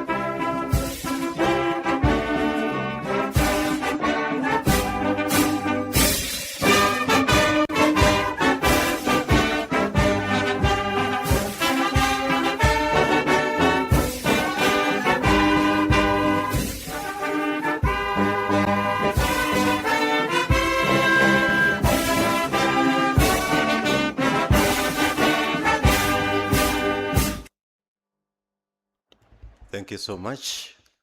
My Lord, we may take our seats. Let's take our seats.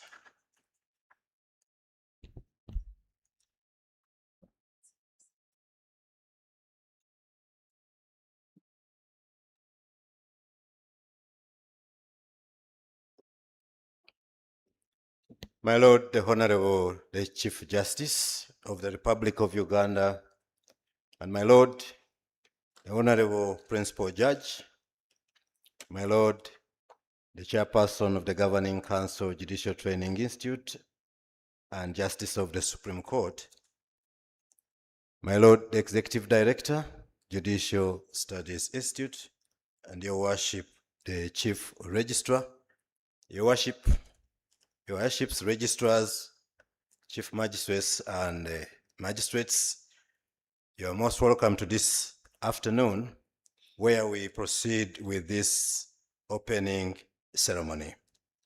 My Lord, we had an opening prayer earlier in the day, which was read by Her Worship Daphne Ayebale, and so we are in good hands, my Lord.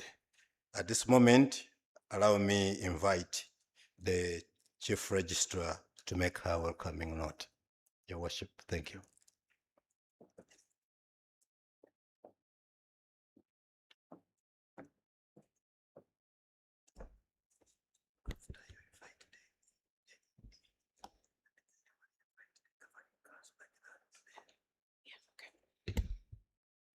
Thank you very much, Your Worship Registrar Public Relations and Communications. My Lord, the Honorable the Chief Justice, allow me to adopt the protocol that has already been laid by the PRO. It is my honor and privilege to welcome you to the opening ceremony of this two-day annual conference of registrars and magistrates, convened under the timely and important theme, enhancing judicial accountability and access to justice. I am especially honored, my Lord, to warmly welcome you You have graciously accepted to officiate at this conference. Your Lordship's presence underscores the judiciary's unwavering commitment to accountability, to integrity, and the continuous improvement of justice delivery for all.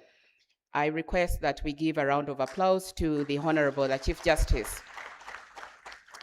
I equally welcome the Honorable the Principal Judge to her first Registrars and Magistrates Conference as the Principal Judge.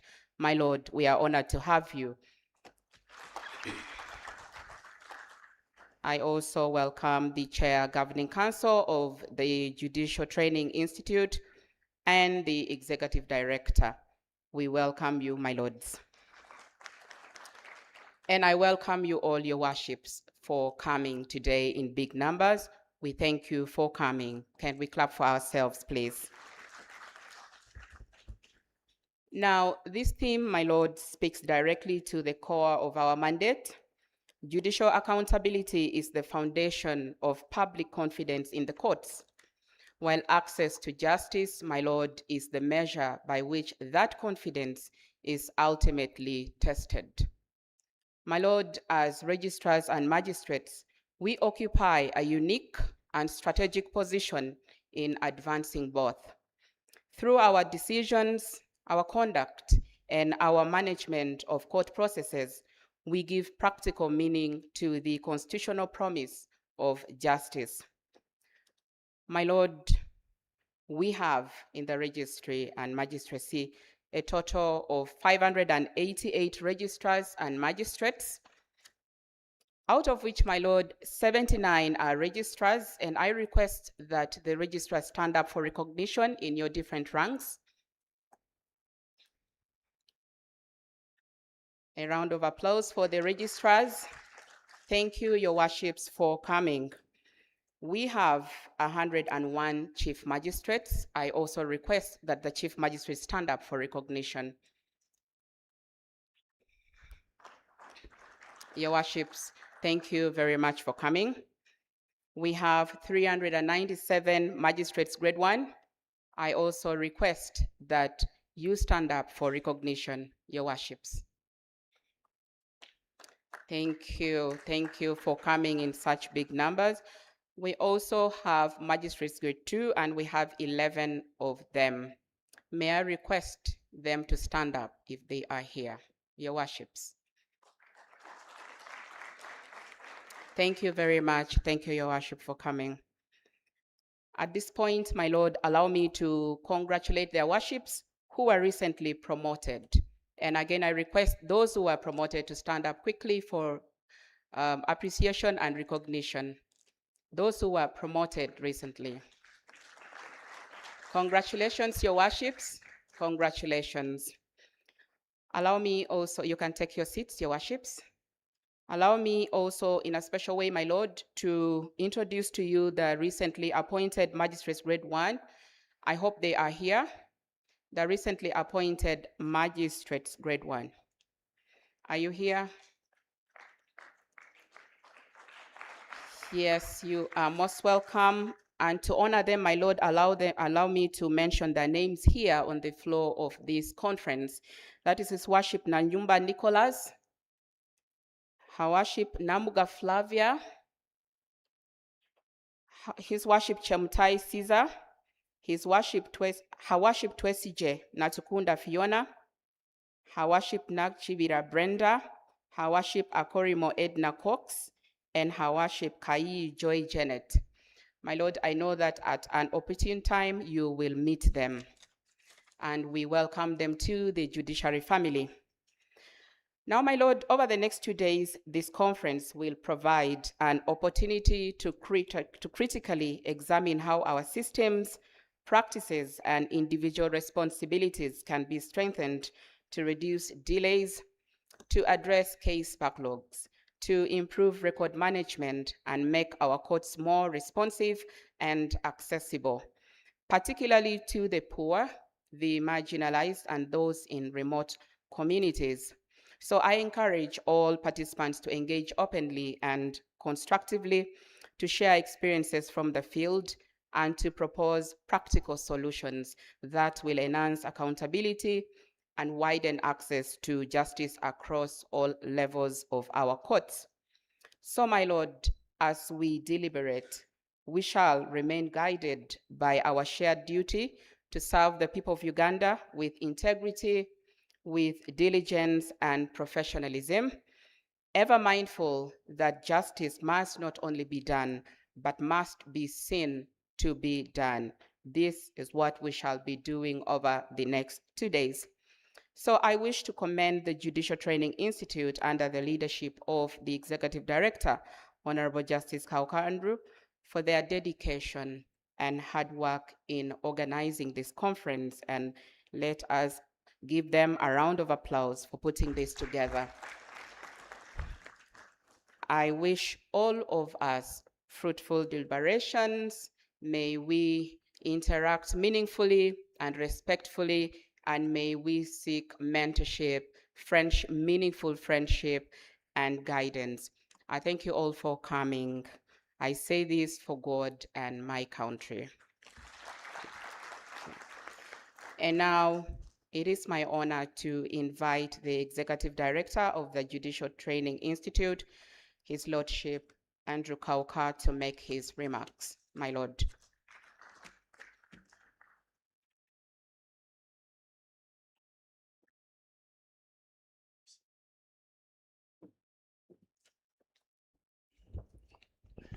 My Lord, the Chief Justice, my Lord, the Honorable, the Principal Judge, my Lord, Chair Governing Council, the Honorable Justice Mike Chibita, Your Worship, the Chief Registrar, Your Worships, ladies and gentlemen, allow me to welcome you to this conference that was organized by the Judicial Training Institute in consultation with the Office of the Chief Registrar.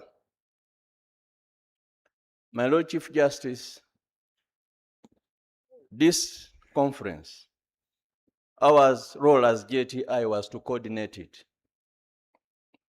Content, conceptualization was from the Office of the Chief Registrar.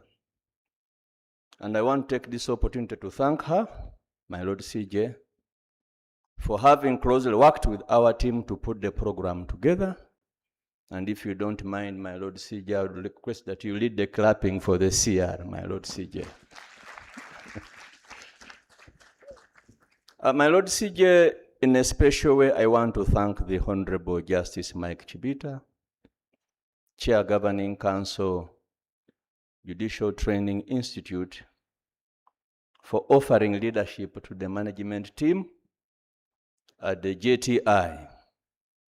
It is because of his leadership that we are able to coordinate two very important events. We've just come out of the official opening of the training of the judges of the High Court on the handling of election petitions. My Lord CJ, just last week, we were with you and just of the Supreme Court in Jinja, again, doing a training for just of the Supreme Court in the handling of an election petition. The event there is one. Before that, my Lord CJ, we had a training of Chief Magistrates on vote recount. All this is being done under the leadership of Justice Mike Chibita. And just a few hours ago, bringing an end to ad hoc trainings, we just launched the calendar for half of the year, January to June, again under the leadership of Justice Mike Chibita. My Lord Justice Mike Chibita, we appreciate you, we thank you for all the leadership that you offer to us as the management team at the JTI. I would request the JTI team to stand up for recognition. I saw her Worship Marlene. I can see, is that Nakato? My eyes serving me right. Kindly stand up for recognition. I can see Robert, my Lord. I can see Cornelius. That is the team that puts things together.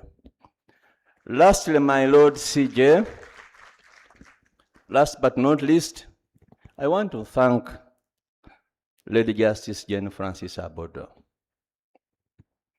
She's about a month in the office of the principal judge, but she's been very helpful in offering guidance to the JTI in the short time she has been in the office. Today, my Lord CJ, you saw, you have 95% of the High Court judges in attendance of a training that we only got instructions last week to put together. So we thank you, my Lord Justice Jane Francis Abodo, the PJ. When we were doing the training of the opening of the training of the High Court, she was busy telling me we have to go to the registrars and magistrates. So we really appreciate you, my Lord, the Honorable the Principal Judge. My Lord CJ, lastly, I want to thank you. And allow me to repeat what I said yesterday. I was with you in Gulu yesterday. We left Gulu very late in the night. I think you reached home this morning. But you are here. And before you came here, you began with the High Court. My Lord, I have had occasion to work for about 4 Chief Justices. I worked for Justice Odoki. I worked for acting CJ Justice Kavuma. I worked for Justice Bate Katurebe. I worked for you, my Lord, when you were acting CJ, that short period before you were substantively appointed as Chief Justice, and I have worked with you up to today. I speak with certainty that you are retiring and not leaving the judiciary the same.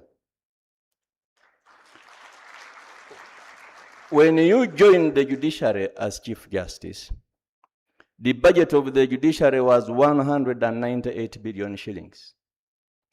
You are leaving this institution with over 400 billion shillings.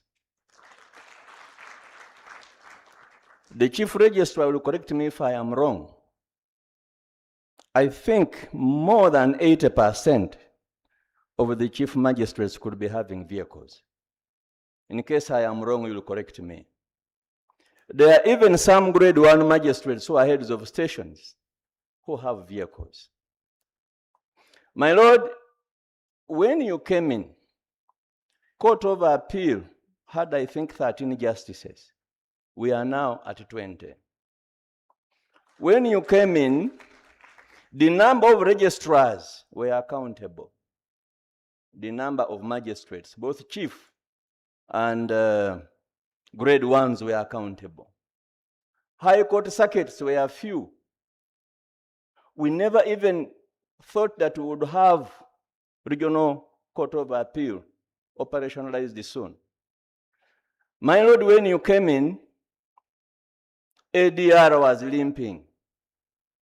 You are living at a time when you have lifted ADR to another level.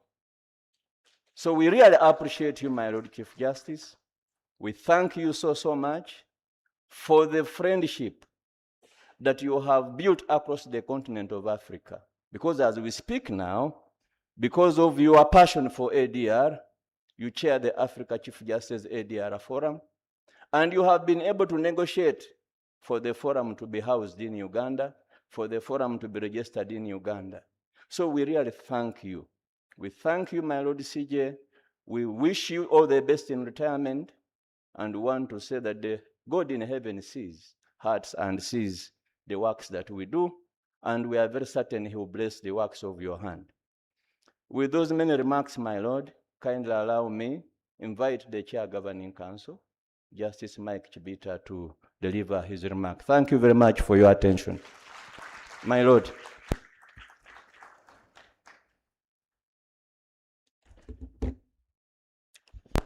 Thank you very much. Just Hauha, my Lord, the Honorable, the Chief Justice, my Lord, the Honorable, the Principal Judge, my Lord, the Executive Director, JTI, Your Worship, the Chief Registrar, Your Worships, the Registrars and Magistrates, Senior Judicial Administrators, ladies and gentlemen, good afternoon.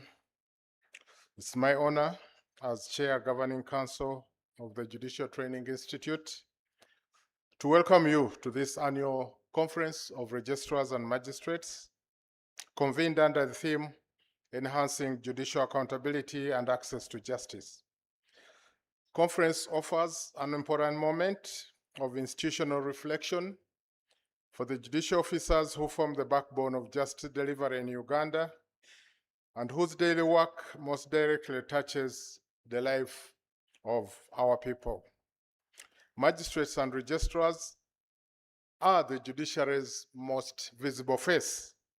For many Ugandans, their only interaction with the justice system will be through your courts and registries. The statistics from the Chief Registrar's remarks have illustrated this. You handle the largest share of the national caseload, often under very demanding conditions.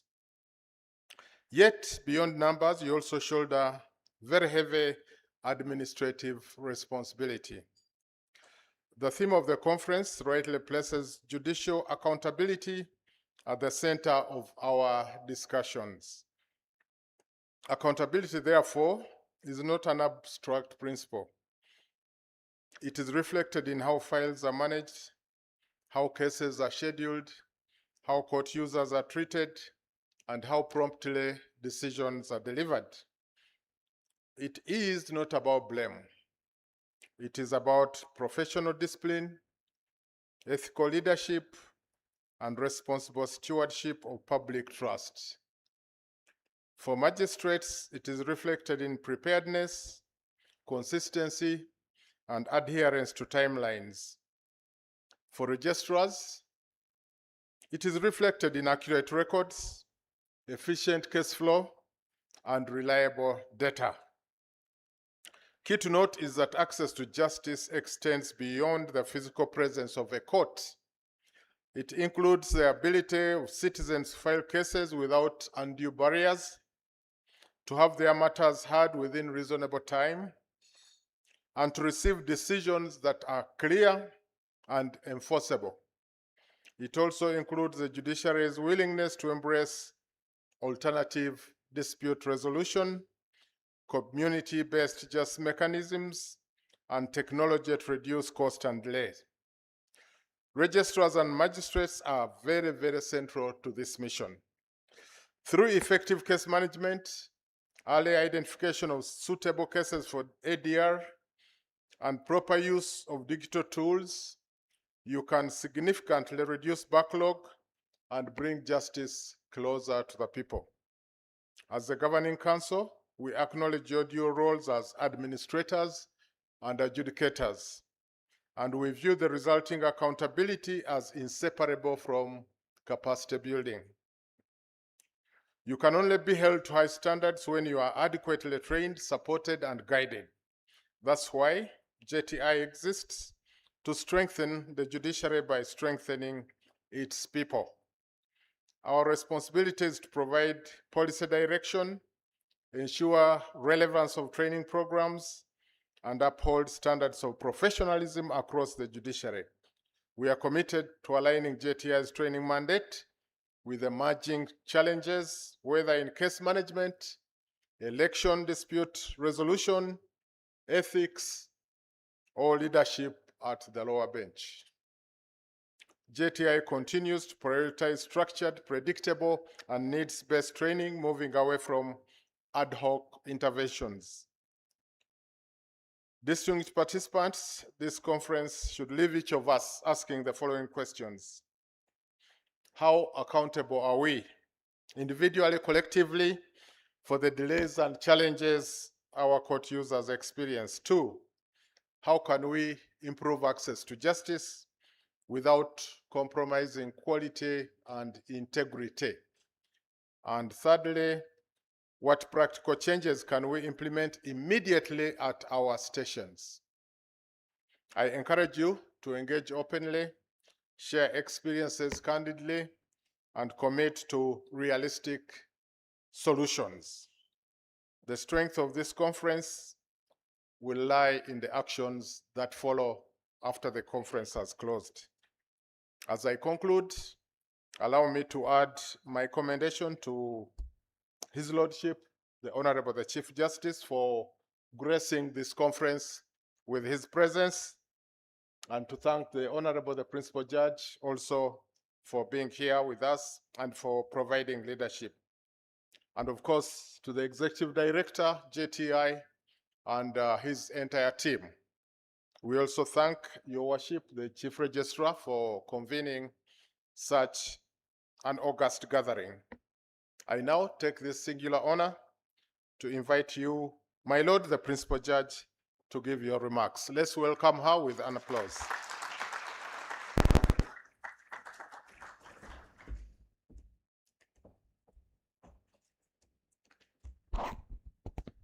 Thank you, my Lord. My Lord, the Honorable, the Chief Justice.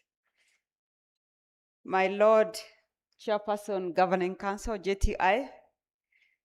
My Lord, the Executive Director, JTI, Professor Kauka Andrew. Your Worship, the Chief Registrar. Your Worships, the Registrars, Chief Magistrates, Magistrates, ladies and gentlemen, and I think the fourth estate is still here, yes. Good afternoon.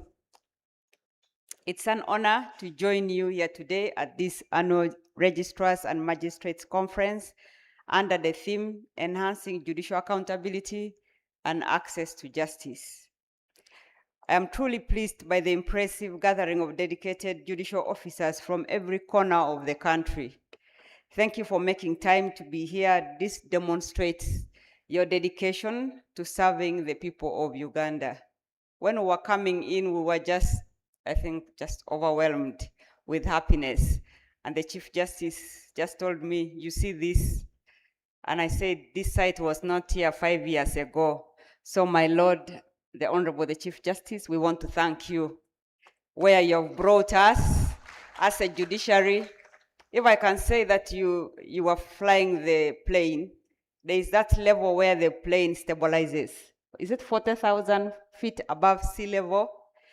My Lord, that's where you have taken us, where you can relax, you can walk around, you can. So it is now on us to make sure that we actually land this plane safely. And I can assure you, my Lord, we shall do that.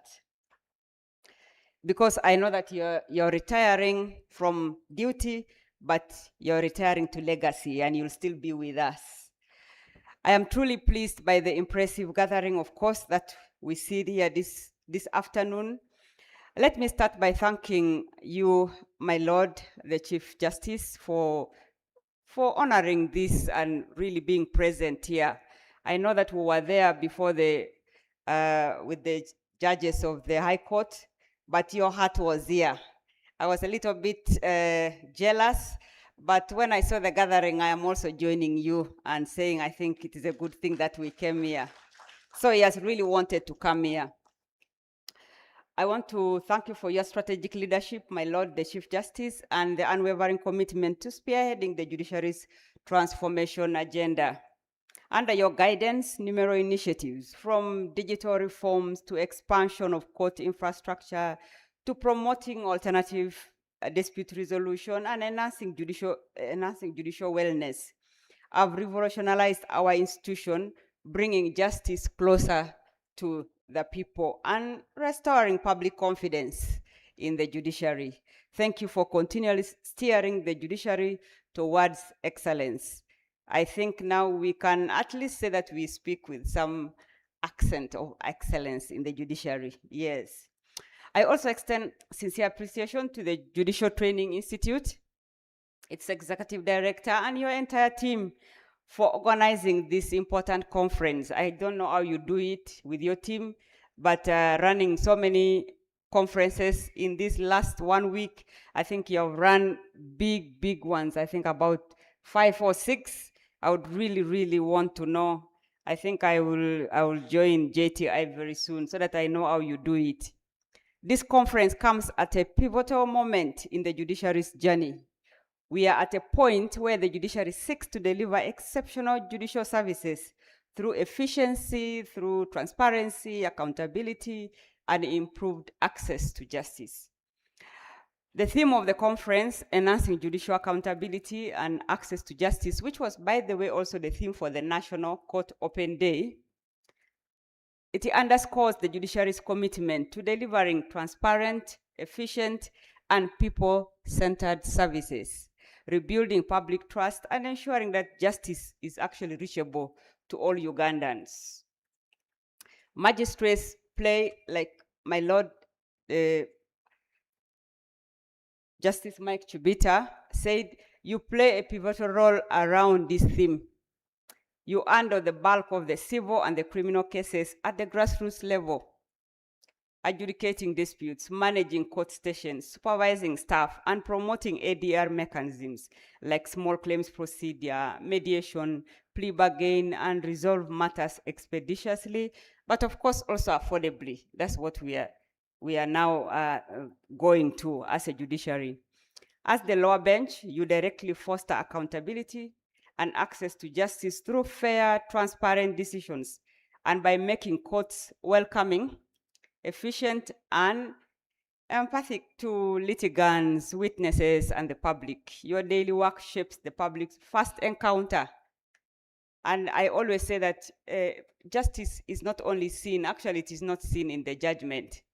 It is seen in the lived experience of the litigants, right from the time they enter the courtroom. So don't think that you'll be very rough to litigants and then at the end of it deliver a judgment that they will think this is fair. When you give them a good experience, even those who may lose actually say, okay, we lost fairly.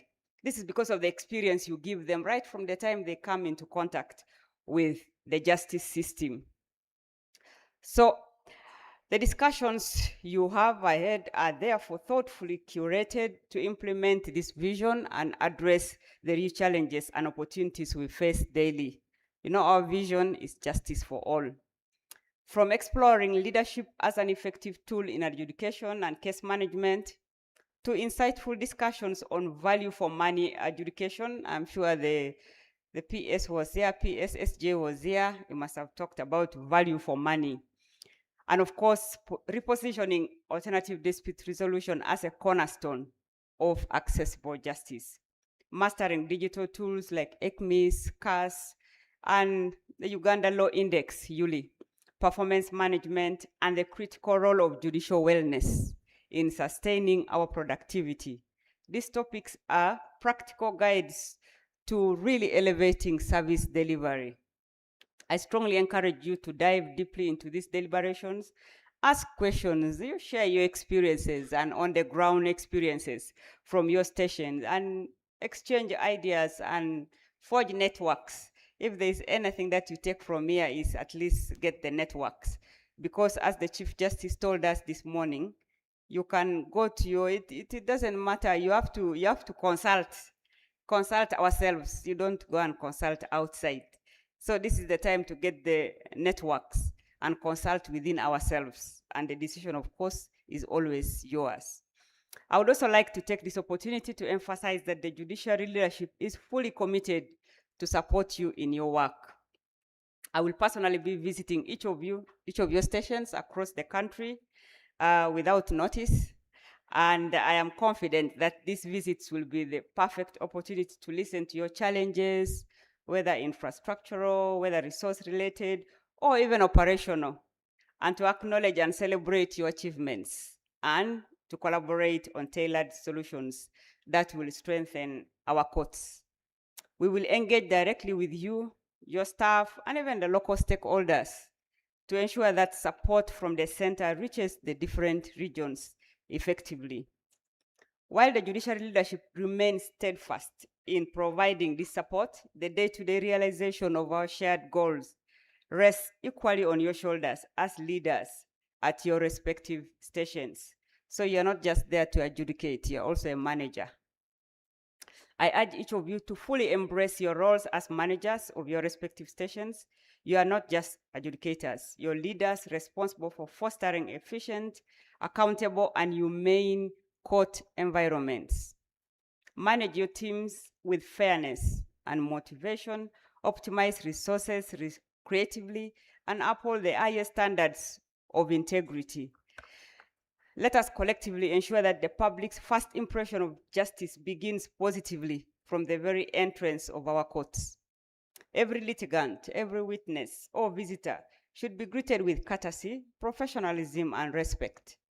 Processes should be transparent, they should be expeditious, and the atmosphere should reflect the dignity that is enshrined in our Constitution. When people experience fairness and empathy right from the gate through helpful court clerks, timely hearings, and compassionate handling, they will actually appreciate and trust our justice system even more. This is how we truly enhance access to justice, rebuild public confidence, and fulfill our mandate under Article 126 of the Constitution to administer justice in the name of the people. With those few remarks, I want to thank you once again for your dedication in making time to be here. And also, I'm confident that these 2 days will really do a lot in how you handle your business in your stations. I wish you fruitful deliberations. Please stay until the end, until tomorrow. I hope that this middle part will be filled up by tomorrow, and so that by the end of it, I'm sure that we shall be able to go for our Christmas. And of course, I want to wish you the very best during the Christmas holidays. Please look after yourselves and take care. Thank you so much for listening to me. My Lord, the Honorable, the Chief Justice, I now take this singular honor to welcome you to come and talk to us. Thank you so much.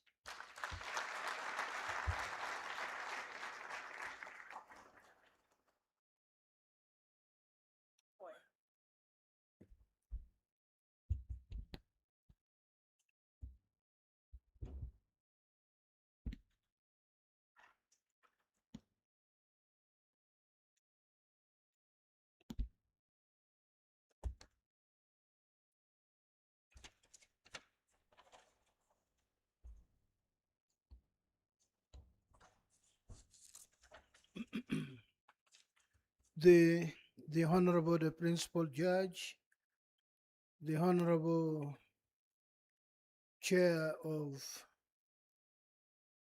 Council for Judicial Training, the Honorable Executive Director, JTI, and your team,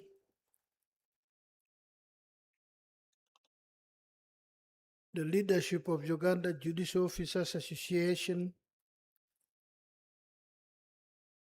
Secretary to the Judiciary, the Acting Chief Registrar, he worships the Registrars, he worships the Magistrates, members of the Judiciary Administration, then distinguished ladies and gentlemen in your respective capacities. Good afternoon. We are used to having your meal between 1 and 2 o'clock. It is nearing 3 o'clock if it is actually 3 o'clock if my watch is not playing games on me.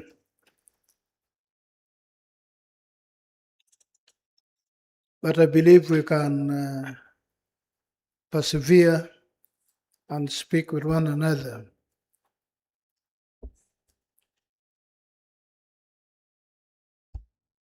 I'm glad to officiate today at this annual Registrars and Magistrates Conference for this year 2025. Indeed, this is the last time, unless something happens between now and mid-January to cause you to meet again, This is the last time I am addressing you as Chief Justice, so this is quite important to me. I congratulate those of you who were either admitted to the judiciary or were promoted this calendar year, 2025. For those who've come into the judiciary this year, most welcome. For those who got promotion, congratulations.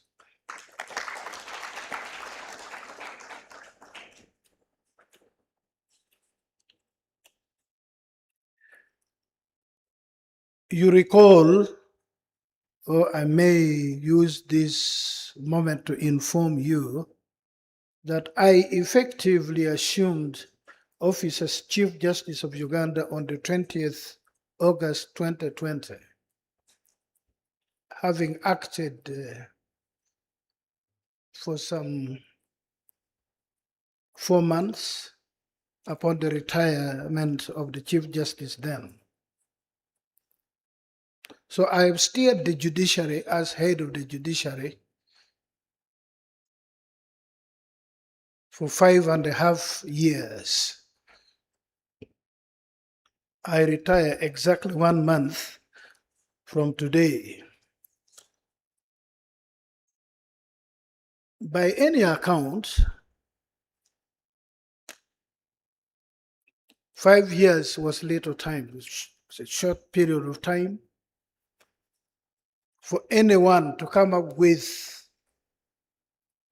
views, to dream and seek to put the dream into practice and realize the dream. Cognizant of the little time,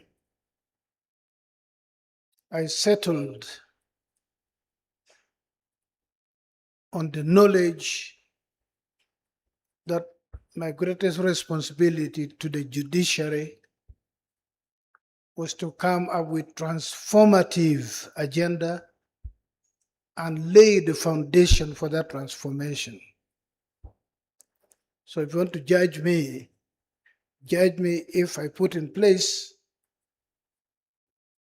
a transformatory dispensation, and if I put sufficient mortar and brick to allow those of you who are remaining behind to build upon.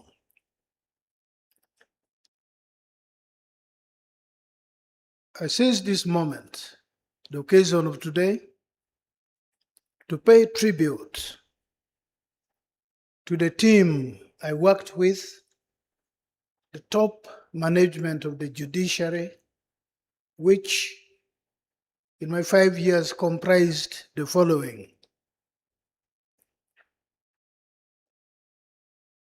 my Deputy Chief Justice, Justice Richard Butera, the principal judge then, who is now the Deputy Chief Justice, Justice Dr. Flavian Zeja, the Chief Registrar then, who is now a judge of the High Court, Lady Justice Sarah Langasiu, the Permanent Secretary as Secretary to the Judiciary, Dr. Pius Bigirimana. This team made it possible for me to do the little I have done, to be able to make the little contribution I've made for the people of Uganda through the judiciary as one of the 3 arms of government. Without the supportive, innovative, and committed team I worked with, the journey could have been very different. It could have been routine. It could be one of those people who also occupied offices of responsibility. It would have been, in the language I hear you use these days, it would have been nothing to write home about. But because of this team, indeed, we were able to give the judiciary both a different and pronounced direction.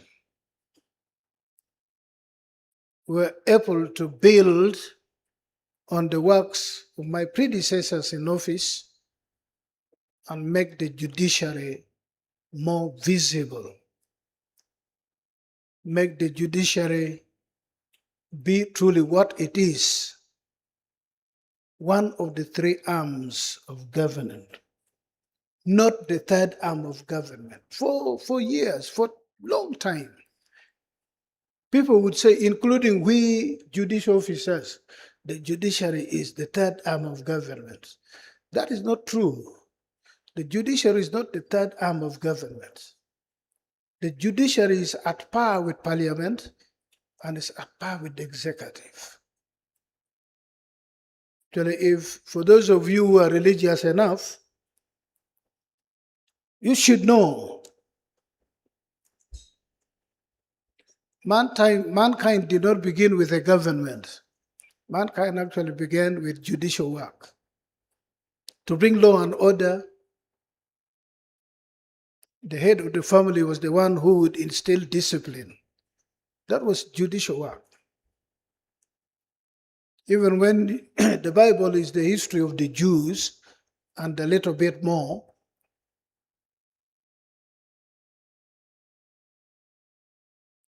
until King Saul, then followed by David, Solomon, and a long list, the Jews did not have a government in the sense you know today.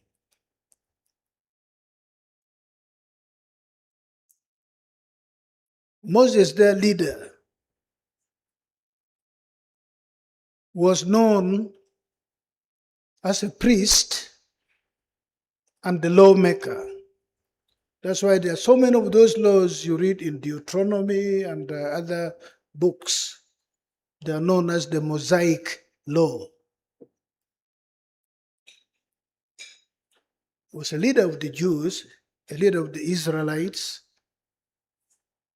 that was famously known. When he left, the Jews were led by judges. They were referred to as judges from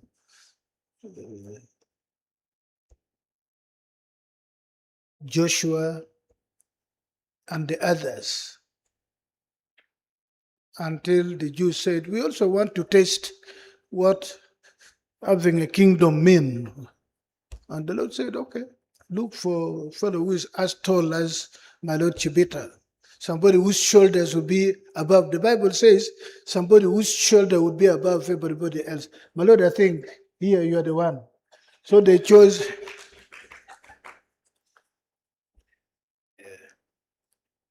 they chose Saul.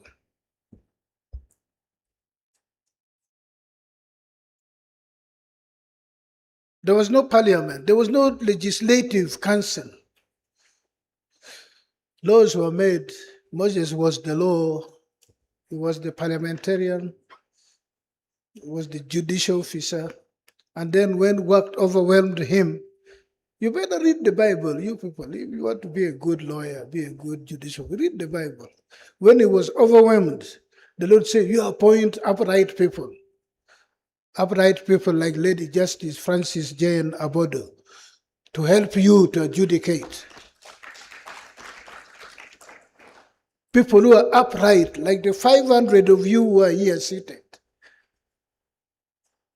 The Lord has appointed you to preside over his people, to resolve disputes. And you are accountable to God, nobody else. And whatever you do today,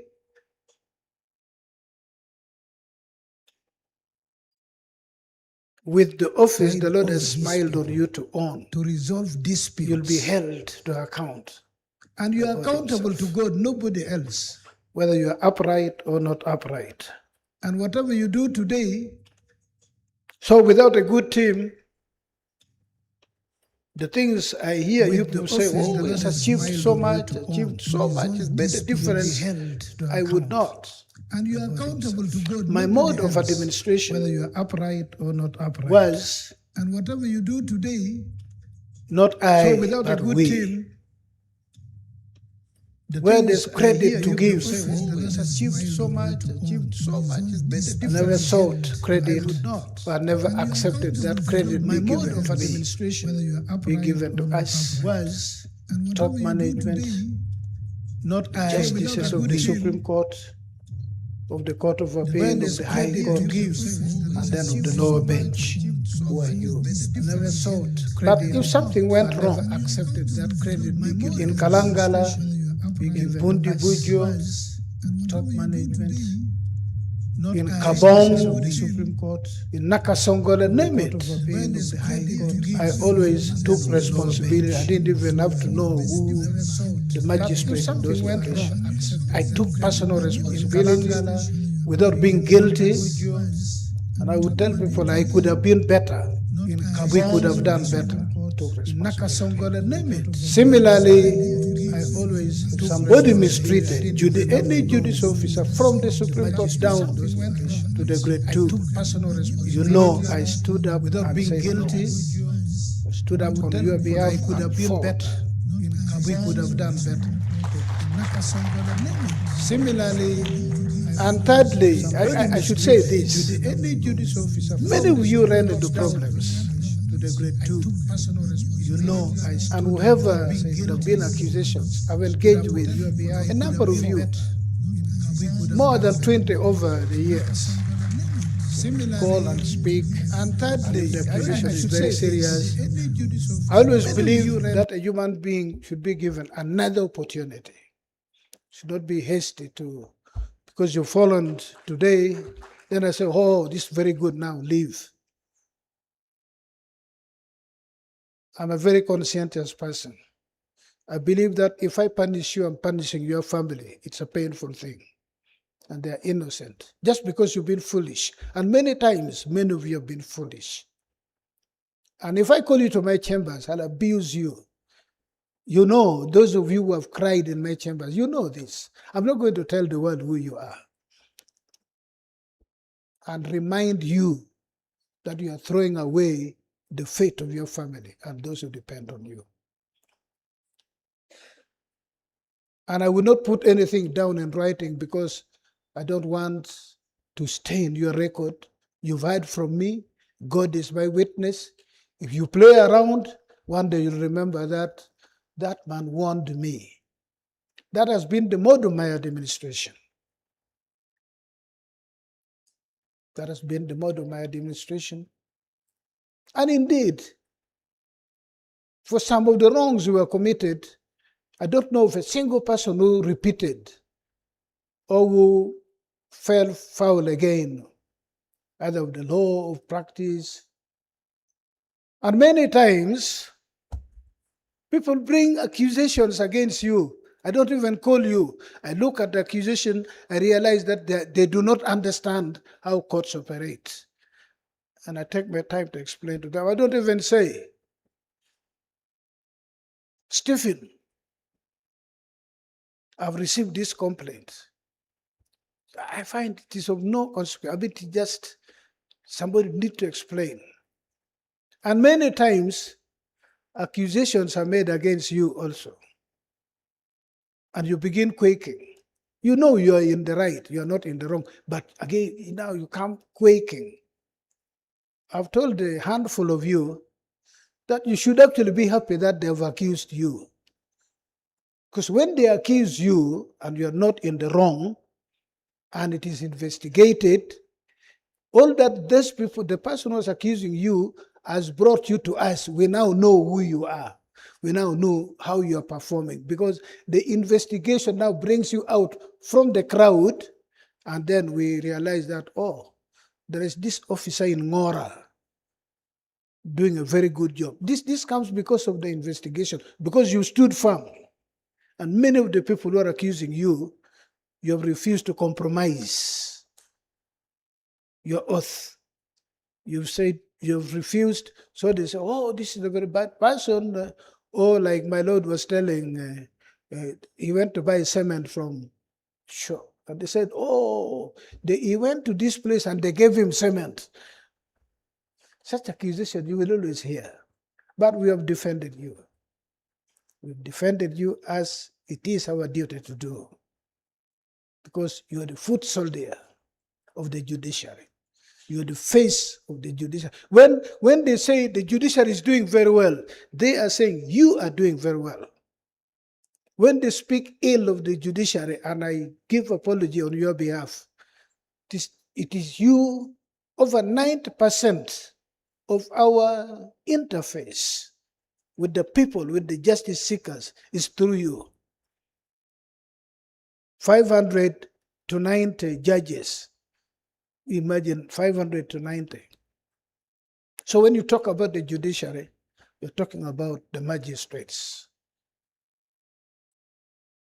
You are the pillars on which the roof, as the courts of record are. They provide shade, yes, but without the pillars, they'll be useless. So if we were to rank in terms of importance, without any argument, without any dispute, you're the real reason, and I've been out there in the trenches fighting for the judiciary, you're the real reason I can tell the people who hold the national basket that this year of the pending cases we handled 51%. And we are able to talk about 51% because of you who are seated here. Your collective contribution is what we pride ourselves on.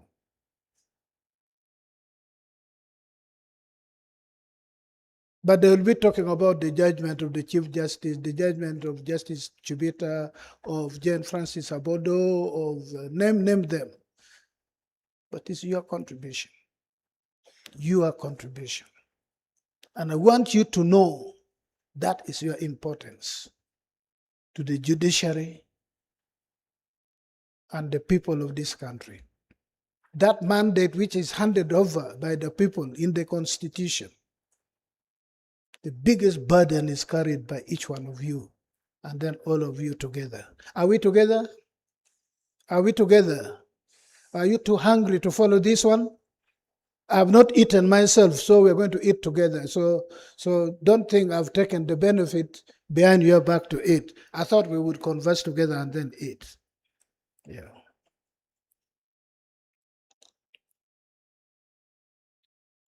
So when I was appointed Chief Justice, I studied the key challenges affecting justice service delivery in the country. Chief among them was case backlog, which is a universal challenge. It's not a Ugandan thing. It's not peculiar to the Ugandan judiciary. If they tell you the case backlog in India, you look around and say, does God exist in India? It is unmentionable. Case backlog, and then inaccessibility of justice to the majority of people in this country.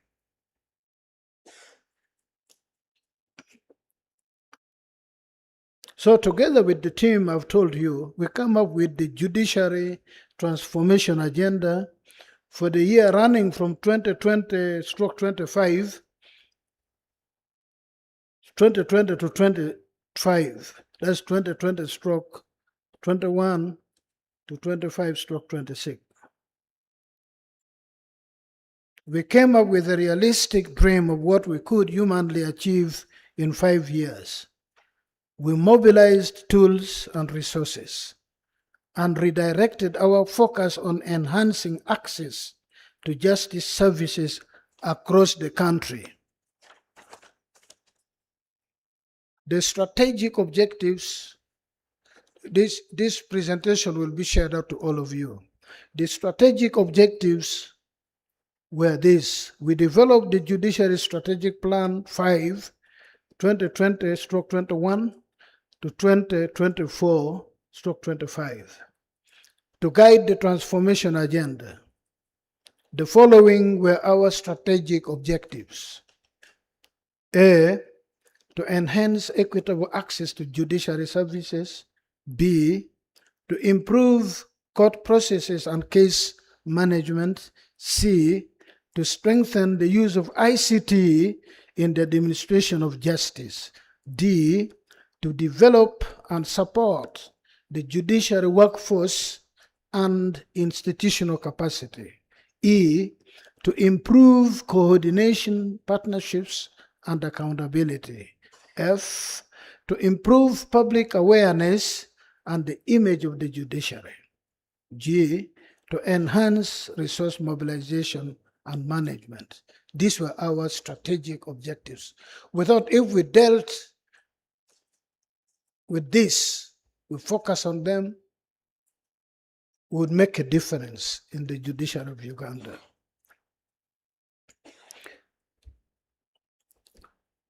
Resource mobilization and enhancement of the judiciary budget.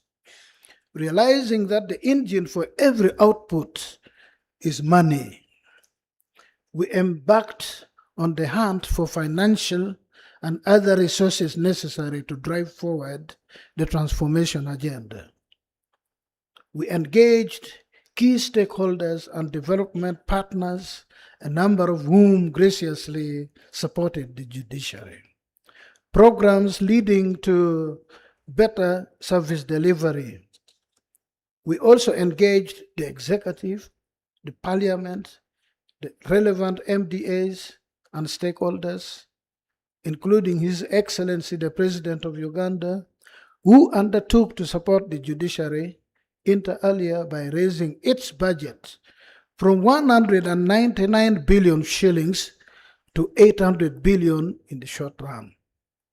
That was meant to put the judiciary at par with parliament. When I took over, the judiciary budget was hovering between 198 billion and 199 billion. The one of parliament was 800 billion. I ask a simple question: what is it that parliament does that we do not do to earn? Is it 8 times or 4 times? To earn 4 times what we earn by way of budgetary provision. Indeed, we started on the upward enhancement. Had it not been for COVID and its devastation on the economy the world over, we had agreed that in my lifetime as the holder of the highest office in the judiciary, the judicial budget would reach 800 billion. The president had given this undertaking. We do what we could do in the short run, and then in the medium term, within 3 years, we had agreed, he had given his word. Then COVID intensified, and you know what COVID did. But that notwithstanding, as I speak now, we stand at 435 billion shillings. That's the budget of the judiciary this financial year. And now that elections will be done in January, I believe my successor should be able to begin a new financial year with a bigger figure than the 435. I would be happy to hear he or she will begin from 500 billion. So that within the tenure of my successor in office, the judiciary should hit 800 billion shillings as our budget. You know what that will mean? It will mean we can double your number. From 500, we can reach 1,000 plus.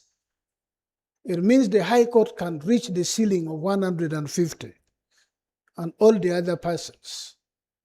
And then when you add technology, when you bring the other considerations, massive, consistent, intensive, and extensive training of judicial officers. Now we speak of backlog being when a case has taken in court 2 years. We say now it is backlog. 2 years. 2 years is when the world is ending. We should never be proud that a case takes 2 years in our court. In Namibia, which I visited, backlog is 6 months. 1, 2, 3, 4, 5. From January to June, you have not finished. You must give an accountability, an explanation to the Chief Justice in writing why it took you 6 months and 1 day to conclude a matter that was before you. 6 months and 1 day, it is an issue. You know what? There are 3 million people. They are grade 1 magistrates. They are magistrates, okay, not grade 1 only. Their magistrates are over 2,000 for a population of 3 million people.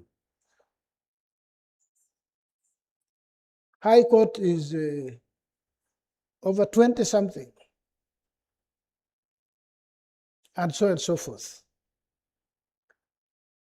So if you can spread of responsibility to this number of people, then whoever takes over from me should at that moment say, no, I'm going to begin with 12 months.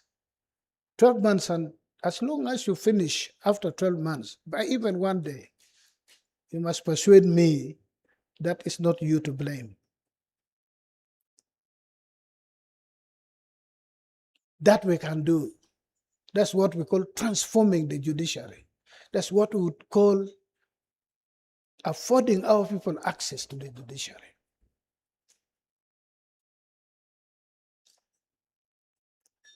And then, if we can do that,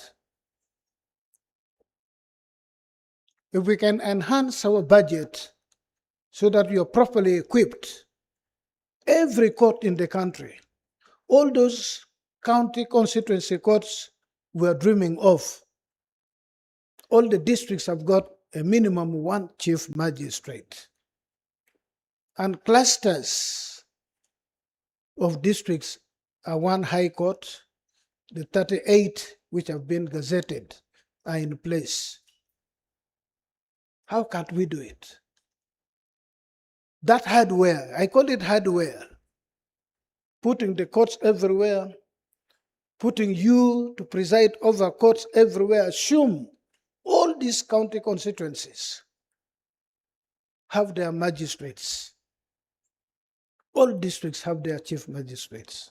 And then the cluster of court circuits outside of Kampala.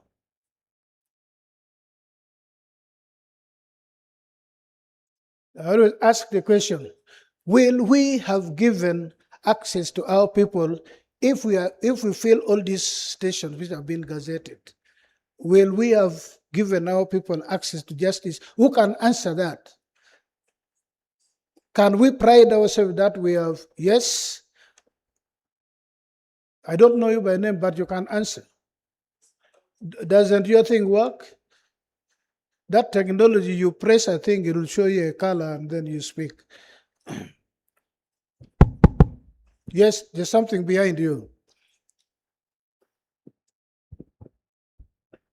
If we deploy in all these gazetted places, is that access to justice for our people, for justice seekers? Thank you, my lord. Tindiewa King Adieri Christopher, Magistrate Grade 1. Of which court? Luwero Court, my lord. Luwero Court. We are proposing that there will be nothing like Magistrate Grade 1, because we are phasing out Grade 3 and Grade 2, so there's no need for Grade 1. You are just a magistrate. Thank you. Then my the lord, senior magistrate, then the principal, yeah. My lord, I raise to confirm that justice will have been achieved and our people will be happy and it will be delivered to them if the services are closer to them. Thank you, my Lord. Thank you so much. I'm sure that is the view of the majority of people. Who has got a different opinion? Yes? You mean the lady magistrates don't have a view? Okay, I will want two ladies to give me their view. Thank you very much, my Lord. My name is Matanda Abubeka, Magistrate Grade 1, in charge of Chibuku. My Lord, I do not think that in itself would give access to justice. Mhm. It would only set a foundation. Access to justice would then take the work that those who have been deployed do and how they approach it. Okay, thank you. Can I hear from the lady magistrates?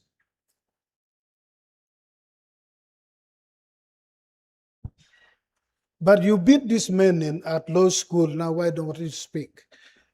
You got upper second, they got lower second, now you don't want to speak. So the ladies are not expressing, unless I'm not saying. Okay, I'm not compelling. It's okay, fine, I will. So you said, which court are you from? Chibuku Magistrates Court under Budaka. Chibuku. Chibuku is in Eastern. Yes. On the way to Mbale. Okay. Listen, we can staff all these courts we are dreaming of.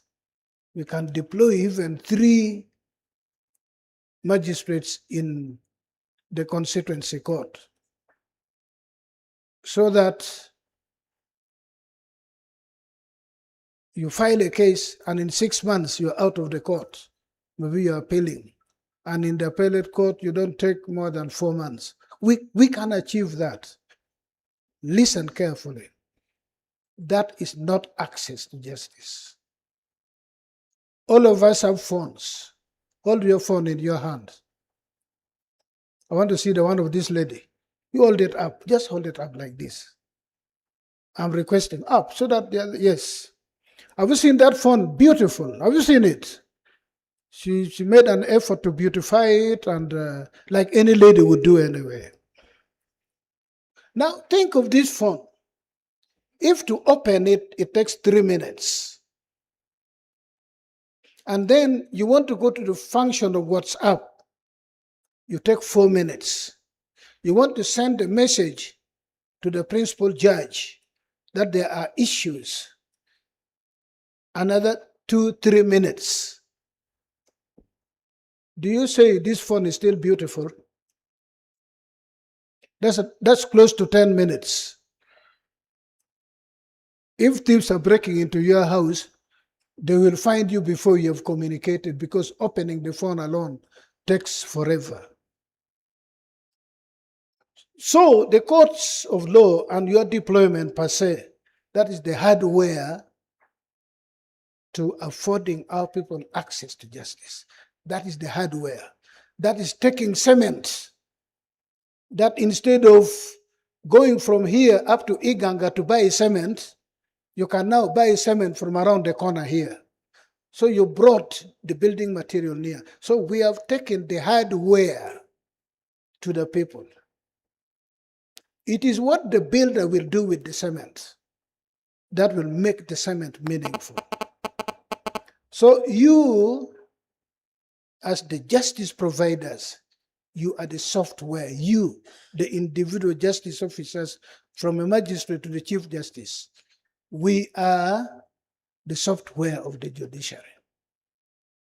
If you're committed, if you're conscientious, if nobody can compromise you, if you feel guilty that a case has delayed before you because of you, not other factors, and parties come before you, you are fair, you deal with them humanly, not being nasty. Even if you write very good judgment, if you are abusing litigants in your court, if you make people fear you instead of respecting you,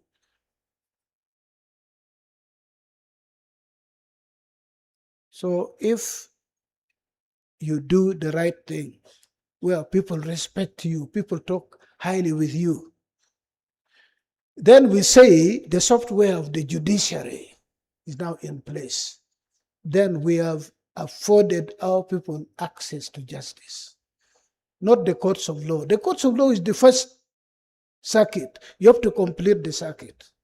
That is how I was taught. I was never good in physics, but I still remember how current moves. That it has to got to be a complete. You complete the flow. The circuit must be completed. So when you go out there as the face of the judiciary, as the people who will make the judiciary proud or not proud, remember you are the software. Where my sister here touches the phone, it's like saying, "Sesame," and then the gate would open, the story of Alibaba. So if our phone, she just says, "Man, you," and then the phone opens. I don't know who you support. I support my village team, but for you, I assume you say, "Man, you," then your phone opens. Then you want to go to WhatsApp. Your firstborn is called Sarah. You say Sarah, and the WhatsApp pops. Then you say the phone is, it doesn't matter what the color or whether it has got a leather cover or not. Say this phone is good. And you can take, it has got gigabytes, not this one of 250, whatever they call it. So you put everything you need. Then you say this phone here, and it has a library. You Google anything, it gives you the information. But if to Google the information you want, to go to Yuli, it takes you until tomorrow. You have no fun. You have no fun. So please do not be, as a judicial officer, do not be contented that you are there, you are a queen, you are a king, everybody fears you. No. Then you are an impediment to access to justice. Just be there. Simple, humble. But they already know your authority from the way you conduct your court case. That this person is fair. This person, if you are in the wrong, she will say you are in the wrong. This person, if you do this, he will say you should not have done this. Then they begin respecting you. And that's what a judicial officer should yearn for. Not even you're walking in the training center and people are like this. That is not respect. Why should people, you're not in court, they should begin quaking because you've gone to the market to buy something? No, actually you should question yourself. So, guided by our Judiciary Strategic Plan 5, we managed to raise the performance of the judiciary over the years and have successfully published the annual performance reports for financial years 21-22, 22-23, 23-24, and 24-25. You have received all these. We have done it pursuant to the provision of the Administration of Judiciary Act. In the first year of my tenure, 2020 to 21, we disposed of a total of 156,875 cases out of a case load of 317,929. And then I give the figures of the subsequent years, but you have the report with you. If you've not gone through those reports, please go back and go through those reports. I give the figures here. Then, promotion of alternative dispute resolution, ADR. I invite each of you and all of you to take ADR and AJS, alternative dispute resolution and alternative justice system intervention, very, very seriously. It's going to be a game changer.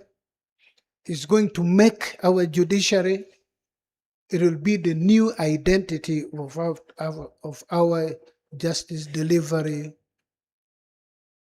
system and mechanisms. Take it very seriously. Acquaint yourself Let it be your Bible. It affords our people justice services. It is faster and inexpensive. We need to identify and adopt African methods of dispute resolution and popularize them across the country. Ours is to guide them, to formalize what is now informal. And you who deal with the bulk of the disputes, you must be also in the forefront of popularizing and advancing ADR.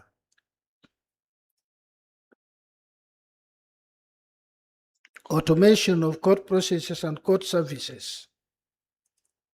We have introduced ECMIS. We have started rolling it out, and it is ongoing. We enacted the Judicature Electronic Filing Service and Virtual Proceedings rules last year, 2024, to help you properly use electronic systems and processes in case filing, case allocation, process service, hearing and delivery of judgments, among others. I want to believe that all of you have been given a laptop. Maybe the ones who have just been recruited have.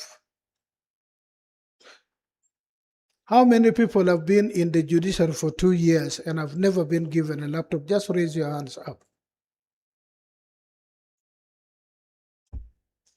We have somebody called the chief registrar, and she has got eyes. And before you go back to your station, engage with her, because I want to know why you do not have a laptop. How come less than 10 people do not have laptop? Because you're supposed to have a laptop. You're supposed to have graduated from writing judgments by hand to this. Because of my age, I never learned this. I type with my index fingers, but I can beat you in speed with your several fingers.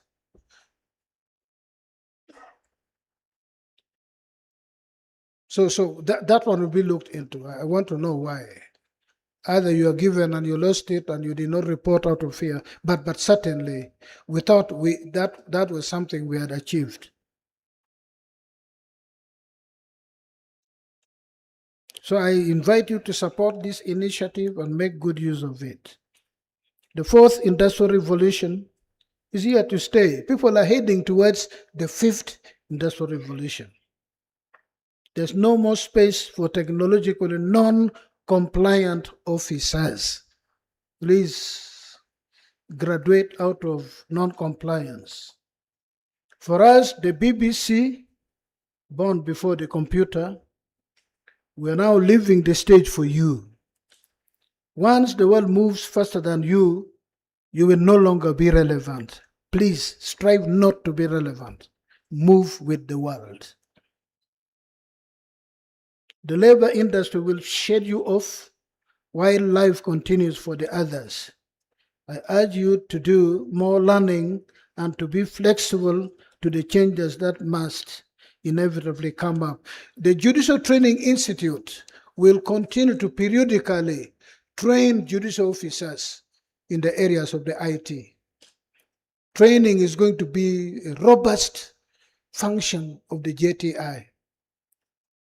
Training across requirements. And if you have a deficiency, you have a problem somewhere, don't fear to point it out. You will be assisted. You'll be assisted. Implementation of the administration of the Judiciary Act. We have the Judiciary Council, which advises the Chief Justice. And we have come up with statutory instruments, administration of judiciary, council procedure, administration of the Judiciary Inspectorate of Courts, the administration of the judiciary establishments of committees, the judiciary designation of high court circuits, magistrates courts, magisterial areas, and magistrates courts instruments. And now in the offing, we're working on enhancing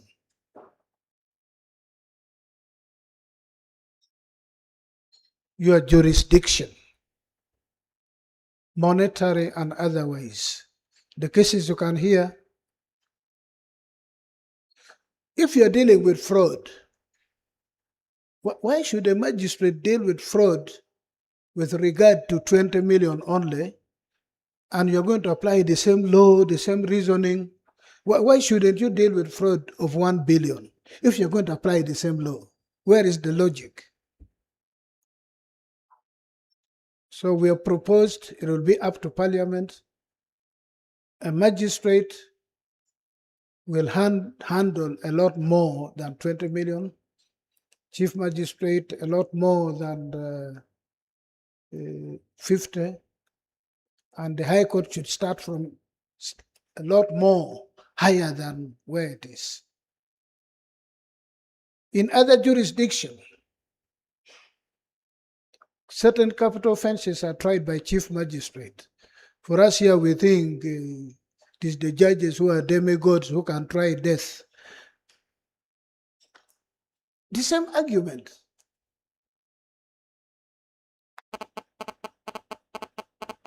So we're working on this. If Parliament agrees with us, whatever Parliament comes up with, you'll know. Cabinet has approved the amendment bill for 2025. Sorry, Cabinet, yes.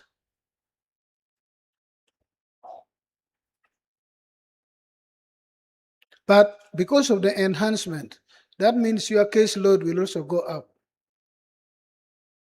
And that's why I'm praying that my successor will get a little bit more money in the budget so that he or she can recruit more magistrates to take care of the enhancement of jurisdiction, because more cases are going to be poured from the High Court to you. So it is my prayer, and even when I am outside, I'll be fighting for the judiciary.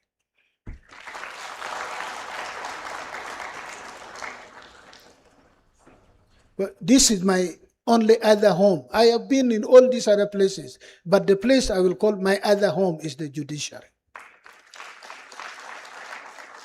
Because it is the place where God allowed me to show how effective, how ineffective, my ineptitude and my prowess and my ability to serve, it is in the judiciary, all by one stroke of the pen. So I will just be leaving office, but I'm permanently part of the judiciary. And I will fight for you. I will help my brother or sister who is going to take over my office so that the judiciary soars higher than higher. We have flown to the height which the dove flies to. I want my successor or successors over the time to soar high up where the eagle alone dares, so that the judiciary of Uganda will say, during Chief Justice Owindolo, it was only this. Now, through the Chief Justices of A or of B, see where we are. I will celebrate more than you will. From inside, although I'm outside. As you know, we've constructed court buildings, court houses across the country because of the expanded recruitment. You know of the judiciary headquarters. It's a long story. The judiciary of Uganda never had a court of appeal building, a Supreme Court building. Over the years, we were hiring. We started from hiring from the Kingdom of Buganda, the Mengo Court. Then we went to Parliamentary Avenue. Kololo, rented premises. But now the judiciary is independent of people who are knocking on our door. My rent, my rent. Now we have a home. We pride ourselves over this. And really, I thank the president. He said we're not going to get money from outside the country to put up a home for the judiciary. The headquarters of the judiciary will be built by the Ugandan taxpayers. And that's what happened. Can't we thank him for that one? It is the wonders my colleagues come to visit us, they say, how did you do it? Because you go to their countries, you don't find something like in Kampala. Go to Kenya here. Maybe they'll later build. Go to Kenya. Walking distance. They're not like what we have at the city square. Maybe Tanzania has something better. I've not seen it. So we are going to construct. Construction work has begun in Gulu, I'm told, for the Court of Appeal. 2 locations, Gulu and Barara.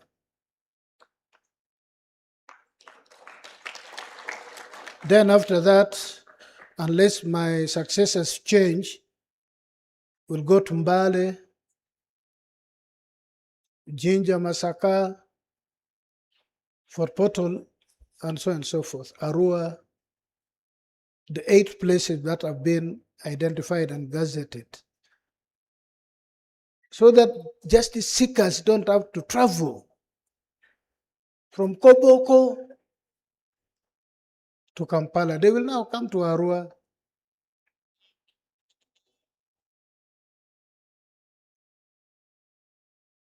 And for those of you who have not gone to our judicial headquarters, you need to know this. The following services can now be enjoyed at the new facilities at the judiciary headquarters. A long list.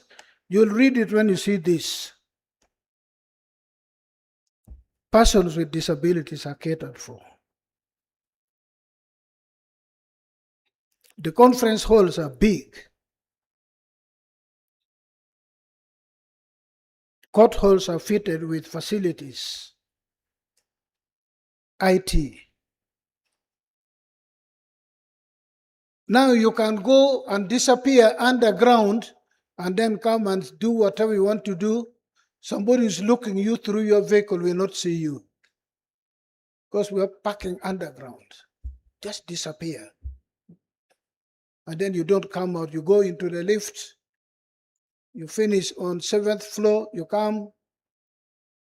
You drive off to Amudat. You'll read all this. There is the gym. Gym, massage, sauna, and steam bath. I need to use the massage. That's the one interesting me. That one I will go for. I never go to the gym. I never go to sauna. For me, if I want to do exercise, I dance Larakaraka and Bola, and that's what I do. But this one, the massage, I need to do. My Lord, before I leave, I should do massage at least once.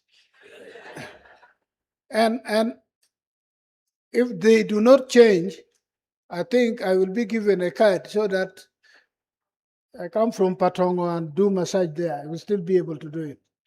Thank you. We do health thing, twice a week, aerobics. I attended it twice.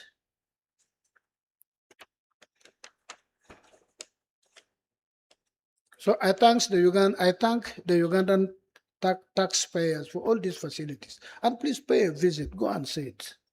If need be, the chief registrar should take you to a conducted tour of the place. It is your home. You need to know it.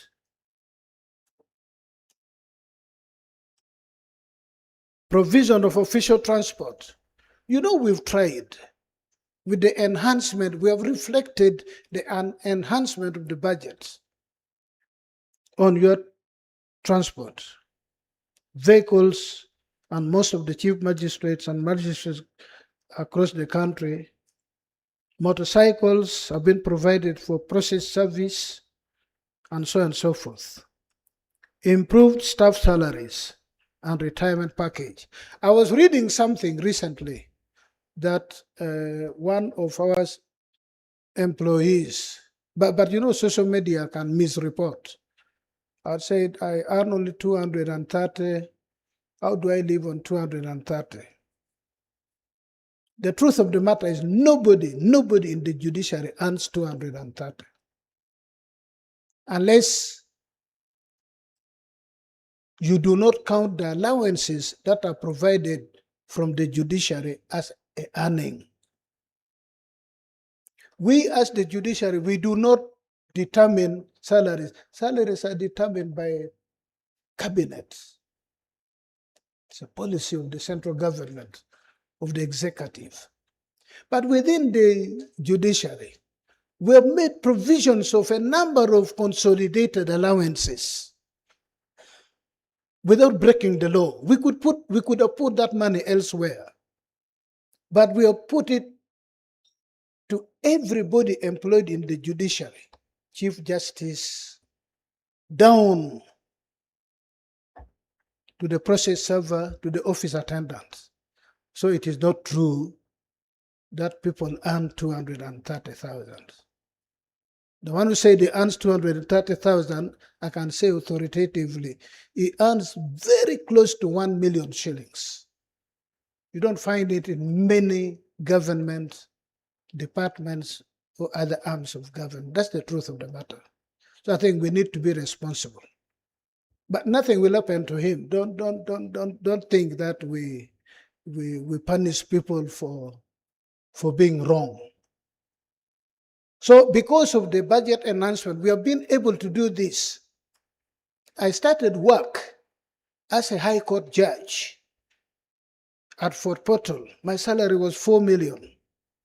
Now, a magistrate begins work today with more money than that. Is that right?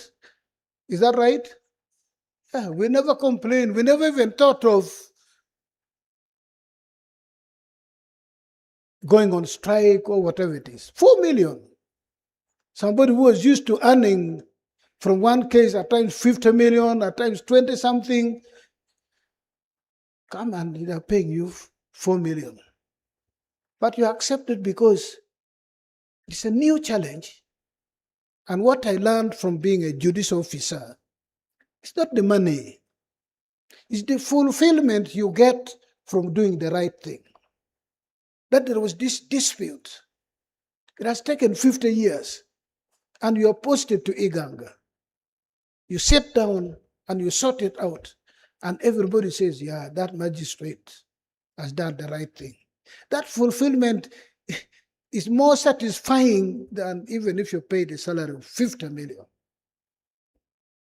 And God will remember you. When you go to heaven, I'm told the prosecutor general is St. Peter. For those who are Muslims, St. Peter was the leader of the apostles. But Muslims should know St. Peter because they know Jesus as a prophet.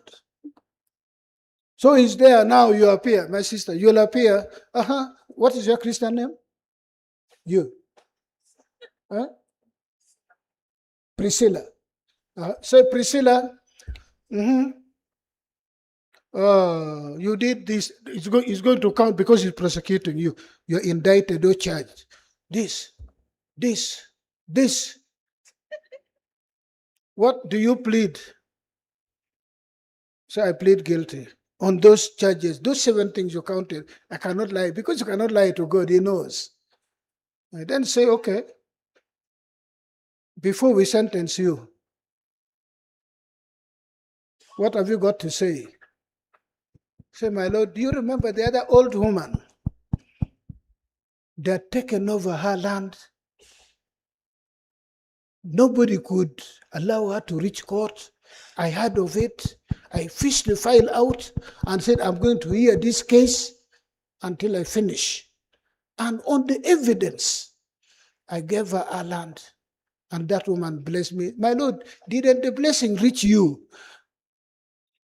Then God will say this. Okay, the other 7 things you should not have done. But because of this one thing, come and join me and be on my right. That's what will happen on Judgment Day. You understand what I'm saying? So What will you tell God? That yes, as a human being, you erred. But there's that one or two or three things. There was going to be bloodshed in the village. There was going to be bloodshed in the country. I saved my country from bloodshed. When will you tell God that one? And that's why, as a judicial officer, you will do that. You go home and sleep. And God will be waiting for you to thank you. So we have tried as much as we can do to improve staff salaries, your retirement package. At times I say, why do some people do some things which are really silly? Do you know how many people are fighting to join the judiciary? It is not only because your emolument is good. It is the security you have. When you retire, you go with 80% of the salary which you are earning. In which institution do you find this? Think about that. So we've put in place system for fighting corruption. You hear people always complaining about corruption. We have bolstered the inspectorate. You're going to have the inspectorate at regional and home area. Chief magistrates will be more effective as inspectors, supervisors. The circuits will be effective as inspectors, supervisors, so that let us clean ourselves of this cancer called corruption. The cancer called corruption. Please join this struggle. Go to work. If you found this station at this level, when you're transferred after 3 or so years, leave the station here. Let the next person now bring it as you go towards heaven. That should be your agenda. That should be your supervise, guide, and mentor your subordinates. You're members of the same fraternity. You belong to the judiciary family. Mentor those who are junior to you. Fight corruption together. Any form of abuse of office. Take it upon yourself to exercise what we call peer influence. If somebody's name is bad, go to him. Normally, you join the judiciary as a cohort. Within yourselves, you can be peers to one another. But, Priscilla, what is this we are hearing? Talk to one another. At times, you don't know. Say, Priscilla, what is this you're doing? If Priscilla has done something very good, go and say, Priscilla, you made us proud. It's not only the bad things. How do you do it? Say, for me, I wake up at 4 a.m. and I write my judgments. I go to court, I've written my judgment. Something like this. The resource envelope is still little, as I've told you, but we look forward to reaching that mark of 800 billion.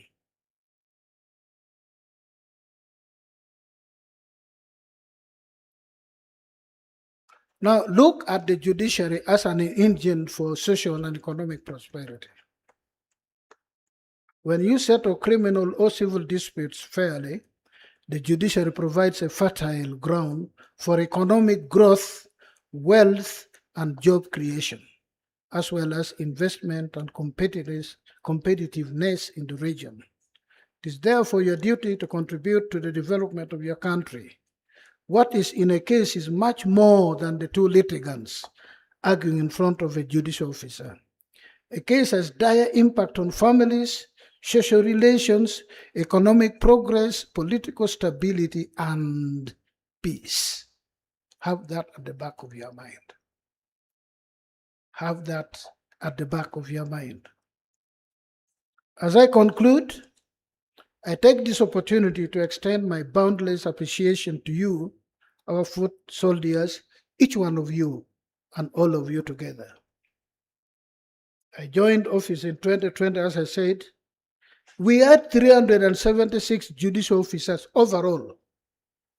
10 justices Supreme Court, 14 at the Court of Appeal, 59 judges at the High Court, 46 registrars, 51 chief magistrates, and 196 magistrates grade 1 and 2.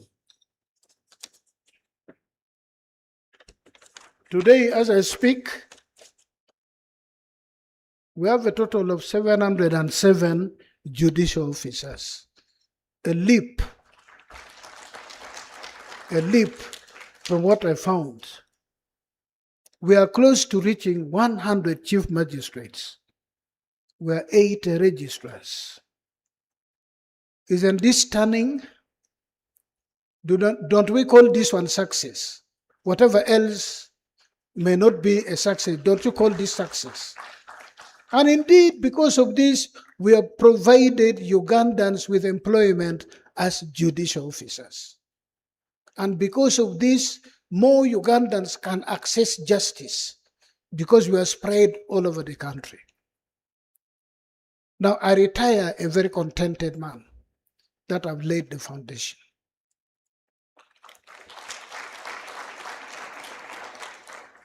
Whatever else I could have done better, but I didn't do, God knows I tried. God knows from the very bottom of my heart, I worked in this office with love for the judiciary, love for judicial officers. It is my other home, and it will always remain my other home. And matters of the judiciary will be at my heart. And as I said, whoever will take over the administration of the judiciary will find me their walking stick. I'll be handy, because I really want the judiciary to soar up there, not to be referred to as the third arm of government. For people to know the judiciary for what it is, an indispensable performer, a factor in the scheme of things in this country as it is in any other country in the world. I believe my successor will be lucky to have such a huge workforce as you are to begin with, from which it will now scale the heights. Accord the next Chief Justice and his team even better cooperation that you've given me. Be proud of the judiciary. Make the judiciary an institution people speak of favorably. Especially you, who are our face, you who are the foot soldiers. It is you who will make or break the judiciary. I have faith in you. We'll do everything to facilitate you, to empower you, to make it easier than when I joined the judiciary for you to render justice to justice seeker. I've enjoyed your hard work and support during my 5 years as Chief Justice.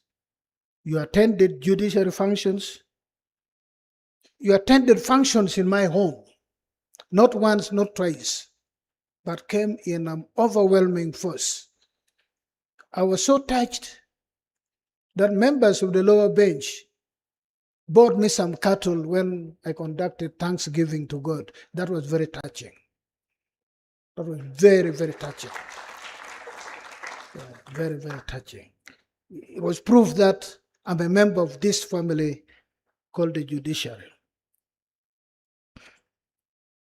You responded to our administrative circulars, you filed reports, and you did your best to improve service delivery at your stations, each one of you. I recall visiting some of your courts. I witnessed very clean yards, well-organized registries and archives, and kind commendation from court users and area leaders. What more could I require of you? I can only say God should bless each and all of you. As you gather here today to celebrate the year well accomplished, please remember to interact freely and celebrate the joys of our sweat. Your coming together should give you an opportunity to learn new innovations in service delivery and problem-solving techniques from your peers for a better tomorrow. With this long engagement, I now have the pleasure to declare the Registrars and Magistrates Conference for the year 2025 officially open. I wish you a happy new year 2026. Thank you.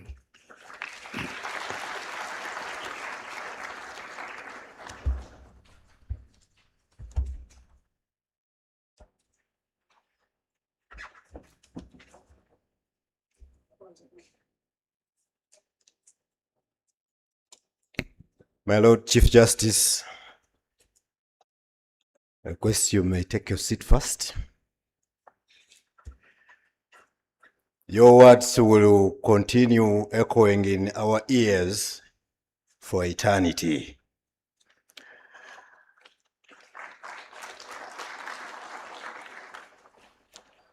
We are so honored that we were joined by Honorable Mr. Justice Mzamiru Kibedi Mutangula, Justice of the Supreme Court, is here with us. And my Lord, allow me once again to call the Chief Registrar here to pass a vote of thanks, because that speech was so pregnant. Your Worship.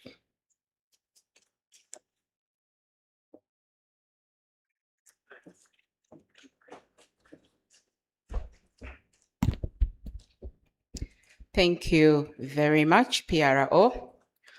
My Lord, indeed, your last speech to us was pregnant, as the PRO said. So I will not only pass a vote of thanks, but I want us to do this together. My Lords, your worships, let's start like this.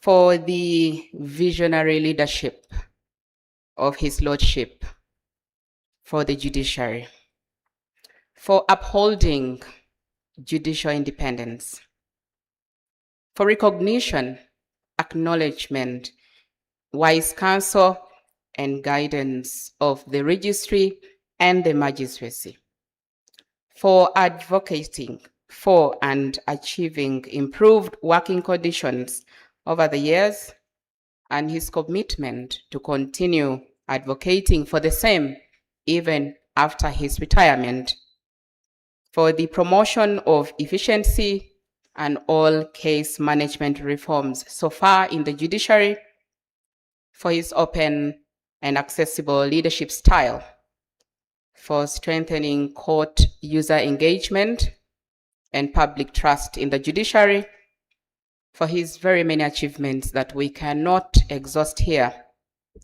for his personal example and service to the judiciary and the nation, and for his last words to us as the registry and magistracy.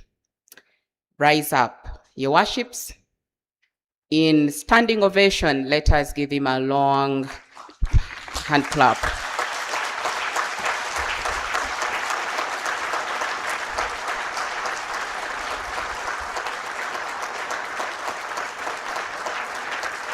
My Lord. My Lord, the Honorable the Chief Justice, take this with hearts of gratitude. We appreciate you for all the things that you have done.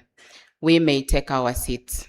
Thank you very much. We cannot take this for granted that you gave us your time amidst your very, very busy schedule to come and bid farewell to us today.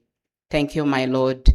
We wish you the very best in your next engagement. We shall always be here to wait for you to come when you come to do when we come to the Supreme Court for the massage. We shall be here, my Lord, to receive you. Thank you very much. May I now invite the Public Relations Officer to come and take us in the next session. Thank you very much.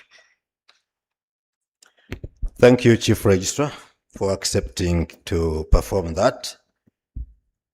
My Lord, we have received some sad news of the passing of one of our retired judicial officers, His Worship Lotyang Abunyala, the former Magistrate Grade 2 at Kotido. May his soul rest in peace. My Lord, we shall be having the anthems first, and then, my Lord, we shall have a photo moment. These days we are everything is through electronic systems. We shall just have a simple photo at that point, and then we shall proceed for lunch. We are going to have lunch for only 40 minutes because the Honorable Chief Justice is going to return here with us to proceed with the next two remaining sessions. So let us be as fast as possible so that we can have these two wonderful sessions. And our wonderful facilitator, Honorable Justice Nuzami Richibed, is already here with us. So let us all rise up and have the national anthem. In reverse order, please.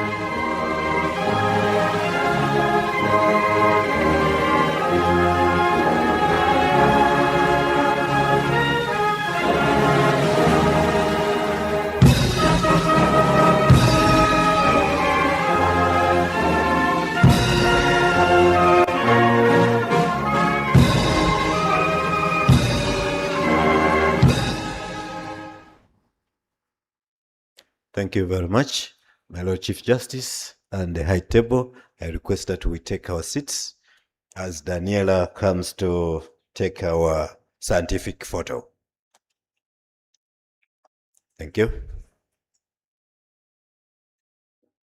Your Worships, we may have our seats.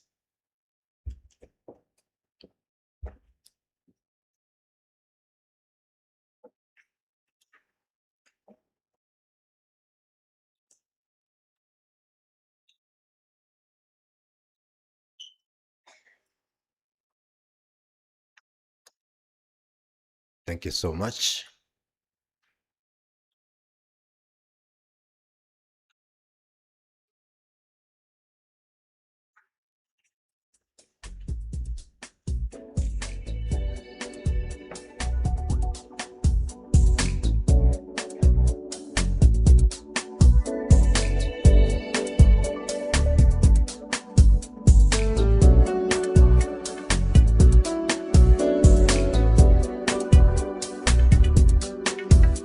Thank you very much. That will be all. lunch. My Lord Chief Justice, you will be late for lunch at the restaurant. Your worships, let us use the 40 minutes. Let us be as fast as possible. There are several serving points, and let us be here as soon as practically possible so that we can have our remaining 2 sessions. The principal or driver of motor vehicle UG 250096, you are required to go and adjust it at the hotel parking. So if you are the owner or driver using UG 2500096, please go and adjust that vehicle because a lot has been put at stake. Thank you very much, and let us all enjoy our lunch.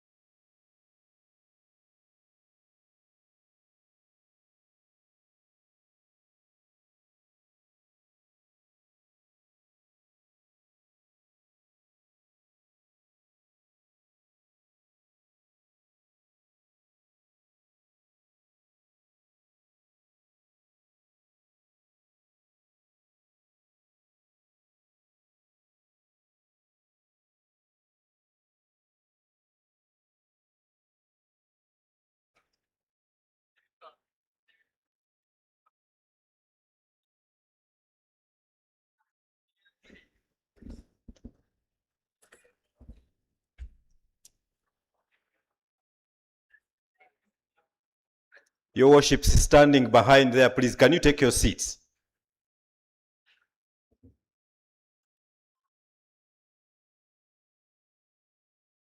We want to proceed with this session so that we release you. So I don't see why it should be hard to convince you to take your seats.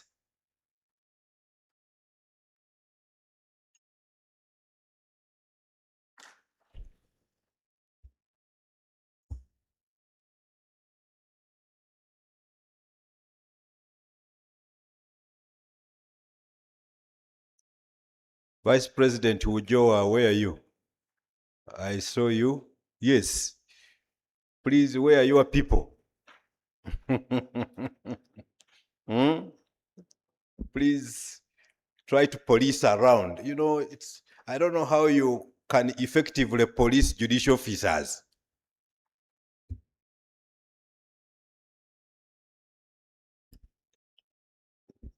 So CM Daphne, you could help me.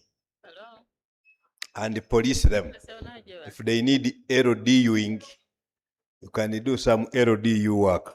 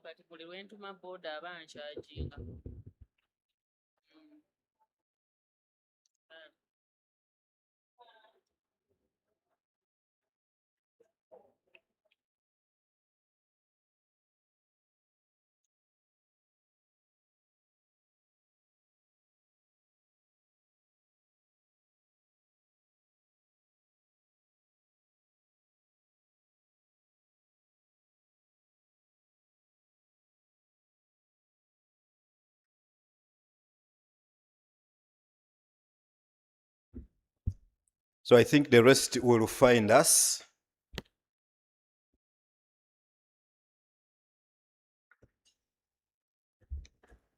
So welcome back from lunch.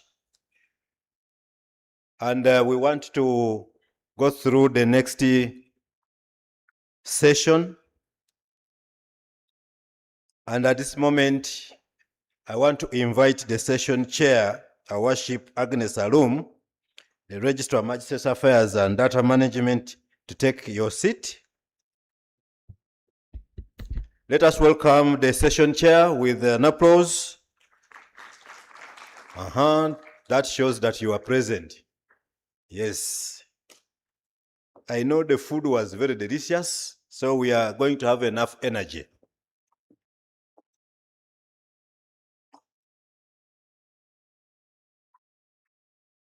So the chair will then take us through the topic of the day and proceed to invite our presenter, and then we move forward. So the rest who are still out, you will find us. Session chair, please.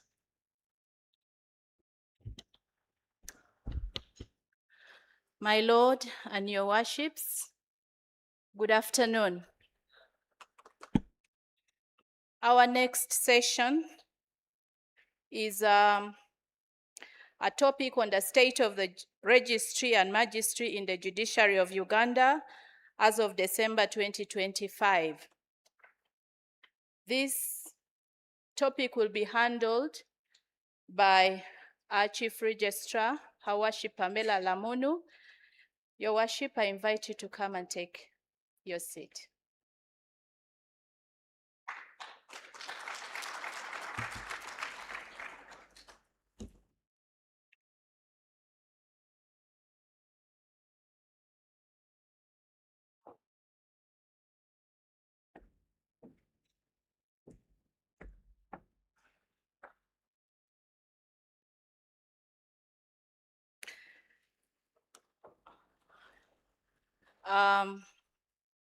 My lords and your worships, the person that is handling this topic this afternoon is a judicial officer who has risen through the ranks. She started her career as a magistrate grade 1 and rose through the ranks to now acting chief registrar. We call her our commander. There is no other better person than the Lord Commander herself to handle this topic this afternoon. Please join me together and welcome our commander to the podium. Welcome.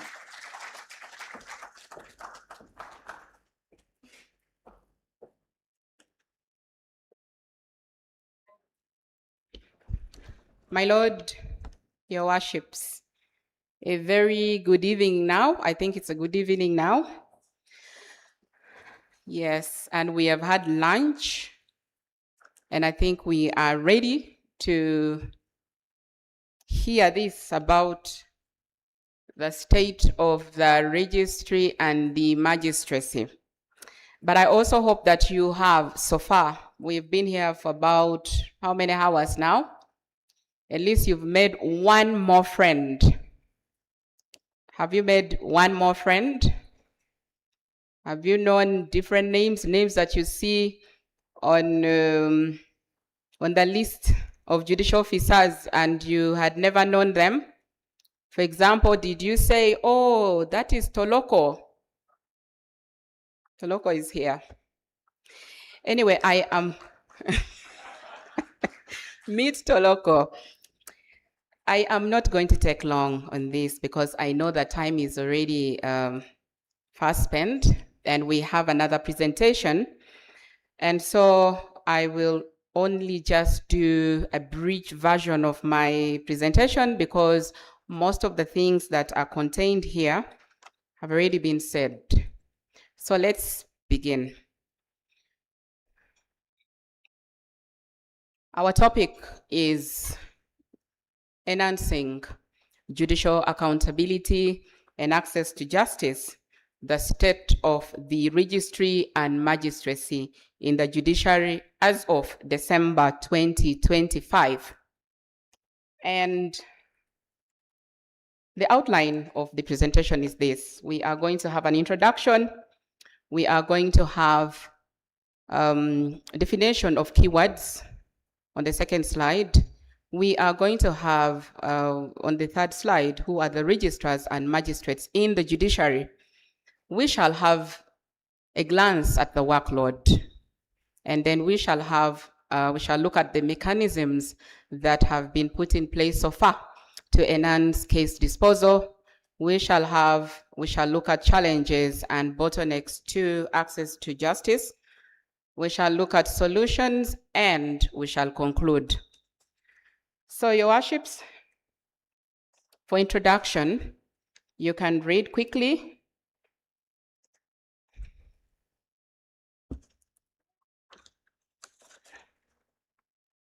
I welcome you to the annual conference of the Registrars and Magistrates under the theme Enhancing Judicial Accountability and Access to Justice. And there we are saying that this theme speaks directly to the core mandate of the judiciary and underscores our collective responsibility to deliver justice that is credible, that is timely, and that is people-centered. Your Worships, before we proceed to have this fully blown presentation, we have to look at keywords. And in enhancing judicial accountability and access to justice, we will look at what is judicial accountability. The next slide, please. Now, judicial accountability is the cornerstone of public confidence in the courts. It assures citizens that judicial power is exercised with integrity, transparency, efficiency, and fairness. Accountability requires us to remain faithful to the law, responsive to court users, and committed to ethical conduct at all times. These, Your Worships, speak volumes about judicial accountability. You must remain faithful to the law because you are in charge of interpreting the law, applying the law to the relevant facts, and making decisions that benefit people who come to court. You are also supposed to be responsive to court users. That is judicial accountability, because we derive our power from the people and exercise it in the name of the people with the aspirations and norms of the people. So it is important that we are responsive to court users. They are the reason we actually exist. We also have to be committed to ethical conduct at all times. I cannot overemphasize that enough. We took oath. We live by the Judicial Code of Conduct. So we have to be committed to ethical conduct at all times. That is the bedrock of in the exercise of our mandate. So what is access to justice? Simple. Accessibility. Accessibility physically. Do our court users access our courts? Do we have amenities that allow our court users who are challenged in one way or another to access our courts? Accessibility also means timely access. Timely access, that is giving us timely justice. It also means affordability. Are the costs too high for the ordinary Ugandan to afford our services? Then that would not be access to justice. Are our processes understandable? They always say we speak too much English, but in our English speaking, do they understand us? Do we have interpreters to make sure that our court users understand us? That is access to justice. Physical, qualitative, and quantity. That is access to justice. So after defining keywords, as we usually, if you offered history, you have to define keywords. Let us now look at the registrars and magistrates in the judiciary. As I earlier mentioned, we are 79 registrars, out of which 54 are in adjudication-based registries, and the rest are in administrative. We also have 101 chief magistrates, out of whom 95 are in adjudication and the rest are in other responsibilities. Others are also on study leave. Then we have 397 magistrate grade 1, 287 in adjudication. And the rest are assigned to chambers of justices and judges, and others are assigned in other administrative duty. So you have looked at what judicial accountability is, what access to justice is. You have also seen the number of registrars and the magistrates that we have. Now, let's look at the caseload that we have. So this is workload at a glance as at 30th November 2025. And I only sampled the chief magistrates and magistrate grade 1s because they represent the bigger number of this constituency. Now, we have the chief magistrates have 72,378 cases, out of which that number is backlog, which is 13.6%. And grade 1 level, we have 23,136, out of which 2,160 are case backlog. Now, your worships, 9,000 cases backlog, 2,000 cases backlog. That is where the challenge is. While we have this number of cases, we also have backlog cases. But I would like to say that for the 95,514 pending cases and for the number of cases that the chief magistrates have, ideally, each chief magistrate is supposed to have 714 cases, and each grade 1 magistrate is to have 58 cases distributed equally. But you also know that that cannot happen because other courts have more cases, and so the chief magistrates have more than 714, and other grade 1s also have more cases than 58. But there are also other chief magistrates and magistrate grade 1s who have less cases than the average. Of course, when you look at these numbers, I would say that the grade 1s would be very happy because they are only supposed to handle 58 cases. But I would like to say, as we already heard, that Cabinet approved the amendment of jurisdiction to enhance our jurisdiction from 50 to 100 for the chief magistrates and from 20 to 50 for the grade 1s. So now that means out of the 90,514 cases currently before the High Court, 56% of these cases will trickle down. They will be transferred to the lower court. So maybe we were celebrating too soon for 58 cases. The cases definitely are going to increase.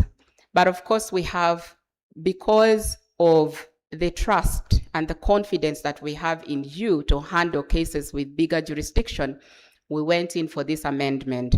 So we know that you are going to be able to handle these cases. And when it is over, we shall find a mechanism of distributing these cases. Now, your worships, looking at the number of cases that we have, what have we as a judiciary done so far to enhance case disposal? Of course, there's been an introduction and revamping of the alternative dispute resolution. And you can see that plea bargain alone disposed of 3,790 cases, out of which 1,519 were concluded at the magistrates court level. Really, this is a commendable performance, and I request that we give ourselves a round of applause. We thank you very much for this performance in plea bargain. Out of the 6,000 cases resolved through mediation, 4,370 were resolved at the magistrates court level. Again, this is commendable performance, and we thank you for that. Mediation, of course, these cases were possible because we had mediation settlement weeks, we had plea bargain camps. So these are some of the innovations that the judiciary has come up with to enhance case disposal. We have also judicial and non-judicial officers trained together with cultural leaders in mediation. This is to help us in mediation because it's one of the innovations. So they have so far done a good job. Small claims procedure already rolled out in 223 courts out of 279 courts operational, and the clearance rate of small claims procedure is 103%. This is a good innovation.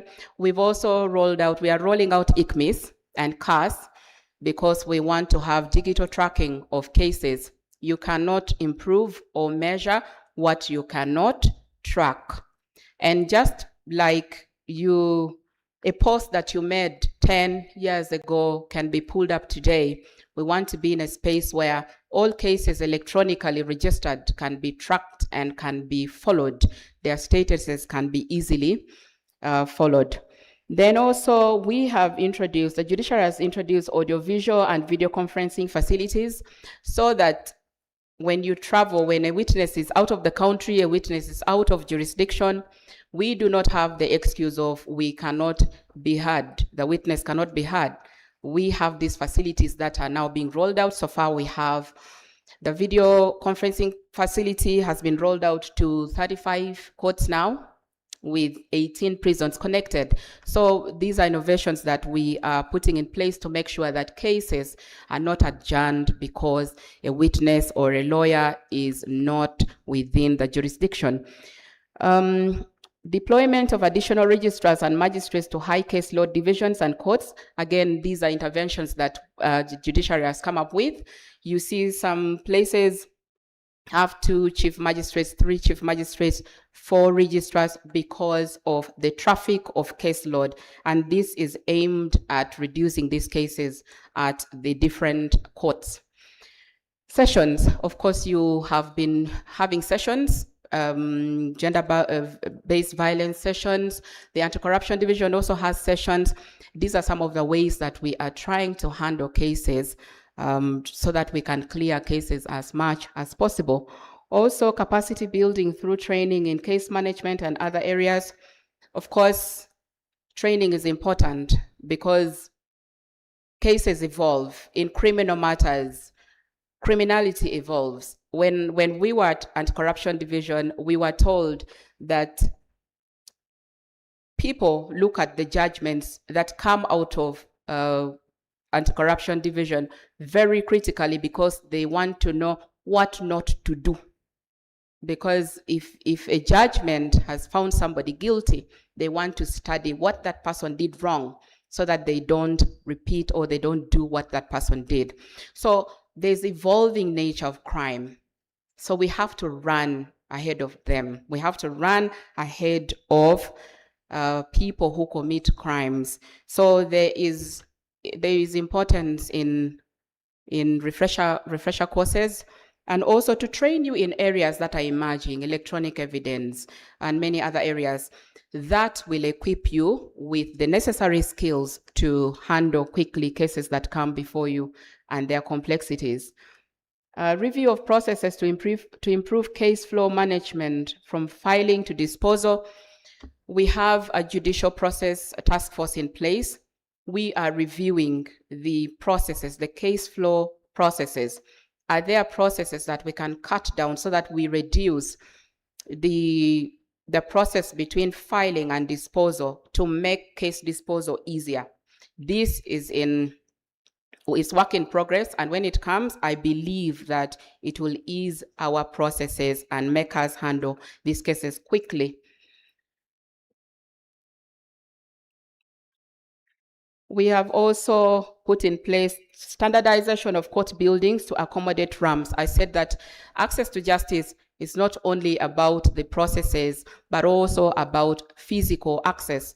And so we have an approved building plan for the judiciary, every judicial building, every judiciary building going forward.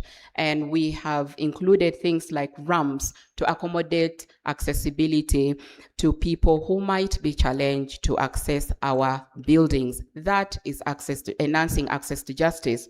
Introduction of sign language interpreters, of course, that is also enhancing access to justice by the judiciary. Operationalization of more courts. We have many courts gazetted, but we shall be operationalizing them from time to time to bring justice closer to the people. That's one of the ways we have come up with to enhance access to justice. And also mobile courts, especially in refugee camps. Some of you already handle these cases. You go into refugee camps or hard-to-reach areas in your jurisdiction, and you handle these cases. Of course, we don't have a legal framework yet in place to guide that, but I would like to say that very soon we shall have that in place. But it does not stop you from handling those cases within those jurisdictions. So, Your Worships, despite these mechanisms that we have put in place to enhance judicial accountability and access to justice, we still experience some challenges that hinder judicial accountability and access to justice. We have delay in hearing and dispose of cases and delayed judgments. Those really speak for themselves, and I don't want to take much time in explaining them. We have our time delivery standards. We know that judgments have to be delivered within 60 days for the lower court and 90 days, of course, for the Supreme Court. But we go past this. We are not adhering to our timelines that we set. But I'd like to speak to a specific issue on delay in hearing and dispose of cases. One of the reasons that we discovered, and we did this during inspection, some cases are delayed because a successor cannot read the handwriting of a predecessor. We have seen terrible handwritings in our files. There's a specific file that I don't even know if that judicial officer can read her, can read her own handwriting given back to her. So the successor was so stuck with reading the proceedings that he could not go forward. Delay in disposal of those cases because of handwritings that cannot be read. They cannot even be typed. So it's a matter we are handling. So I implore you to at least consider, even if you have very poor handwriting, consider that you might not be able to finish that case. Someone might come to take over that case.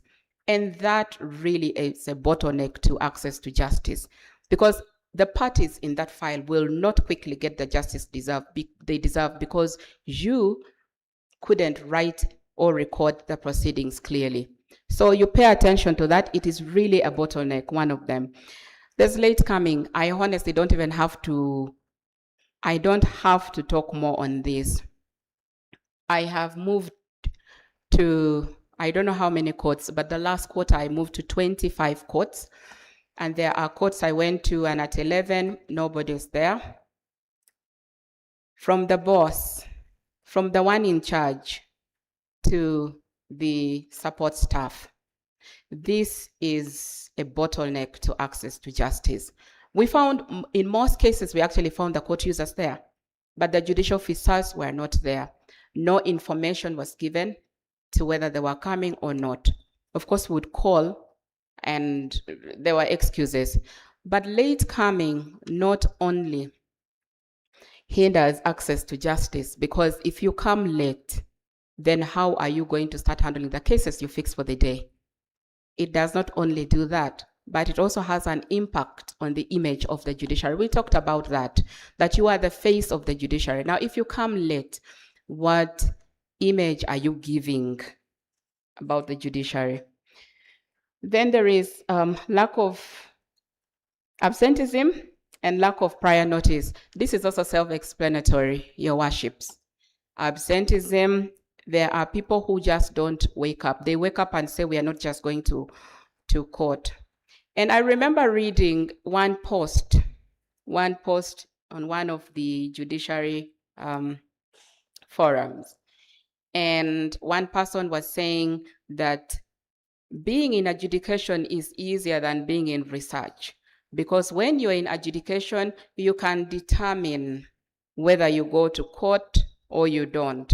You can determine what time you start court or you don't. You can determine whether you write this judgment today or you don't. I read that. And that is somebody posting on a judiciary forum for a certain level. That is not only encouraging absenteeism, but it's sheer indiscipline. Why would you, if that is your habit, why do you want to spread out that habit to people? Because it is wrong. It is not the right habit that you're spreading out. So I read that, and somebody is posting it. Why would you be so proud about those things that are not supposed to even exist in the judiciary? Lack of courtesy and respect to court users. I earlier said that we derive our mandate from the people. Now, let me tell you, if court users woke up today and said, going forward, we do not want to go to court anymore, we don't want to seek any court services, do you know what is going to happen to us? Do you know? They are going to retire us in public interest. Because we don't have customers. We don't have people to serve.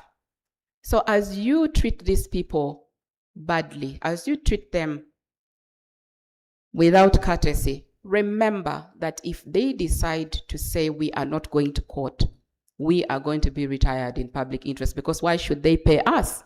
We are not working. Please treat them with courtesy.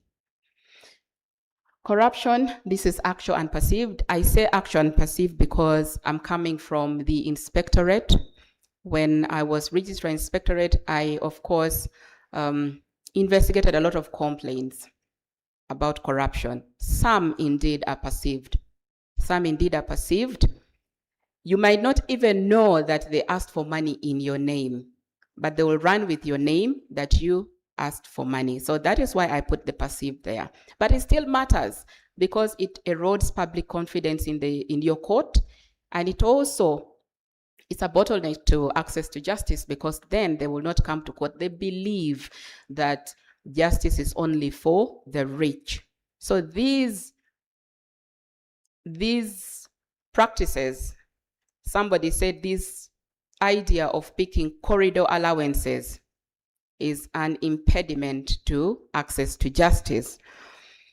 Then bias. Bias is also actual and perceived. And again, because I handled these complaints, some of these complaints about bias were not really, they did not exist, but they were perceived.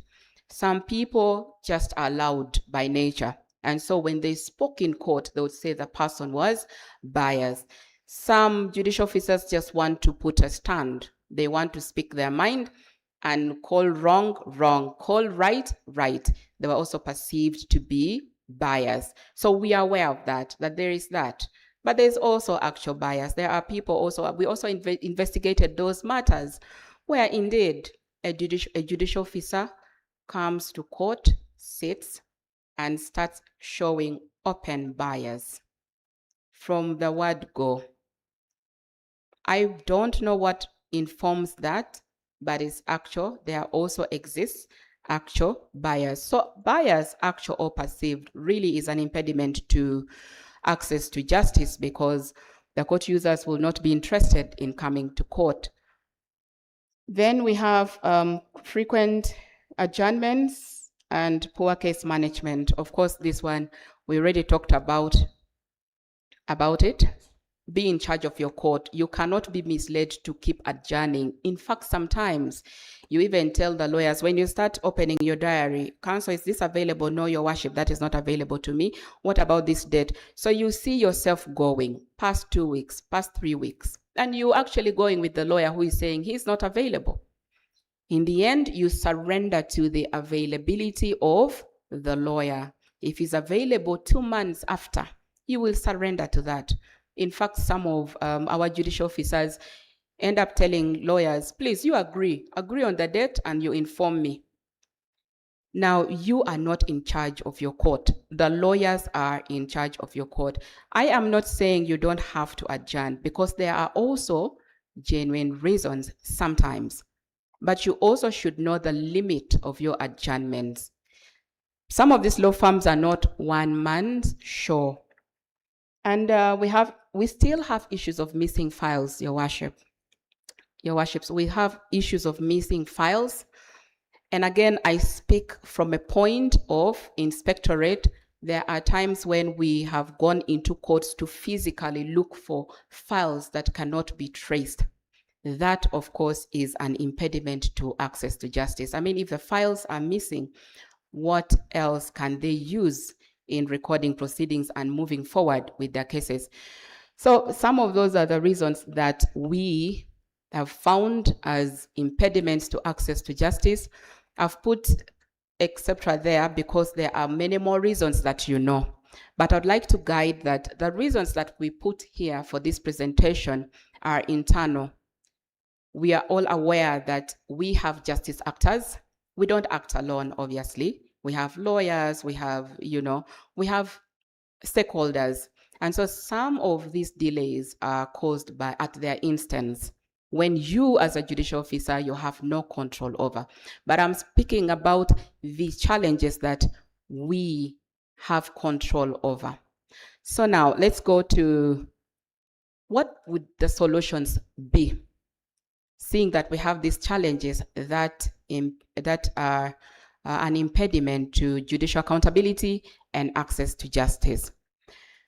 Number one, and importantly, know your docket. When I say know your docket, Your Worships, how many of you know the exact number of cases that they have before them? Hands up. I see Alule wondering. Yes. Yes. How many of you know the exact number of backlog cases before you? The number is decreasing. How many of you know dormant cases, cases that have never been called up for hearing before you? Okay. I hope you're doing something about. How many of you know the pending judgments before you? All right. Now, I'll tell you something.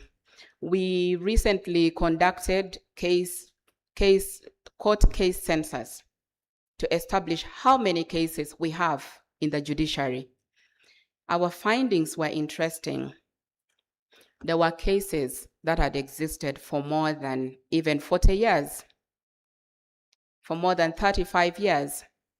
So I took time, and some of you are here, I took time and wrote to the ones in whose court these cases were.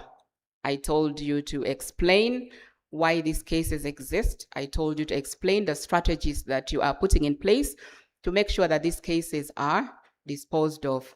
And the responses were interesting. Some of these cases had never seen the light of day before the judicial officer. The cases had been filed as way back as 1985. And probably the parties just went and either mediated or died. We do not know what happened to them, but the case ended with their arrival and disappearance from court. Those files were never called up for hearing. Those files were lying somewhere in the registry, but they were reflected as existing in our court system. Now, if you are a magistrate grade 1 and you are in that court, how is it possible that a file is placed before you and you don't call such a file for hearing? If you are a leader, we heard about leadership here. How is it possible that you do not know the actual cases that exist in your court. How is that possible? Because the cases are there, they were registered, but they never saw the light of day. Those findings were so if you do not know your docket, cases will be lying around there and you do not know. And they will be reflected as before the Chief Magistrate, as before the grade 1. That is how we have some of these cases as backlog cases. So know your docket.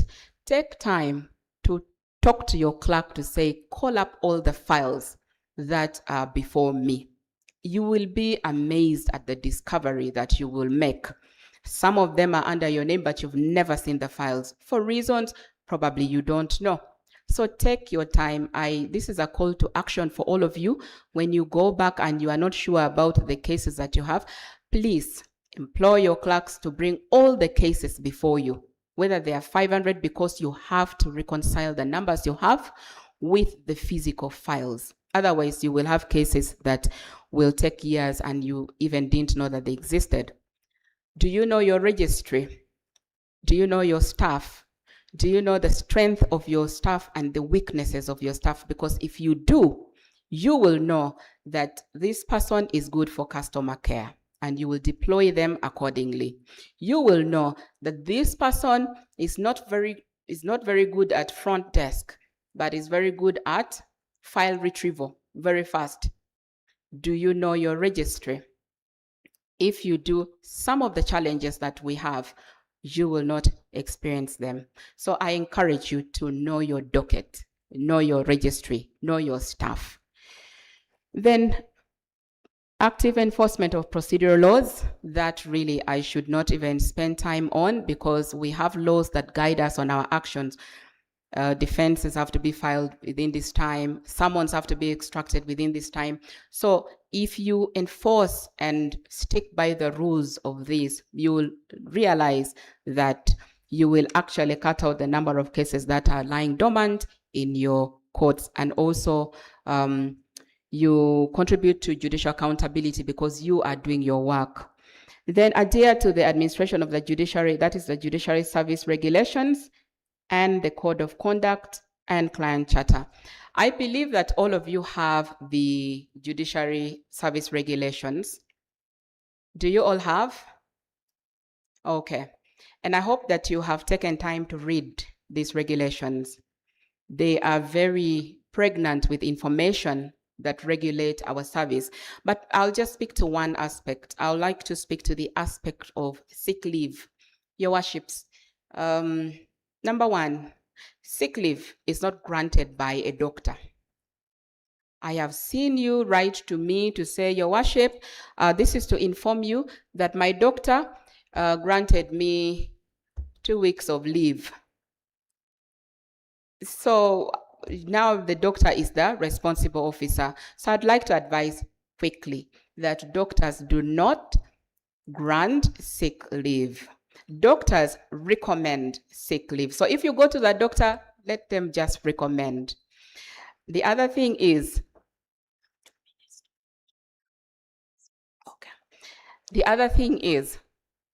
we look at these medical reports. I have seen medical reports that come to me, and of course we are experts of all experts, right? I read these medical reports because you're asking for sick leave. It must be justified, okay? And we grant you where it's necessary. But I've also seen medical reports that say you have been suffering from terrible flu and cough, and so for that matter, you deserve 3 weeks of rest. So for that matter, you request for sick leave.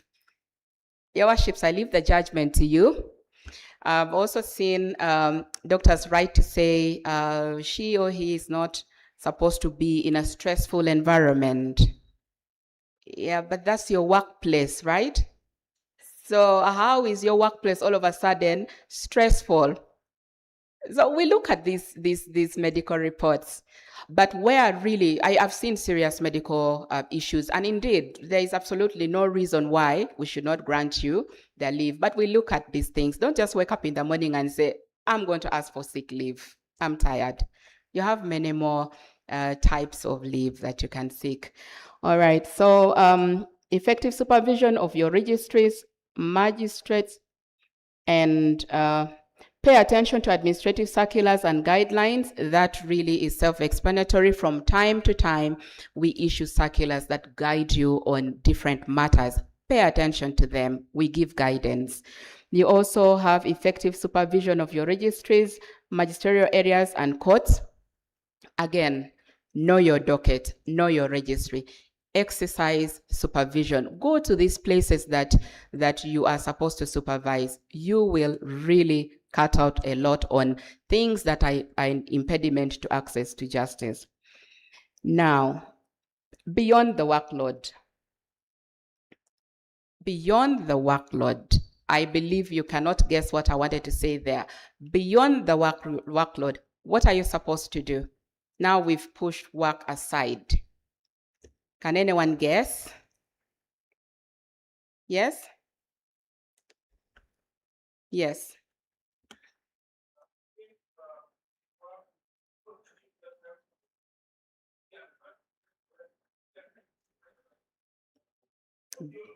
He's saying be proactive. Okay, there are many ways of skinning a rat. Now, beyond the workload, take care of yourself. Really, that is it. Because if you cannot take care of yourself, you will not do the things that we have said you should do. Now, I don't want to preempt a topic that is a fully blown topic of judicial wellness that will come tomorrow. So I'll leave that to the discussants will come tomorrow, but I'll emphasize that beyond the workload, take care of yourself. Now, in conclusion, I would like to say that judicial accountability and access to justice are daily responsibility entrusted to each of us. Every file handled, litigant served, strengthens or weakens public confidence in the judiciary. And let efficiency, integrity, innovation, and teamwork define our service. Let justice be done fairly, promptly, and transparently. So in a nutshell, your worships, enhancing judicial accountability and access to justice, the state of the registry and magistracy is defining the judicial accountability and what access to justice is, how many you are in this registry and magistracy, what is your workload, what are the innovations that we've put in place to dispose of the workload that we have seen, but also what are the challenges that we are experiencing as the registry and the magistracy, and what are the solutions that we can come up with to make sure that we enhance judicial accountability and access to justice. And beyond that, what are the things that we are supposed to do to make sure that we stay healthy, to make sure that we stay focused, to make sure that our mental, spiritual, emotional, and physical well-being are taken care of? You know the answers. So I thank you very much. And I thank you for the contribution that you are constantly making in the registry and the magistracy. You indeed are our soldiers, and without you, we do not have the face of the judiciary. Thank you from a grateful heart. Thank you. Thank you, Your Worship. Colleagues, once again, let us just clap to thank our worship for the presentation. Indeed, I can quote what she said, let justice be done fairly, promptly, and transparently, and do not forget your health. I now want to open this session for plenary. We shall take 3 questions in the interest of giving time to the next presenter. If you have any question for her worship, please raise your hand and you'll be picked to ask.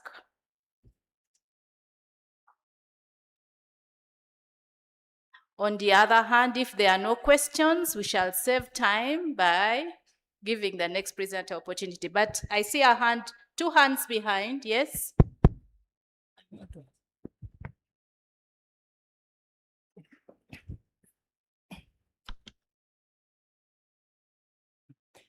Thank you very much, Your Worship, the Chief Registrar. My name is Nakoko Isaac, a magistrate, grade 1 Amuria, also caretaking Kapere Byong, newly operationalized. Your Worship, I have a question about, we are doing many things, innovations and so forth. I thought that we would not forget about things that we have been doing before and they would help us look smart in our courts as we work. For example, we used to receive diaries and calendars, and that is as if it seems to have stopped. And sometimes you wonder, you come and you find someone. So when you go to headquarters, you'll get. But when you come, others don't get. So we don't know whether it is still a practice that we courts must receive diaries and calendars and table calendars. They used to make us feel good in judiciary as we operate. Thank you very much.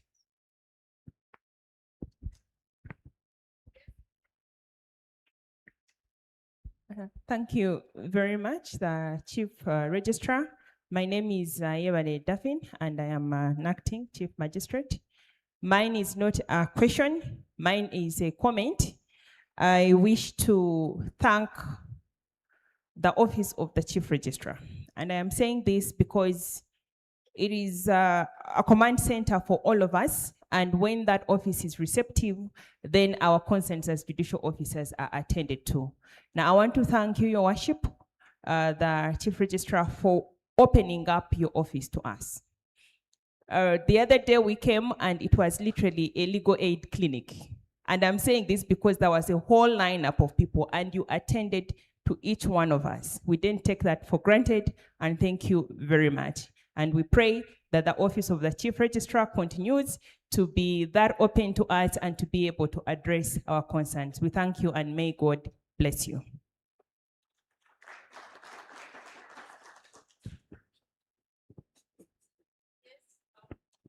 We have CM Fort Portal.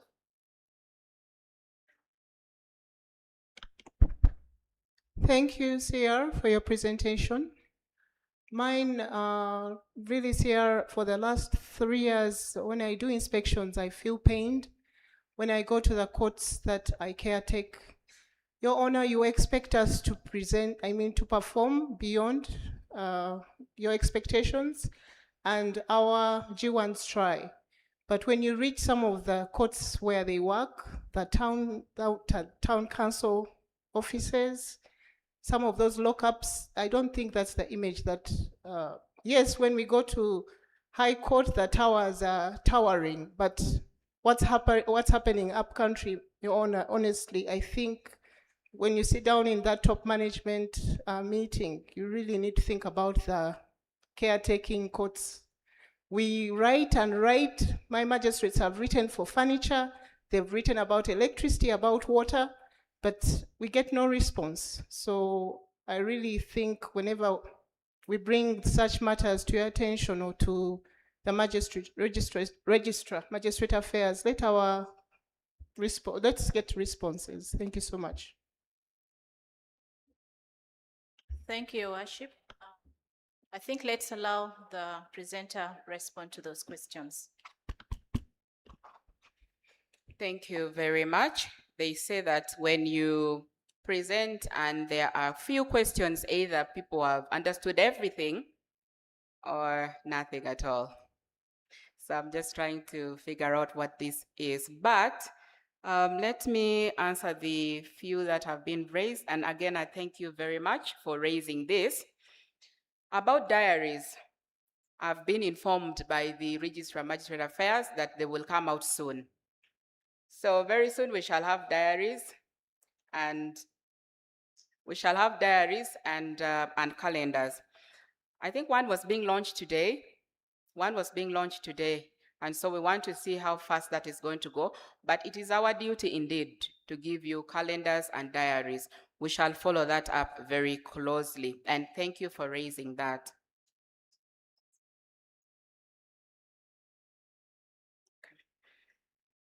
Your Worship, Daphne, my office will always be open to all of you. It's a public office. It is your office. I am just seated there to attend to your concerns. And what I am able to do, I will do. What I am unable to do, I will escalate.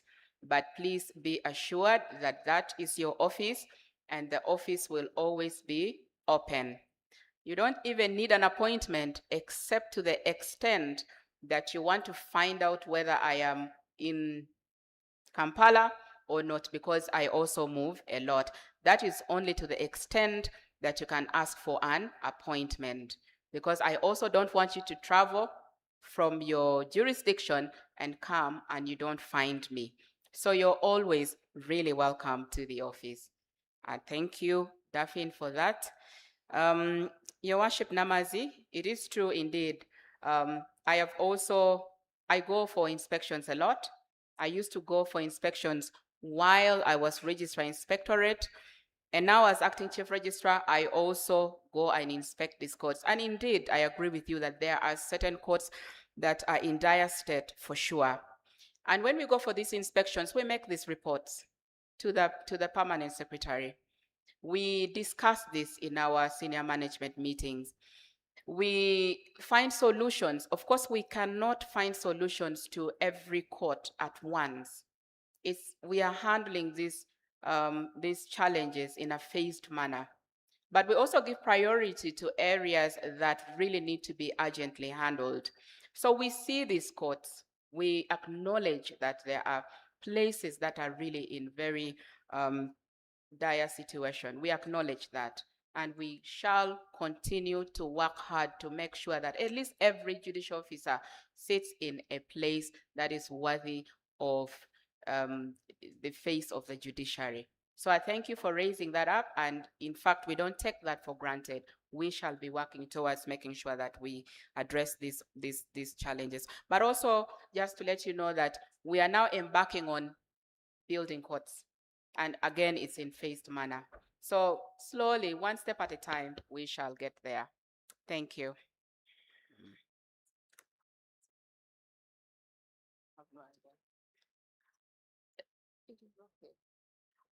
The Registrar of Magistrate Affairs said you shouldn't be following her for diaries. She just echoed the position of the Office of the Permanent Secretary. But we shall follow that up. Thank you.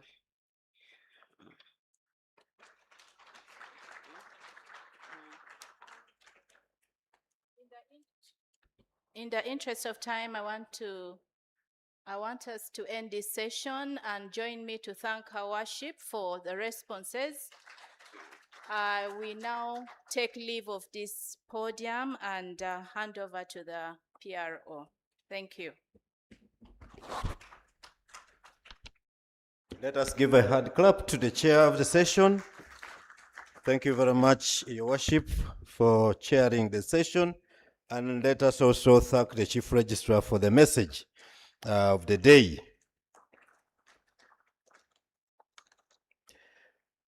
Your Worship, Chief Registrar, yesterday we were talking with my brother Ayebare, and we were wondering whether it is now not time to start having digital diaries and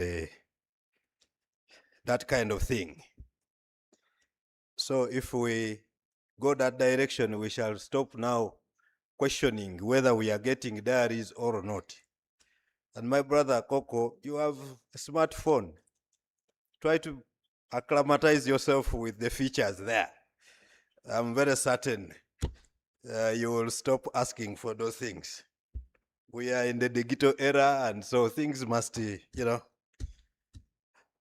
Your Worships, let us welcome His Worship Karim Chembe, Magistrate Grade 1 Palisa, who is our next chair of the session.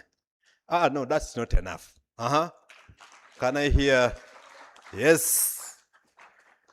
Yes, I want him to feel the thing. Yeah? And without much ado, chair of the session, I hand you the microphone. Thank you, PRO. The Bible says they shall be known by their actions. Um, it will be remembered that on this day, in the Magistrates Conference 2025, you're the few magistrates that stayed behind when others ate food and left. May you all get promotions, become judges, because you've shown that you're people of purpose. Clap for yourselves. My lords, my lord, and your worships, tonight, because it's night anyway, we are going to discuss sexual harassment. The topic is combating sexual harassment in the judiciary. And by the end of this session, my lords and your worships, I believe that we shall have known what are the causes of sexual harassment. But first of all, what is sexual harassment? We shall know the policies and laws and regulations in place. We shall also know or find out how judicial officers, us who are few in number, can protect ourselves from non-judicial officers from this vice. And in the end, I also expect and I have hope that my Lord will help us to discern a legitimate relationship that goes bad and is branded as by one of the parties as sexual harassment. So my Lord and your worships, tonight I have a presenter that goes by the names, His Lordship Justice Muzamiru Chibedi, a Justice of the Supreme Court of Uganda. He's a member of the Governing Council of the JTI, the organizers of this event, and one of the founding members of the Anti-Sexual Harassment Committee of the Judiciary. I believe some of you do not know that that committee exists. Justice Muzamiru Chibedi's background is in private legal services sector, where he practiced as an advocate for 27 years before joining the judiciary in 2019 as a justice of the Court of Appeal or Constitutional Court. Justice Muzamiru Chibedi is a family man.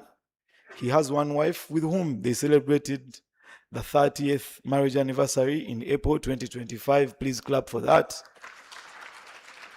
Some of us are still finding it hard to make 5 years. He currently has no biological child, as the youngest is well over 18 years. Ladies and gentlemen, put your hands together for Justice Muzamiru Chibedi.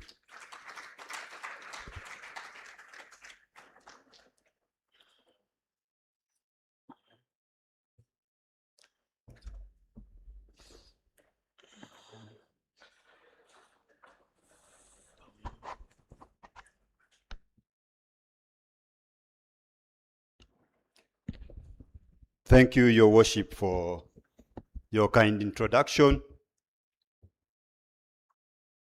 Good evening, Your Worships. Yeah, it has been a long day. I think let's stand and stretch a bit for just a few seconds. So, just follow me. Do what I do. We are going to use our body to write the word judiciary in capital letters.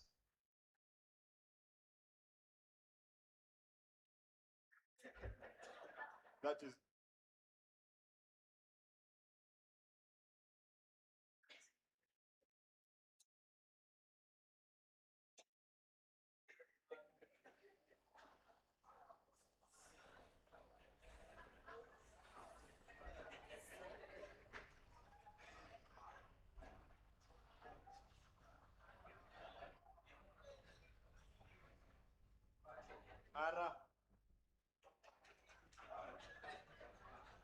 then why?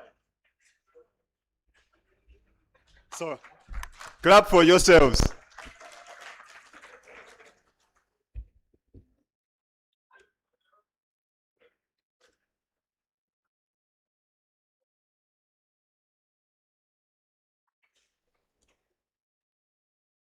My presentation is about combating sexual harassment in the judiciary.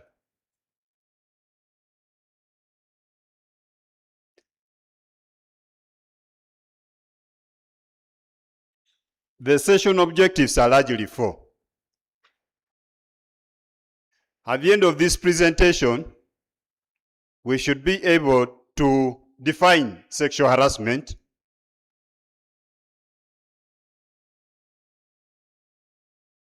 identify its impact on the judiciary, and you, the individual staff of the judiciary,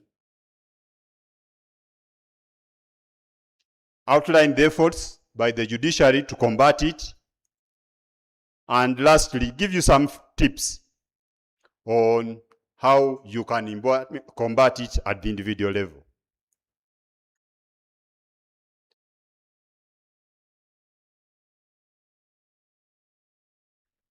So, I believe all of you have heard of the word sexual harassment.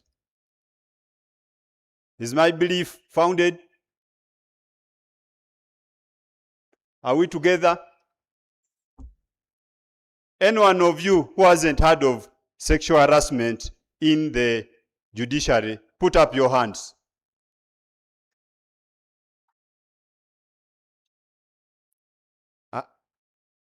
I want us, the people who have participated or aided and abetted it, to put up their hands. But you are free if you so wish.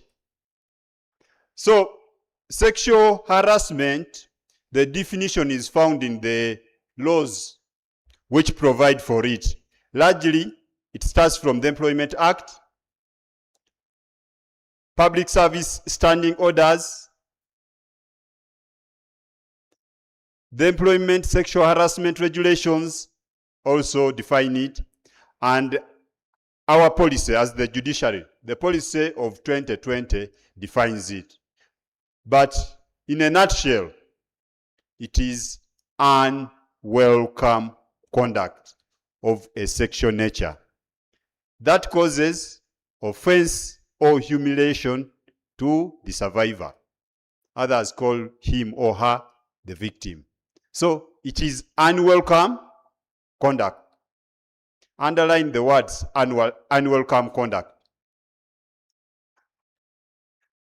So what does that imply? The words unwelcome contact. The first implication is that welcome sexual conduct is not prohibited in the judiciary.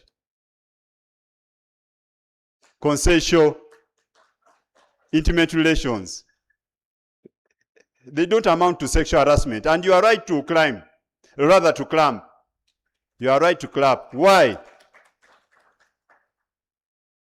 The number of young men and women who are being recruited in the judiciary is big. So if you are to prohibit these people, you can see the challenge. They should live a complete life. So previously, historically, there used to be a belief that if someone was brilliant, she had to be ugly. But now the rules of the game have changed. You have brilliant, very well-groomed, beautiful ladies shining, joining the law profession. And they are there now. To bar consensual relations would be a very big disservice. So for us in the judiciary, it's okay. The challenge is when disagreements start arising, and then where do you identify where the unwelcomeness starts? That's where we get issues. But so young men, they say mulumbe, move, attack, but attack rightly. But attack, I'm also advised, the reverse is also possible. The ladies can also attack.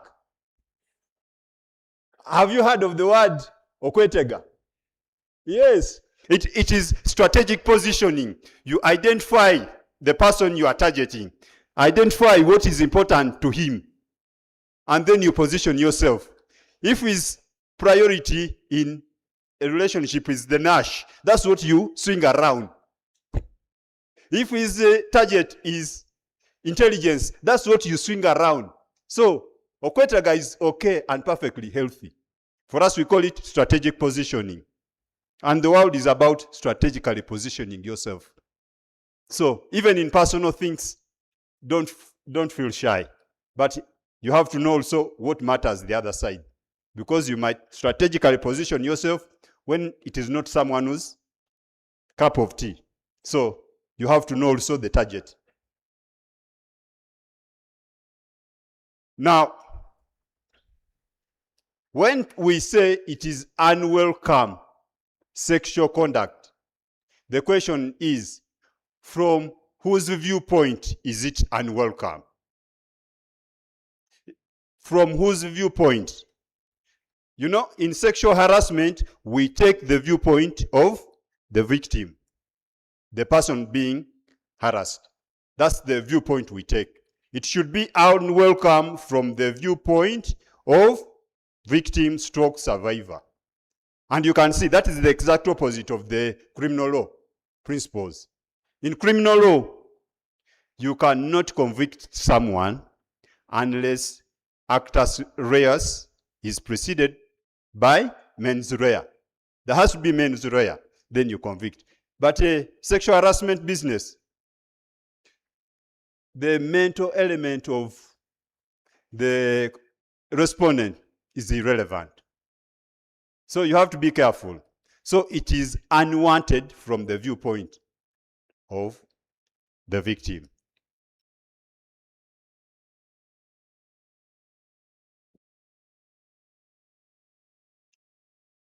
Now the question is, how do you know that the conduct is unwelcome?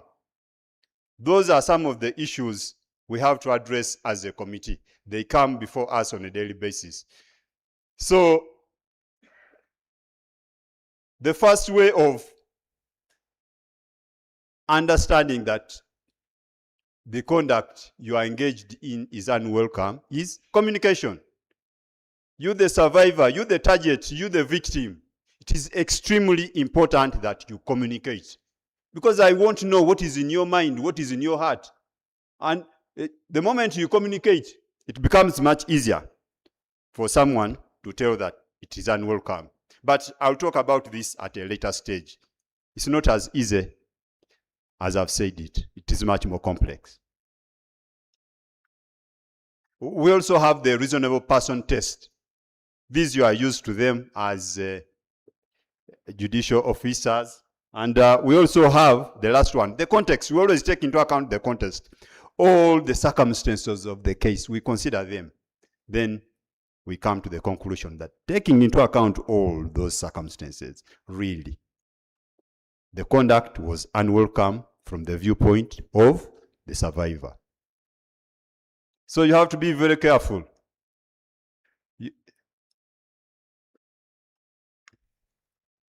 Where are the endangered species?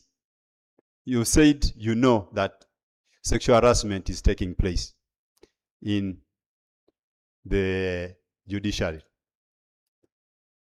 The species, someone told me that among the, up there on the list of the endangered species, 4 research magistrates. Who else has heard about such a rumor? It is a very serious rumor. Whether it is true or not is a different story, but I've heard of that rumor. Then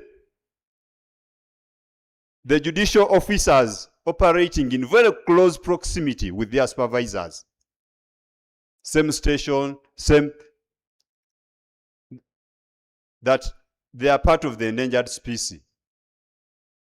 There is a case there is a judicial officer who told us, it was a gentleman. He was operating with, the supervisor was a lady. She gave him a rough time because she tried her level best to Okwetega. She tried power imbalance tactics, but the gentleman refused. Then she made his stay very unbearable. So, what is the message? Sexual harassment is gender insensitive. Even men can be harassed, just as historically women were the main victims of the harassment.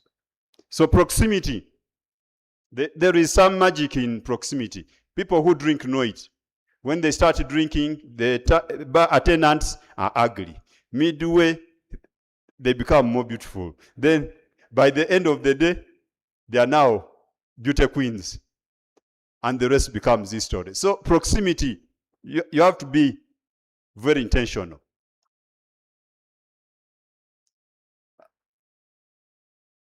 You who are our foot soldiers, you are spread. You know, here we are talking about bringing justice closer to the people. What has that led to? Among other things, now you are operating very closely with local authorities. So they see young, beautiful ladies who have an income, which is perhaps even higher than theirs. Then they start targeting them. Actually, there was a case in Fort Portal where there was a similar matter. So these problems are real. Local governments, they are also becoming a problem, those people. So you have to be aware.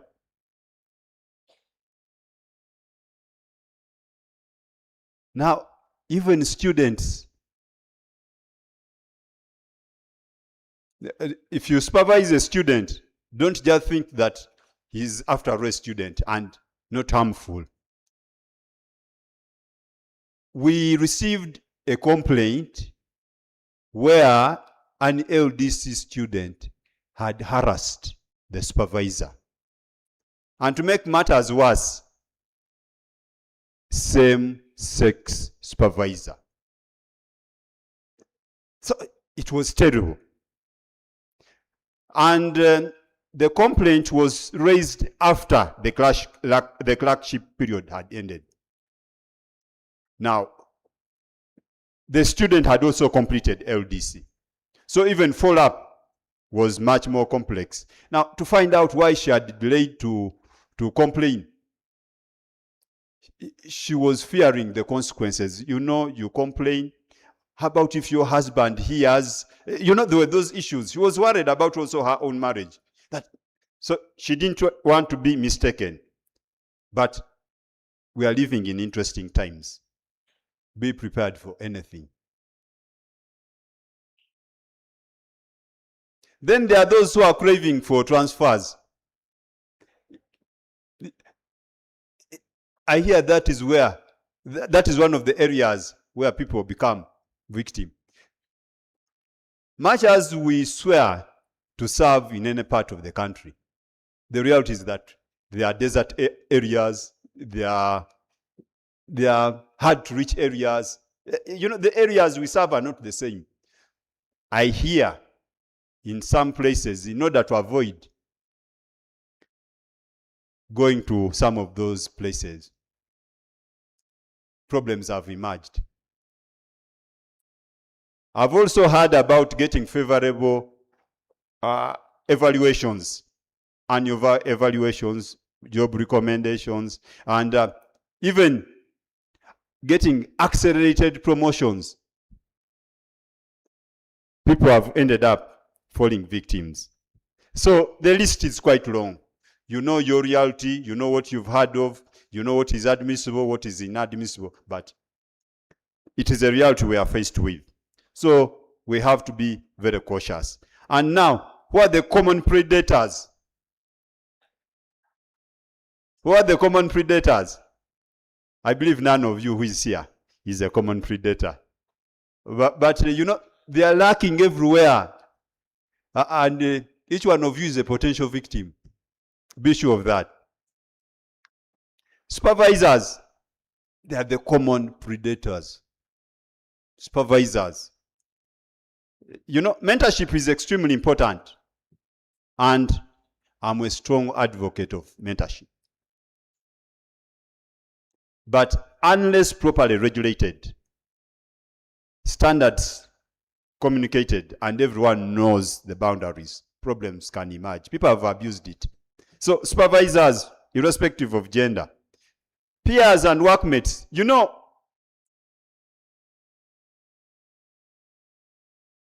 consensual relations are not bad.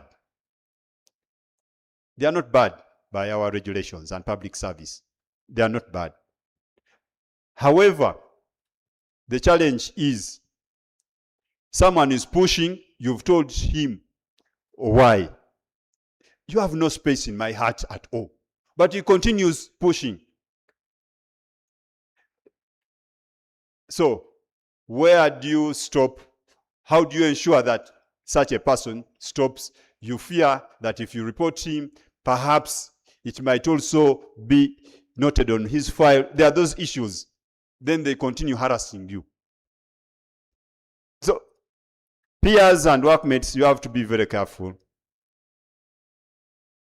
I've talked about the non-legal workmates.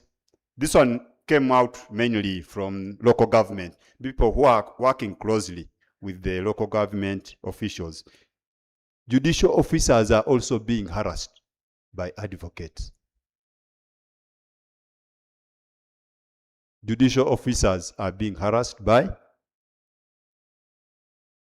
So, and even litigants are harassing judicial officers. So, students have talked about LDC, student. Even the general public, they are harassing our people. So, you are not safe. We are all surrounded by predators that are ready to pounce. You have to be extremely careful and intentional the way you live. Now, that takes us to the next issue is, why is the judiciary taking more keen interest in this subject of sexual harassment?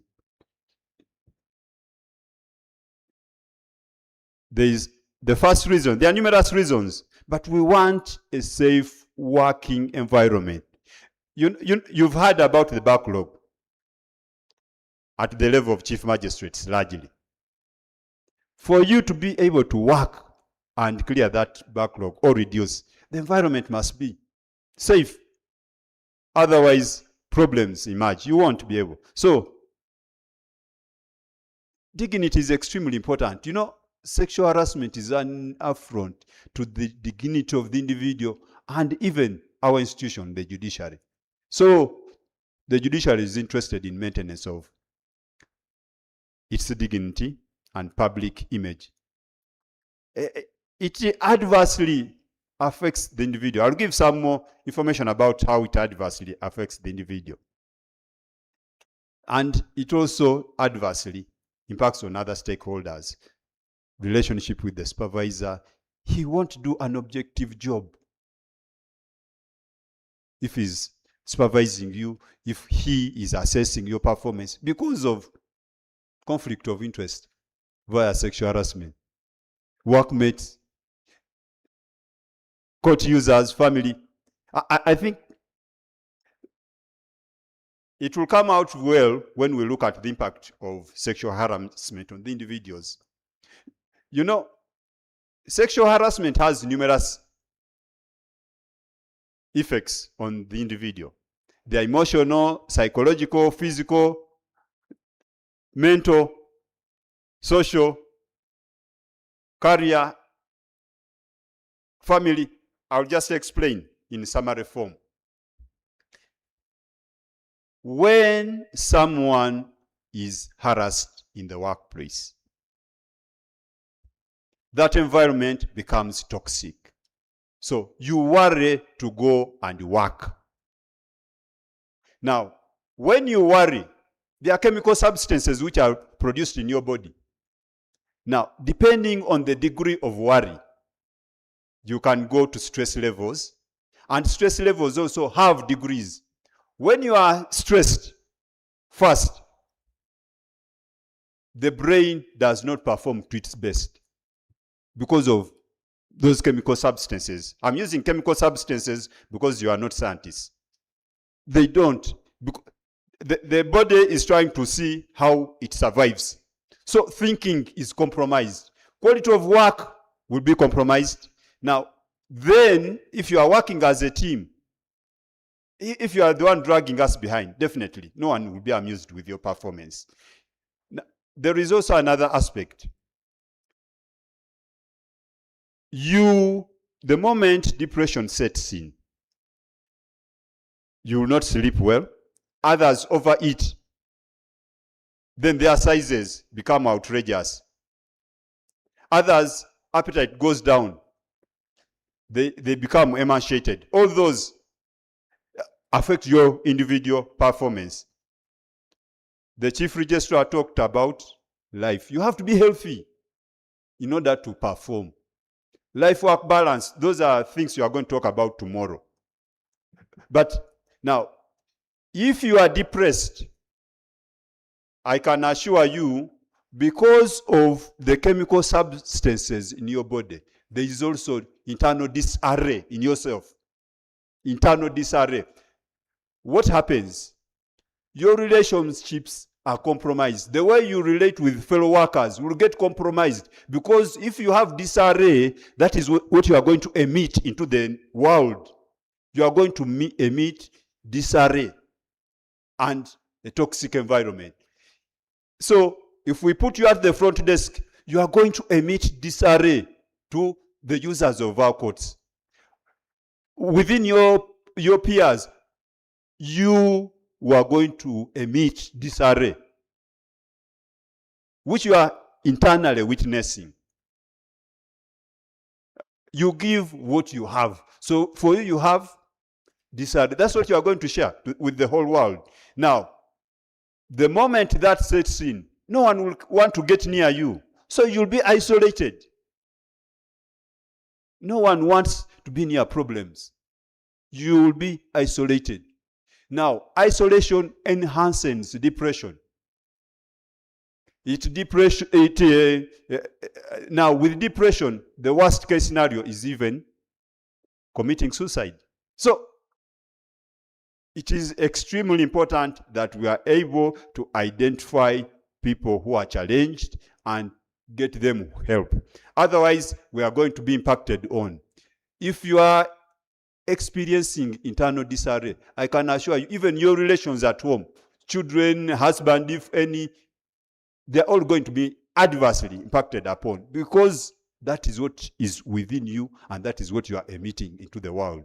So it is extremely important that we take note of sexual harassment and develop the skills of identifying early enough and giving timely help. So how has the judiciary intervened? First, it has been a process by process. In 2020, there was the anti-sexual harassment policy for the judiciary. It was developed. Then they even recruited in 2023, they recruited professional counseling services. This is an external service provider. She's going to give you a wellness talk tomorrow. Susan Tashobia. She's on the program. So she's part of the effort by the judiciary to give you, to ensure that they manage this question of sexual harassment. These offer counseling services. Counseling is extremely important. So that's what the judiciary has done. She will give you more information, the importance of counseling, where they are found, etc. You know, historically, they used to tell us that a problem shared is a problem halved. Nowadays, the rules of the game are changing. They are to the effect that a problem shared is a new topic for the social media. So people are now reluctant to share personal information with their own people. Hence the importance of professionals. In 2023 also, the Chief Justice passed the administration of the judiciary establishment of committee regulations. So one of the committees which were established was they called it the Sexual Harassment Committee. I believe that was a misnomer. It should have been called the Anti-Sexual Harassment Committee, because we are not supposed to promote sexual harassment. We are supposed to mitigate and reverse. But I believe that when there is an amendment, a feedback will be given and appropriate correction will be made. Then in 2024, the CJ appointed the Anti-Sexual Harassment Committee of the Judiciary. Now, it is currently chaired by Justice Professor Tibatemwa Echiri Kubinza. She's a justice of the Supreme Court. It has 6 members. I'm a member. Court of Appeal has a member, Dr. Asa Mugenyi. There is a High Court judge, Justice Flavia Nasuna Matovu. There is a Deputy Registrar, Her Worship Dorothy Sempala. She's the secretary. There is His Worship Martins Chiria. He's an acting chief magistrate. He's also a member. And then there's Susan Harriet Akelo. She's a principal human resource officer. So clearly it is a representative body. It represents both the judicial and non-judicial staff. Even within the judiciary, it is representative of the different cadres.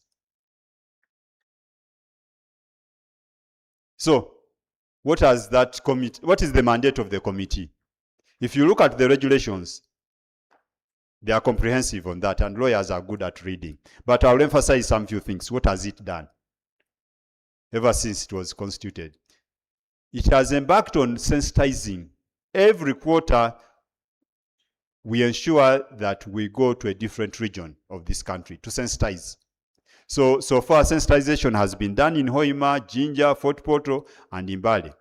And wherever we go, we facilitate the election of our focal people, so that we also bring sexual harassment justice nearer to you people. So that is the creativity we had to come up with. We've identified, we make you people elect your own focal people. And in due course, we shall give them the necessary training, skills, and facilitation, basic, so that they are able to serve you. But the key thing is they are trusted by you who vote them. For us, that is very important. Capacity building, we can always build.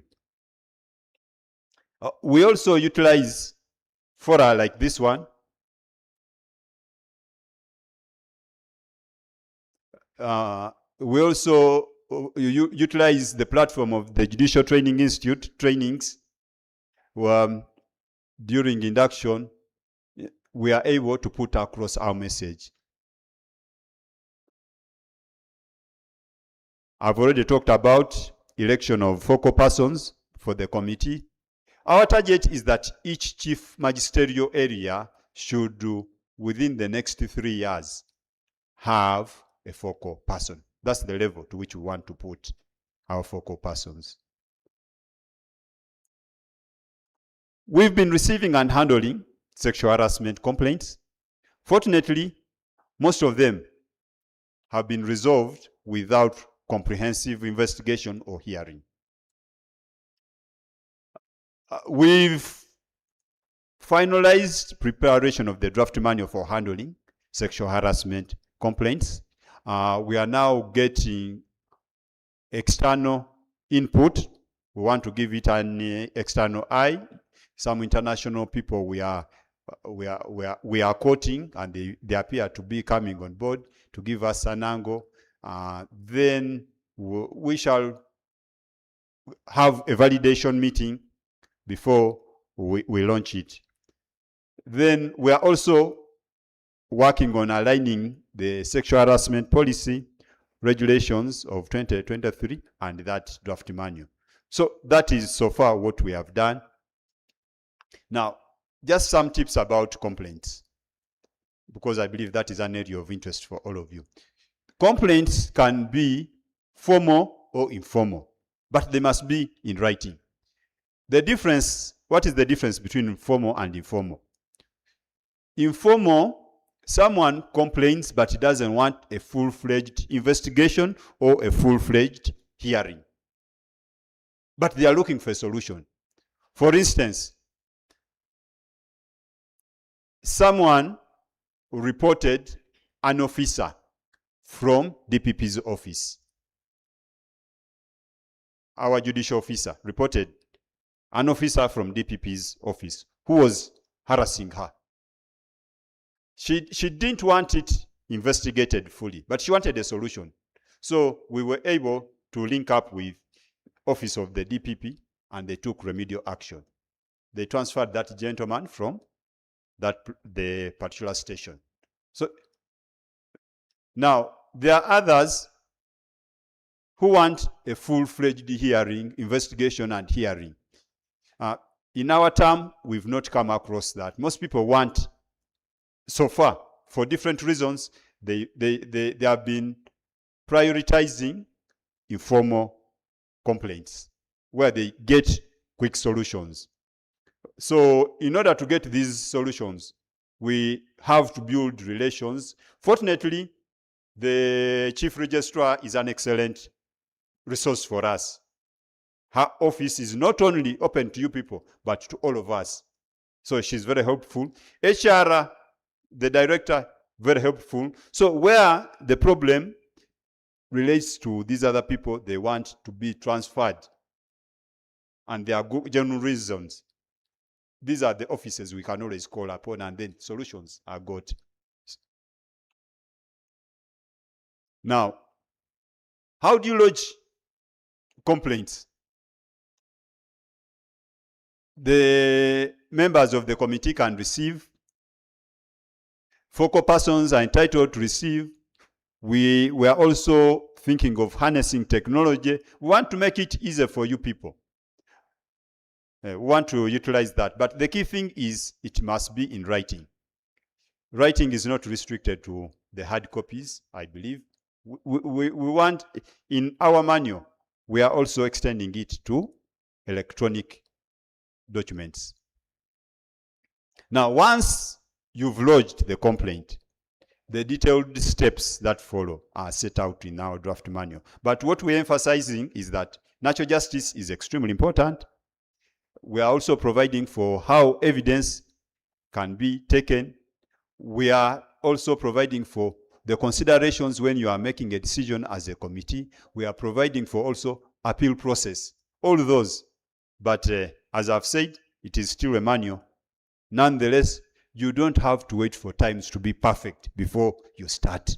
If you wait for perfect times, you'll never start in life. So for us, the key principle we have is once we have natural justice at play, we move, and we are moving.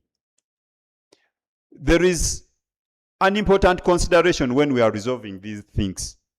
The complaints, the overriding consideration is what is the interest of the complainant. So right from the preliminary stages, we must establish what do you want out of this at the end of the day.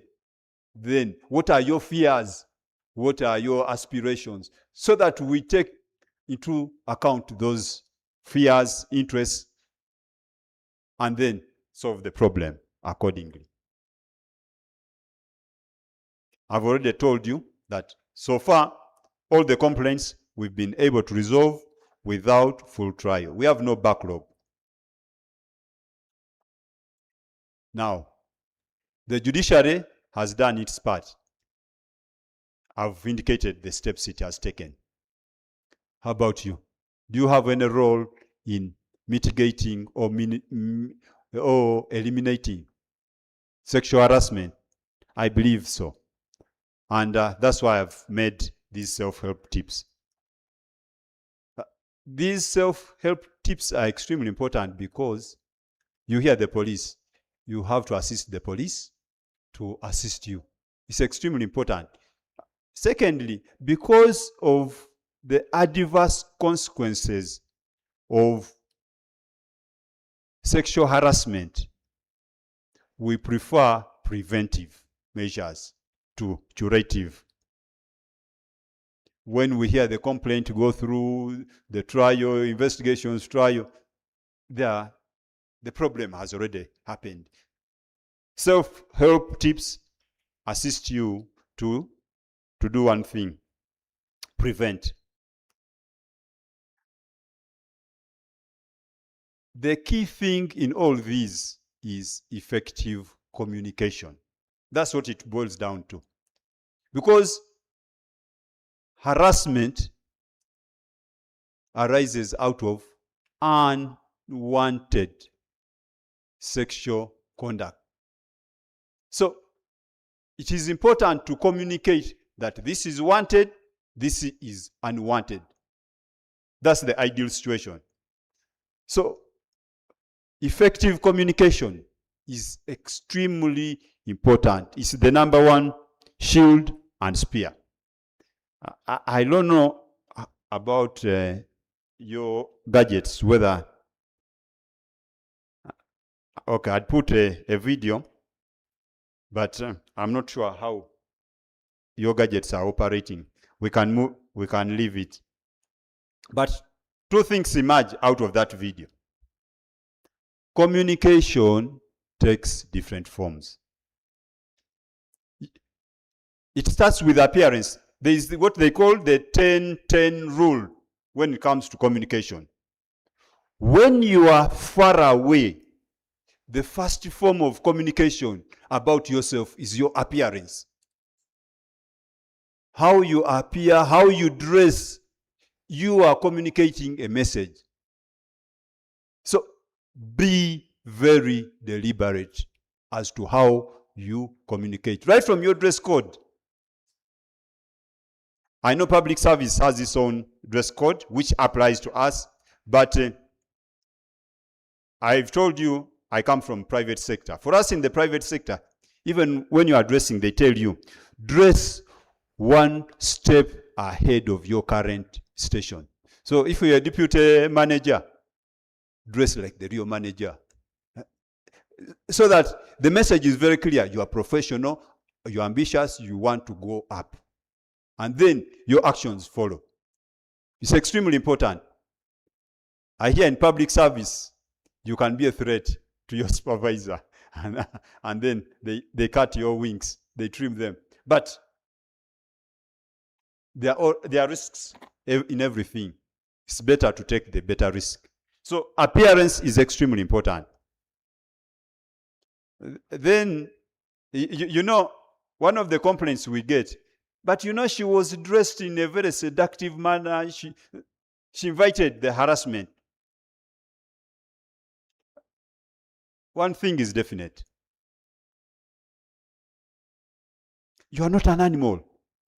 There's a difference between us human beings and animals, and that is the ability to restrain yourself.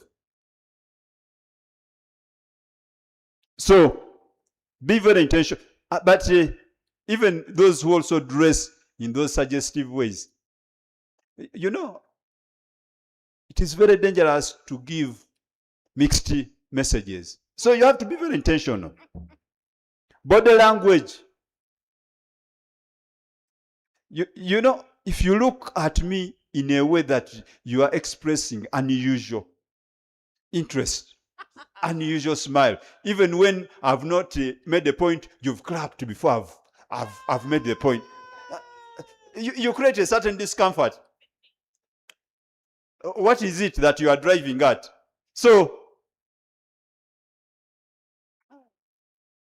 above all, the last one we notice is the words you use.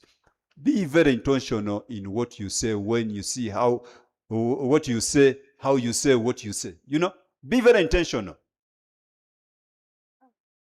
Don't give mixed messages. But as I've said, it is easier said than done. There are issues of culture involved in communication. I'm advised that there are some cultures where it is rude to say no to a proposal from a man, even when he has no place in your heart. I hear. Then,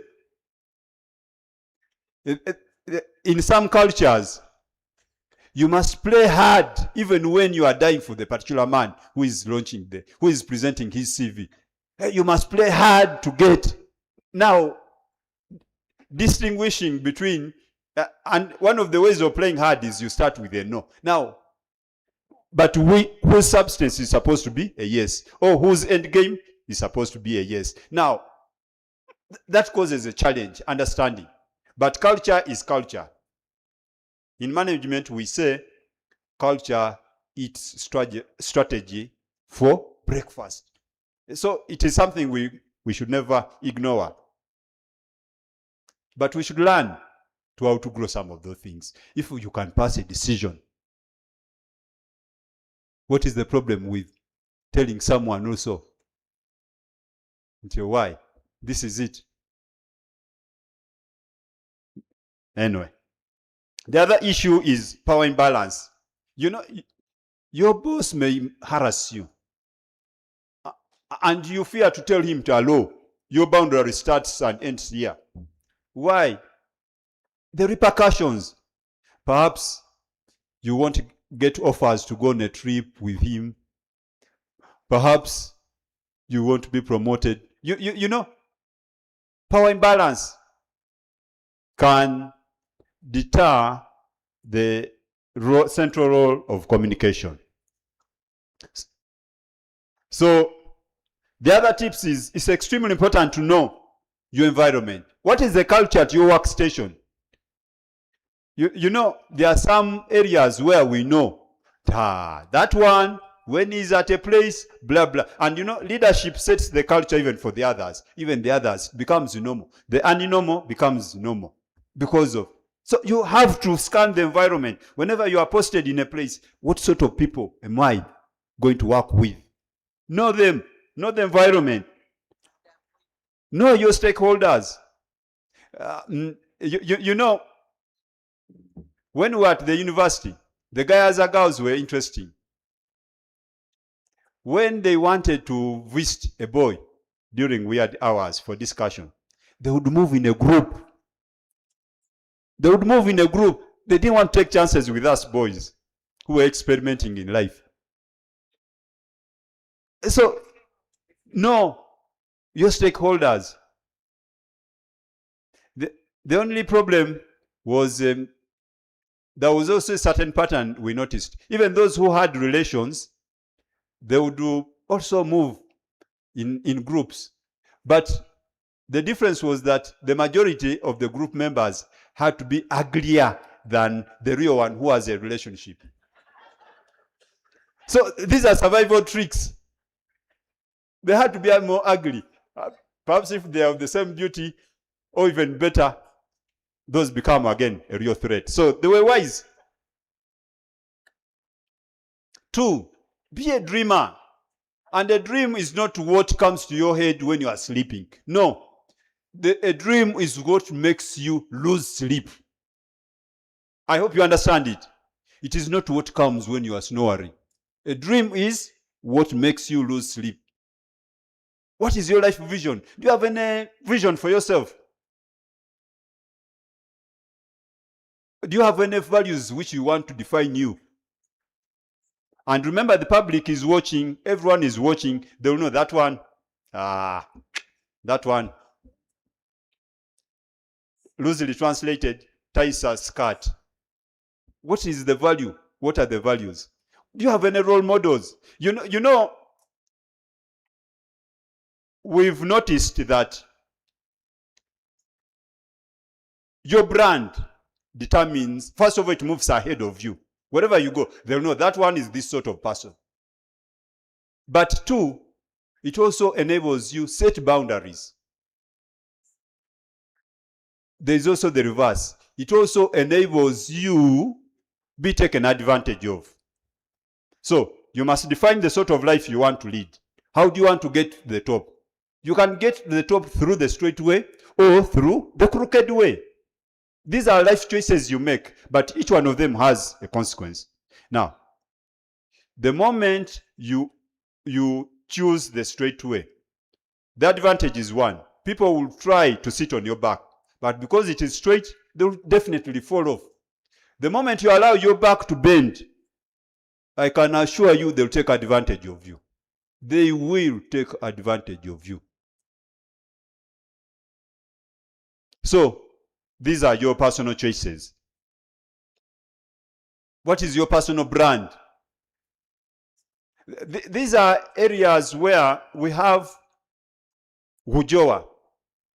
These are areas where they need to assist us. These are areas which assist an individual become more competitive. You have to think, competition. You are about 400 G1s. What makes you stand out of that crowd?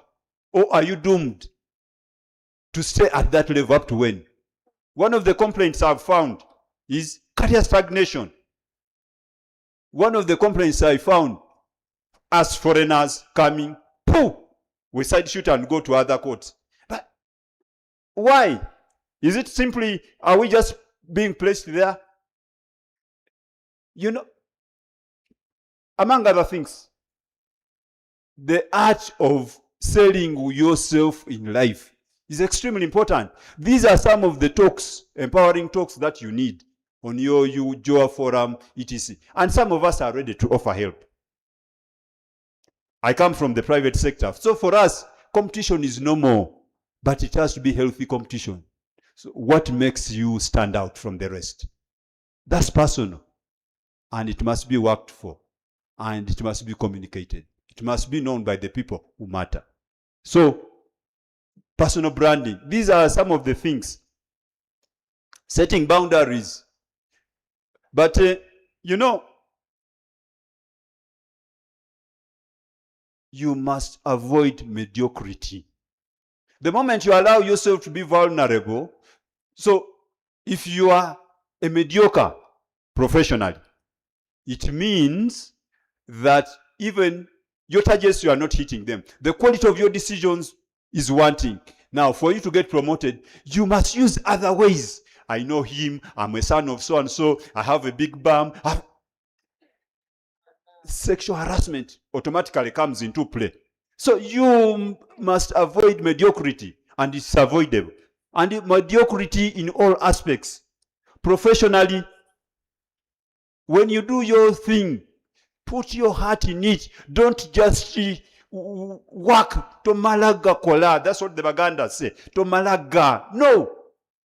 It should define you so that even when you are dealing with the most hostile environment, you are able to say no to your supervisor because you are not dependent on him for you to stay there or to get the promotions. And that causes a lot of self-investment. It calls for it. Your employer has no obligation to invest in you. This is your responsibility. Your employer, for us at least in the private sector, we always look for the best. Government service, I'm learning, I'm still learning. But there is no harm continuously invest in yourself. Even don't make yourselves financially vulnerable so that now you need a trip to go there. You need to. Don't. Financial literacy is extremely important. Know how to live within your means. Know how to grow whatever wealth you want to grow. Know savings. Don't contribute to each circle. Don't contribute to this wedding. Don't. You know, historically, the one person I've read about who came to solve people's problems was Jesus. But he left before solving all of them. So how about you, the individual? Do you think you'll ever solve the problems of this world? This Lumbe, you are there. This one, no. You make yourself financially vulnerable. Be deliberate. Emotional vulnerability. You people, there is nothing as terrible. You know, dependency is not only in financial terms. Emotional dependency is worse than financial dependency. You should know. Take interest in emotional intelligence. Have a reliable support system. See how you also increase on your personal capacity to take charge of your emotions and handle the emotions of others. The moment you are vulnerable, you'll want to tell your boss to damu broko, today I lost someone, blah, why sasita. Now, the moment you get to that level, I can assure you, you are making yourself vulnerable and you are an easy target. So, be very intentional.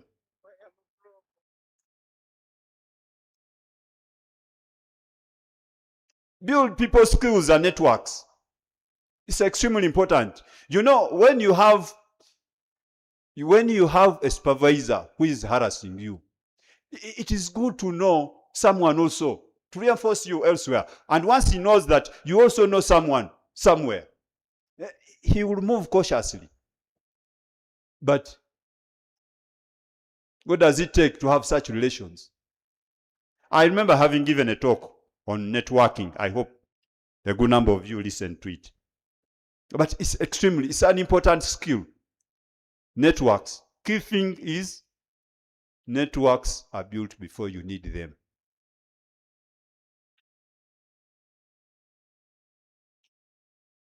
There is safety in numbers. Where you see that that gentleman is telling me to take the file, my chief magistrate has told me to take him the files at a hotel, weird hours, and you're a G1, you are a lady, he's a man, and you know he's a vulture. You can adopt numbers, move. First of all, if you fail to go, you can't tell how he's going to respond. But if you go, the chances are that you are finished. What do? Mobilize, have relations. People move in a group. There is security in numbers. The guys and girls saw it.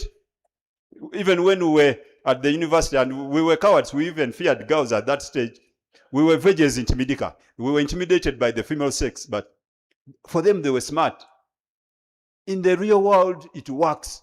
When you are not very sure of a situation, go ahead of time, tell someone, go with people you trust. But why should someone give his time to you to go through your challenges? You must have invested in that relationship first.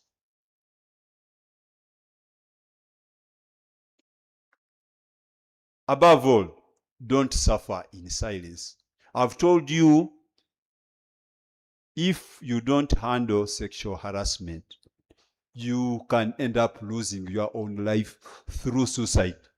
And it is on the rise, incidentally, among young men, women, it is on the rise. From very well-to-do families, it's a real problem. So, don't suffer in silence. There are people who are willing to assist you. We have the committee is ready to assist you. There is someone ready to offer help. So don't keep quiet. We want you alive. We want you to continue serving the people of Uganda. But more important, your family needs you alive. For us, we shall cry, but before even you've started rotting, they will advertise and replace you. Thank you for listening. Thank you very much, my lord. Another round of applause for our speaker. We shall take only 2 questions tonight because our time is fast spent. My lord and your worships, thank you very much. The Anti-Sexual Harassment Committee has been moving around at different locations. We had a training in the East. If the training has not come to your court, it will be coming. In Palisa, your worship PRO, I was voted as the focal person to fight sexual harassment. Yes, and as the chair of this session, I believe I'm still the focal person for these 2 days. If you get a sexual harassment issue, I will be seated there tomorrow and after here. I understand that we have finished late. His Lordship talked about vouchers. I hope they have gone. We have only good people here. Yes, please, by show of hands, only 2 questions and we call it a day. Yes, your worship, Toloko.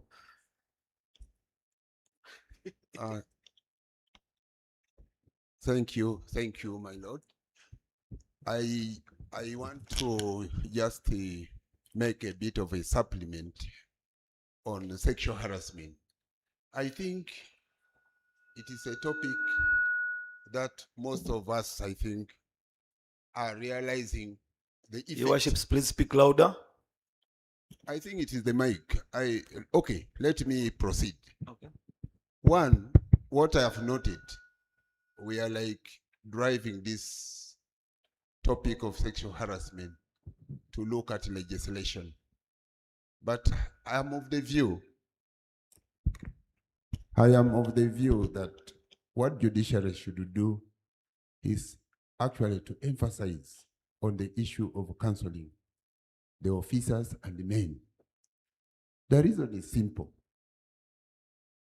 I, for one, from basic research, my lord, I think these are humans. There is time. We all studied biology.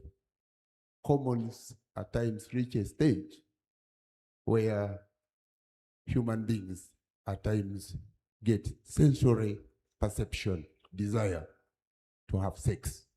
So at this stage, I think the heads, the chief magistrates, or the in charges, my lord, I think there is a need to be proactive, to encourage the magistrates, the heads, to be like parents.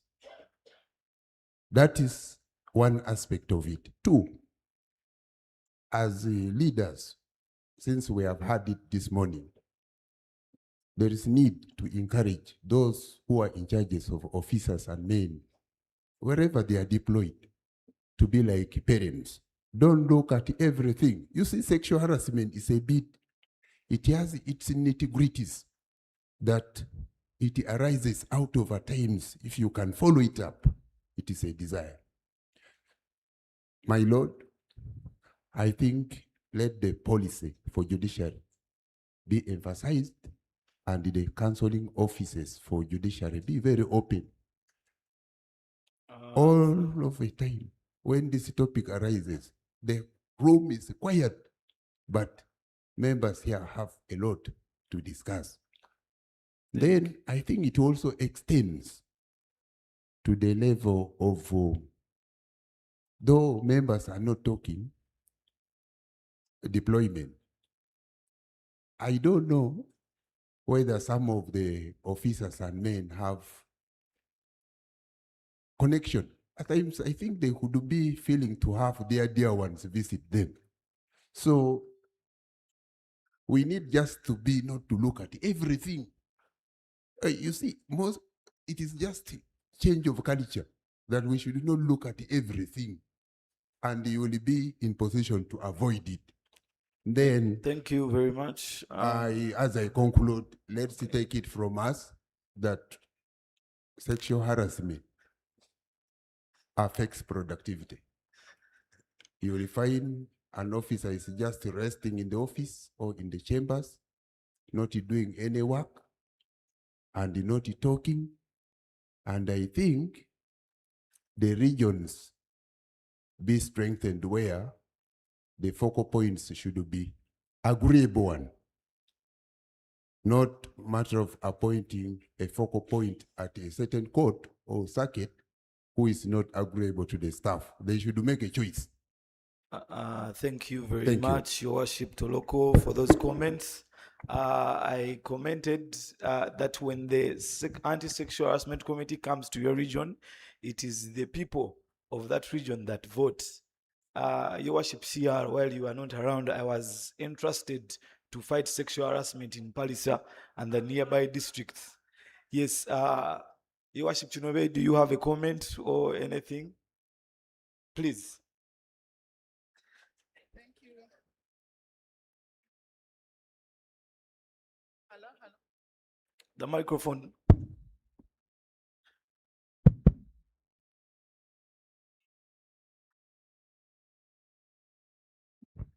Thank you, my lord. I just wanted to add something small.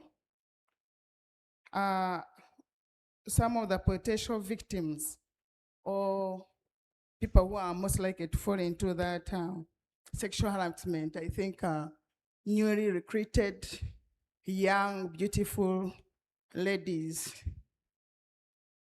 Yes, because they can attract the opposite sex and they take advantage of them. Their age can make them vulnerable. Then I think another potential risk is residential conferences. Residential conferences with emphasis added. Some people become victims of sexual harassment during those conferences. So I would also like to add what the tips, just to know, like you said, have a brand, but also know your friends. Even at the age of a magistrate grade 1, they can be betrayed by a fellow magistrate, and they link them to the older people. It can happen. It doesn't just happen in secondary school or university. You have seen fellow girls betraying their friends and linking them to other friends. And then the consequences, AIDS is still there. Let us not shy about talking about it. So let us not be swept by that sea of HIV. Thank you very much. Thank you very much. I will now invite His Lordship Muzamil Chibedi to react to those two people, and then we call it a day. Thank you, the moderator. Really, there's nothing to react to. I only thank you for the comments you've added. They are indeed very useful. Thank you. Yes, thank you very much. You have been a very patient audience. I ask the Almighty God to give you the best in this life and the next life. Till we meet again at the next Magistrates Conference, God bless you and have a good night.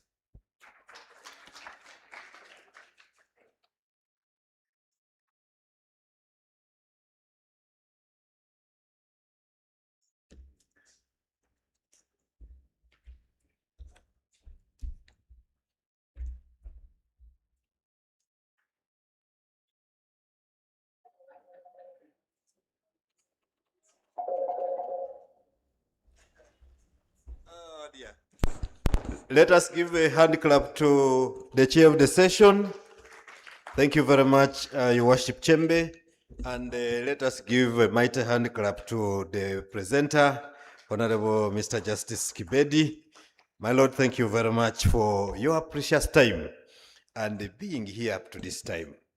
We really must have released you at the earliest, but because of the love you have for us, you have kept the spirit, and thank you very much for sharing with us. Your Worships, we now come to the close of today, and I want to say that tomorrow let us keep time because we have a cocktail. All right, we want to start by exactly 8:30, and we should be done by 4. A few announcements. The following judicial officers, please visit the RMA.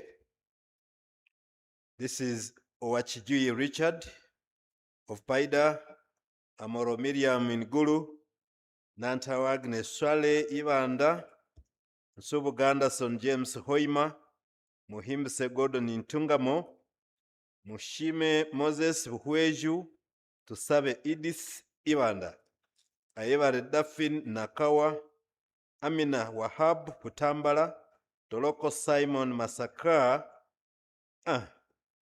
okay. Nabiryo Fatuma in Kasangati, Nahiria Esther Matuga, Amabeli Stella Maris Entebbe, and Isaac Boniface Abiru from Ngora. It's about locus funds. Okay?